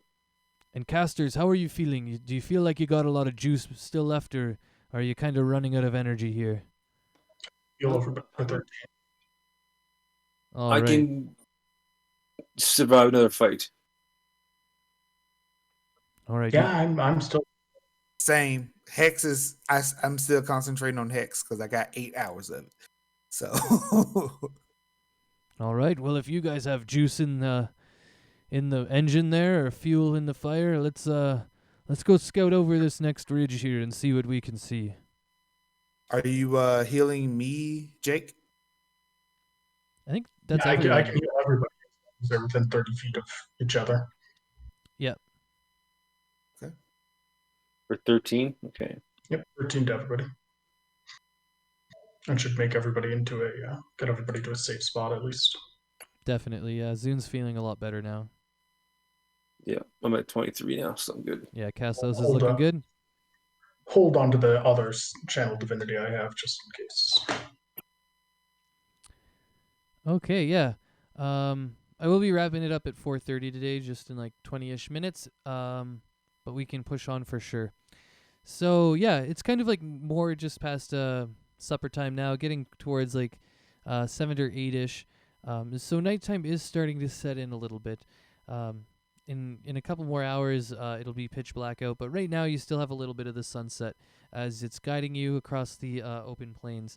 And yeah, you continue in the pass, and it seems to reach up to the main pass now. That was kind of where we would have had to go through, but we've taken this shortcut now.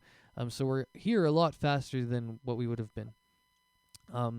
Yeah, and now that it's opened up into sort of the main pass, as I would call it, the main road itself is widened very, very wide, like probably 50 to 60 feet. So you can maneuver in it a lot better. But there's still some like cliff walls every now and then and some sheer edges. Yeah, but as you kind of keep going up and up on this path and reach the main path, you can see there's some people there. They're all camped out and kind of looking like they're getting ready for the night. Yeah, and you can see that, like, some people have gathered at this sort of main, it's like a crossroads where this path and the main path have met up.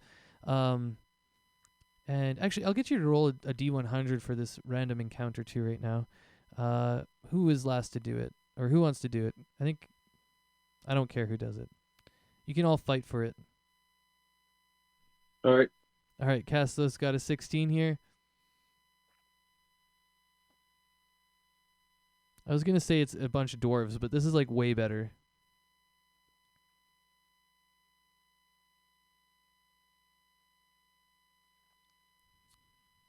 All right, so yeah, you meet some dwarves, and there's actually a couple humanoids there. There's like an Empire Ranger who's with them. And he sees your party, and he kind of beckons you over, and he says, "Oh, I've never seen anybody go up into that pass. I've only heard terrible things. How did you make it through? What did you find up there?" It was not too bad. Just some random birds up there. Yeah, couple of birds, couple of snow devils from the wind. Nothing too serious. Are we just not going to tell them about the ghosts? That's what the snow devils are. No. Oh, okay. They're being very vague about it. Yeah, the ranger kind of wide-eyed looks at you and says, "Well, I bet you're some pretty brave souls to go up through there. Where are you guys headed?" We say all this, not minding the char marks on Zune and everybody else that got hit by fire breaths, and all the blood and rips on their clothes. Yeah, we're chilling. You guys literally look like you came from hell. Yeah, we made it. Mm-hmm. No one died. Oh, yeah. So, where are you headed from here? Oh, we thought we'd head to the mountains. We heard that there's some opportunities for work up there. Oh, yeah. There's been a lot of traders up there trying to get their wares back down to Ellendir, but they seem to keep running into problems with these goddamn draconians. Well, we're here to fix that. Oh, yeah? Have you guys encountered the draconians? We have a couple Just of wanted to. Yeah. Oh, yeah, they're bastards. So, well, if you're looking for some draconians, I ran into a few a little while ago, a few days back when we were up near Frost Giant's Peak. Is that so? Is that over by the coast? No, it's not near the coast. It's pretty much kind of the wrong way from the coast. The coast is a little bit more west of here, but well, Frost Giant's Peak is sort of straight north. Why do you want to get to the coast? Oh, we've already been to the coast. I was just wondering where Frost Giant's Peak was. I wasn't familiar with the place. Oh yeah, it's just up this path north here. But yeah, if you want to get back to the coast, and I've heard there's some draconians out that way too, but I've never been brave enough to go that way. Can I insight check on? Well, never mind. Yeah, you could. Do I'll it. just tell you right now, he's not lying. Okay, well, there we go. He just seems like he seems like he's seen some draconians once, and he really wants to tell you about it. The one time he saw them at the peak, All He right. probably How many thinks were you guys there? are- Oh, there was There was only 3 of them. They were fighting some frost giants, and I didn't want to get involved. I was just trying to get around the peak to see if I could get to some of the traders that are over there. I usually get money for helping them get through the mountains here. Did you say frost giants? Yeah, Frost Giant Peak. That's yeah, the frost giants live up there. There are frost giants up there. You got to be pretty careful when you go walking around there. Luckily, I speak giant, so I'm usually able to talk my way through. Well, wish we would learn giants now better. Well, at least you got me for the time being. If you want to head up there, but you know, well, Oh, I guess you I want won't to be come for a coming little with you, but adventure with us? maybe not actually. Now that I think about it, unless you're gonna pay me, I probably won't be coming up there. But if you wanted to pay me, I could definitely be your liaison. How much would you charge? Well, it depends how far you're going. I mean, to get from one end of the mountain to the other, up to the northern shore, oh, that'd probably be 200 gold. 200 gold. What do you think we are? Well, I don't know. I think one of you looks pretty good, as he points towards Jake. Looks like that one might have a little bit of money. The rest of you look a little rough and tumble, though. I guess if you can't pay it, that's fine by me. Well, what do you guys think? Should we pay this guy to get us past the giants? No. All right, sounds good. Yeah, Dandros is kind of eyeing him up a little bit weird. He's like, okay. I don't think we'll need your protection, but thanks for offering. Well, he said he's seen some draconians up north. And Doga told us to go to the western coast. So I'm not sure what we should do here, guys. What are you thinking? Well, first What? let's Oh, go join ahead. a nice camp, and then why don't we head north and then hook west? Ooh, that does It sound did. kind of good. Yeah, the draconians that we met a while ago, they came from the north, or from more north of where we were at the time. Yep. Yes, I think Jake, you've got a good plan there. We can head north and see if we find any draconians, and if not, we can head straight west to the coasts where Doga said they would be. Sounds like a plan. Let's do it. All right. Well, that'll have to be a plan for the morning. I think this is a good place to set up a camp for us for now. Yeah, we've got lots of people here, and if we're attacked, at least we'll have some friends at our backs.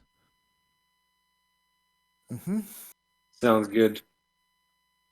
All right. Well, I could set up my faithful hound for the night to act as a guard.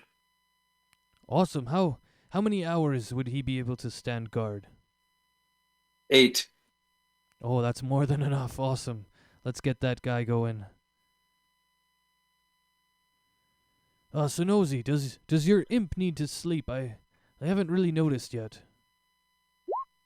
It doesn't say, but I assume so, possibly.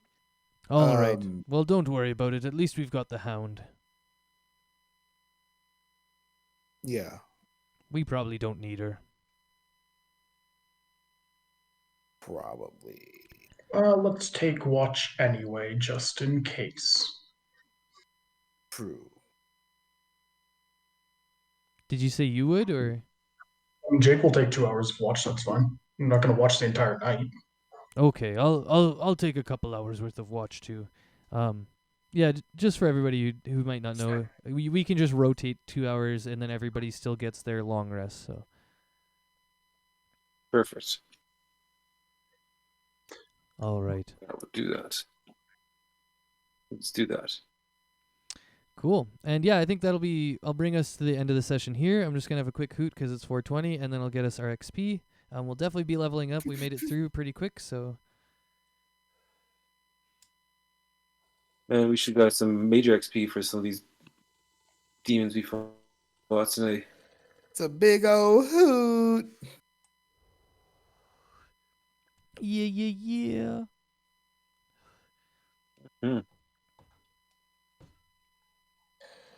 First we were a hooting, now we're a hollering. yeah. That's how you can tell it was a good one. When all the hollering starts. Whoop, whoop. All right, bringing up our tracker here. Cool. Yeah, it was an easy one. We're at 51,300. Didn't have to add anything weird. Sometimes I throw in different like creatures or whatever. People summon creatures sometimes. Anyways, yeah, 51,300 will get us to level 9, I believe now. Yep. Sweet. Yeah, I figured as much. All right. So yeah, classics things. We can stick around for the last little 10 minutes. I'll be here, and then doing these level ups and stuff. But if you want to go, you can head out now, and this is where we'll pick up off for next week. I will. So see you guys next week. See you later. Thanks for Cheers. stopping by. All right, Twitchers, what's up, Yeah, I'm y'all? gonna level up here. Good to see you. If you're still here, had a good day fighting the chims, fighting the ghosts. Everybody's leveling up. It was a That is good definitely session. Not for me. Let's see what it's- Gonna go through my Dandros level ups right now, my fighter level ups. See what I can see what I can get. Oh yeah, I forgot to mention everyone, you can now, oh no wait, what level are we? 9. Oh, next level you'll be able to roll for your health. Oh, cool. Yeah, you can start risking it. I just didn't want people to start risking it at like level 5 and end up with like 6 level, like hitting 1 a bunch of times. Mm-hmm. But now I feel confident that we're all built in a way that we're good to go. Also, our party is just fucking good. Mm-hmm.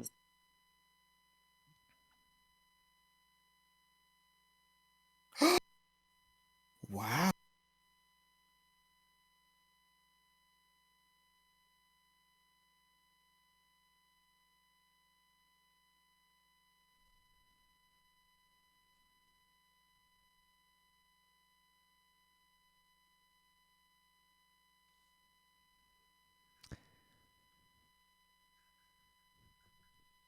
So what are we all looking at for our level ups here? I need to look at everything. Look at them. I get a new Eldritch Invocation, and I'm real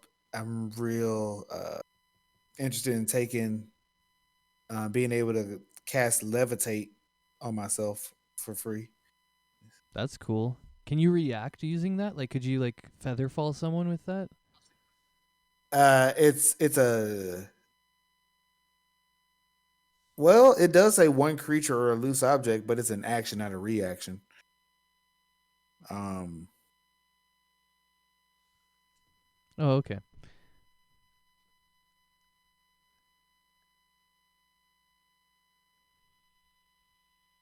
All right, now I get my fighter Indomitable, so I can re-roll any fail, any saving throw fail.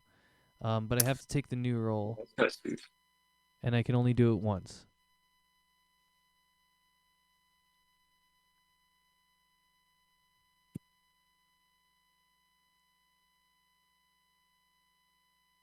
Mm. Booyah, my guy is ready to rock. Oh man, this is well. Your boy is on 5th level spells. Dope. I just realized I still have Oni Brain Soup. I still got it. I still got it too. I don't think that's good anymore. How long have we had that for? It's probably fine. All right, we'll just say it's fine. I mean, I don't know about you, but I keep mine fairly chilled. True, you have the ability to, so. Like, oh, Dandros, you still have yours? I thought you ate that. I thought you ate that a long time ago. Actually, I am just gonna say that he ate it a long time ago. Because I was using regular rations, and I would have just eaten that before my regular rations. Anyways, so I don't have it. I ate it a long time ago. Just forgot to take it out. All right, now I got to add all this to Zunes.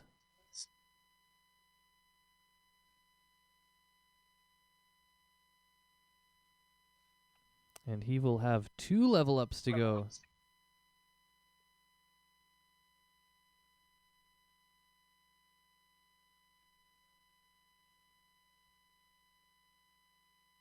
Oh yeah, and he got the box of suggestions today. I'll have to remind him about that.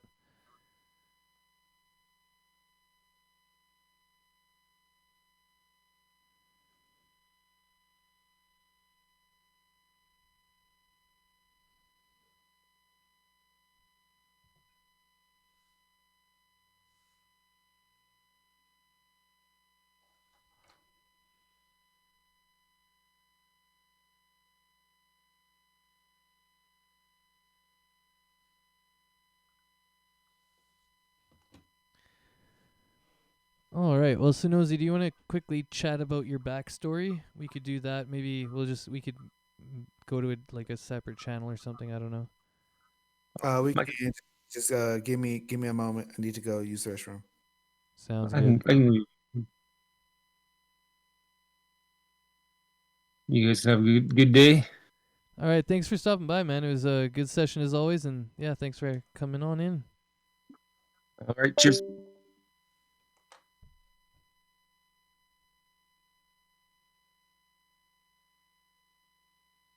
All right, so Twitchers will be having Snozy come back, and when he does, we're going to talk a little bit about his god and the way that his god interacts with the other gods of this plane. Basically, his god is directly related to the nemesis god or the evil god that we're trying to fight. So we're going to tie it in into the story I could just take that. and work on it from there.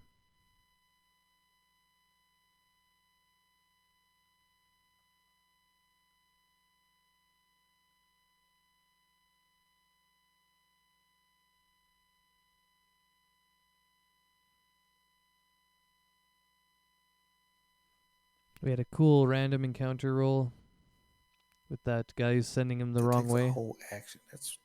That's dumb.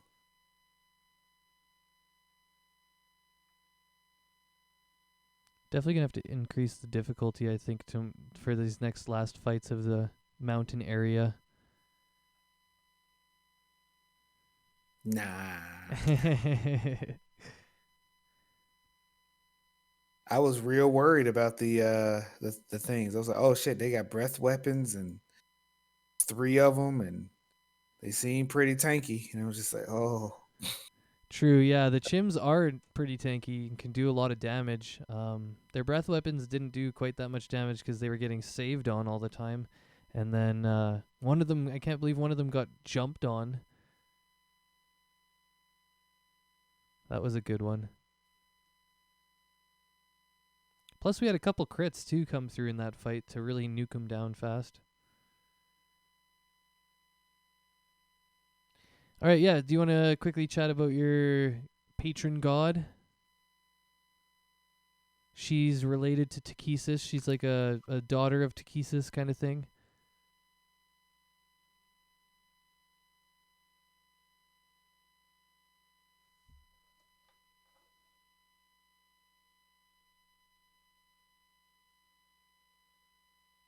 All right. Can you hear me? Yeah, I can hear you. All right. So where do you want to start? Well, I know that your goddess, Zeboim, Zeboim. yeah, is, it's I remember reading she's the daughter of Takesis. And basically, there's also the part that your sister's being used as a vassal for these guys. But they so I figure we are being simic hybrids, like our genetic makeup would make it easier for that. Um, or or however you want to play it is fine with me. Yeah, that makes Um, sense.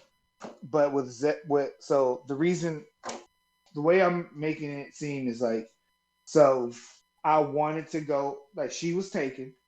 I wanted to go after them, but I didn't have, any innate power or anything like that. And then through making the contract with Zebulon, and she's like, hey, I'll help you. I'll give you the power that you need if you do a thing, if you help stop whatever my mother having, because obviously the draconians are, they it's a ritual. They have to have all these pieces, this, that, and the other. So, like, bigger picture, it feels like Takesis maybe help, like, so hold on, god darn it, I'm spacing. Hey, cat. um Yeah, I the think. Draconians are trying to revive Tiamat, Yep. right? So the thing about Takesis is that, like, she at one point took a form like Tiamat. Oh yeah, yeah. That's part of her So abilities for sure. Yeah. yeah, so I was thinking that, so like she could be like she could either be manipulating the Draconians into reviving what they think is Tiamat, or she could be basically helping them actually revive Tiamat in the hopes that maybe Tiamat looks favorably upon her. It's like, I was the person. She got, it's like, hey, I'm the person that orchestrated all of this, and maybe get some sort of favor gain from Tiamat through that way. And then Zebulon's like, since she's she's a vengeful, chaotic, neutral uh, deity. She's like, and the thing I sent you is like she has a history of like being betrayed or helping people, etc., etc. So I was like, you could wrap all of that, all together. It's like, because like the Draconians have to be getting like information and power and influence from somewhere. It's not Yeah. like one day they just like, hey, you know what we should do? We should Yeah. revive Tiamat. How do we do that? Like, Definitely. Yeah. it just seems So like it gives them more of a why. definitely, yeah. Like the whole why for since the beginning has been kind of like that they wanted to do that. They want to bring Takesis here, um, basically because she's like a dragon goddess. She has the form. Like Takesis and Tiamat are basically the same thing because Takesis is one form of Tiamat and Tiamat is a form of Takesis. It's all the same form of the same goddess essentially. And Okay. so yeah, they're definitely trying to do that. That's like their main goal is they're trying to conjure her here and eventually have her control this whole realm and become the god of this realm. So I definitely think like having Zeboim try and stop that is gonna play into that for sure. And I think that you and Zeboim having this pact really works really well for that purpose because she's trying to stop her mother from essentially destroying this plane of existence and subduing it. Because she's not But technically also, evil. it could be for a selfish reason.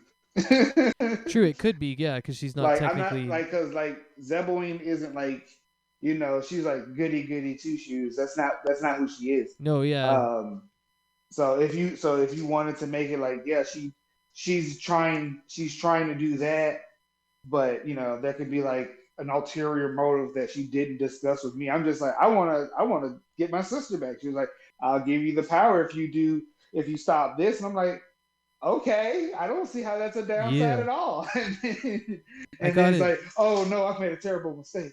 I think Zeboim should be promised a like a more powerful place in the pantheon of gods within our realm if Hmm. she is going to help essentially. So she's been promised. I think that's the way that I'll play like her motives is that she's been promised like a higher seat amongst the gods in this realm if she's willing to use her powers to try and help fight the oncoming of Takesis in this realm.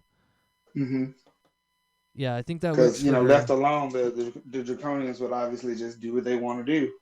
Exactly. And then, she would be pushed out too. She would lose her place of power if her mother was to come and rule this realm, essentially. So, yeah, I think that works.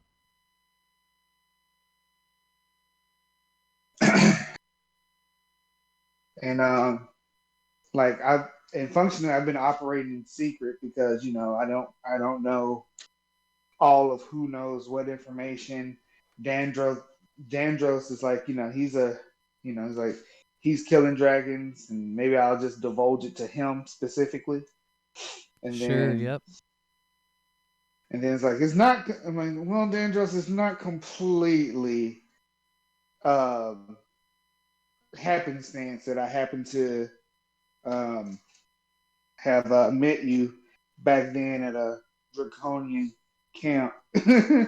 Yeah, that makes sense. It makes sense too that like it wouldn't just be about the gold for you to come on this adventure either. It's more, you have this secret sort of like interior motive that you're kind of protecting too because it's kind of very personal. hmm Okay, yeah, so I think this is definitely all working together. I do so okay, and then eventually, like you probably want to find your sister, right? Because that's like I've done that before with other groups where we like find one of the people's siblings. So I assume you eventually want that to play out, right?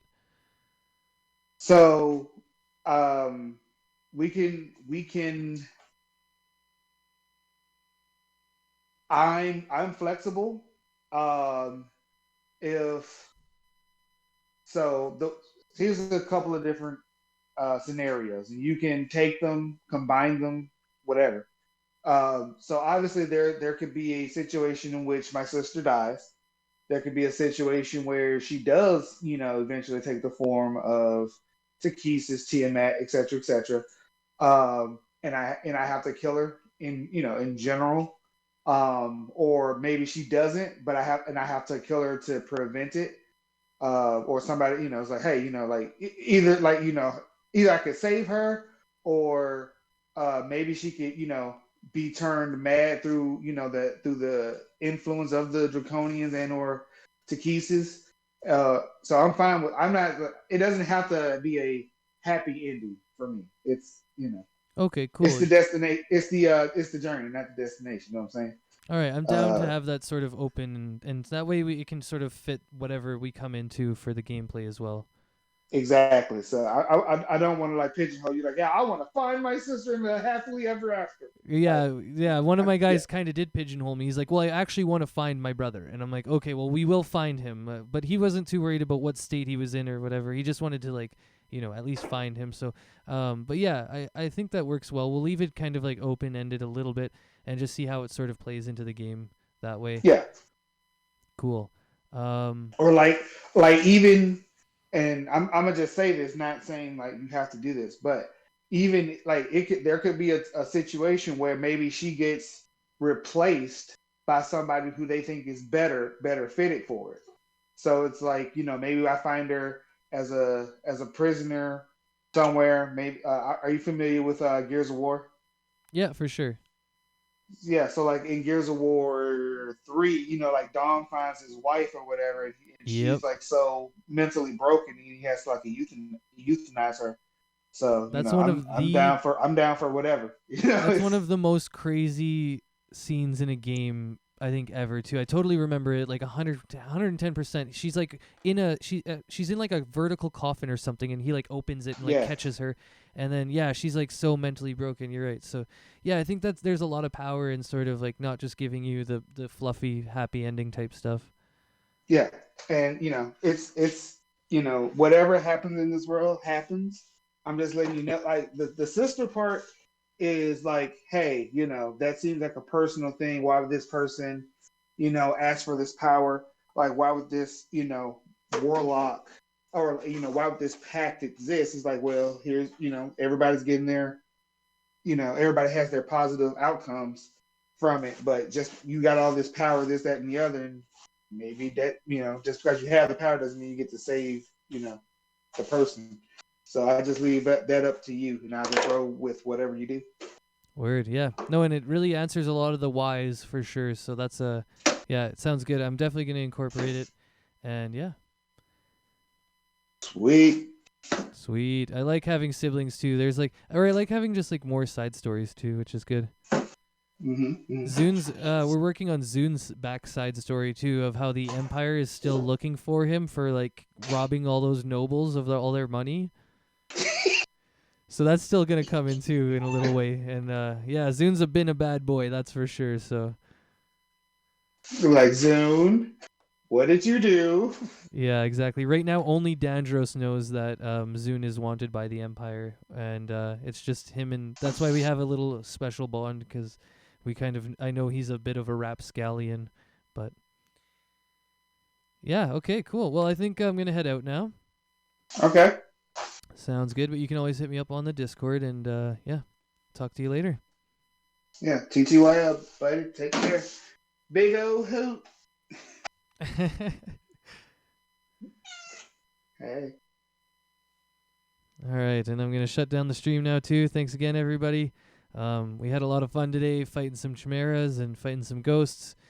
Next week, we'll be wrapping up the whole mountain area, and, well, depending on how things go, but it should be that we wrap up this whole mountain area, and we head out onto a new area into the jungle will be the next sort of area that we go to. Hot on the feet of these draconians as we try and chase them down before they're able to summon their goddess Takesis from the abyssal plane. All right, thanks again, everybody. Much love, and yeah, Soap Dirty. Next time, if you're listening, I'll get that hoot. I swear I will. I even had my monitor this day, but today was just too crazy with the internet tech guy coming through and everything like that. I was probably just way too twisted up to try and get all the things in chat watched and done. But I will hit you up with a free 420 hoot anytime you want, bud. Anytime you want. For you, anything. All right. Thanks again. Ciao.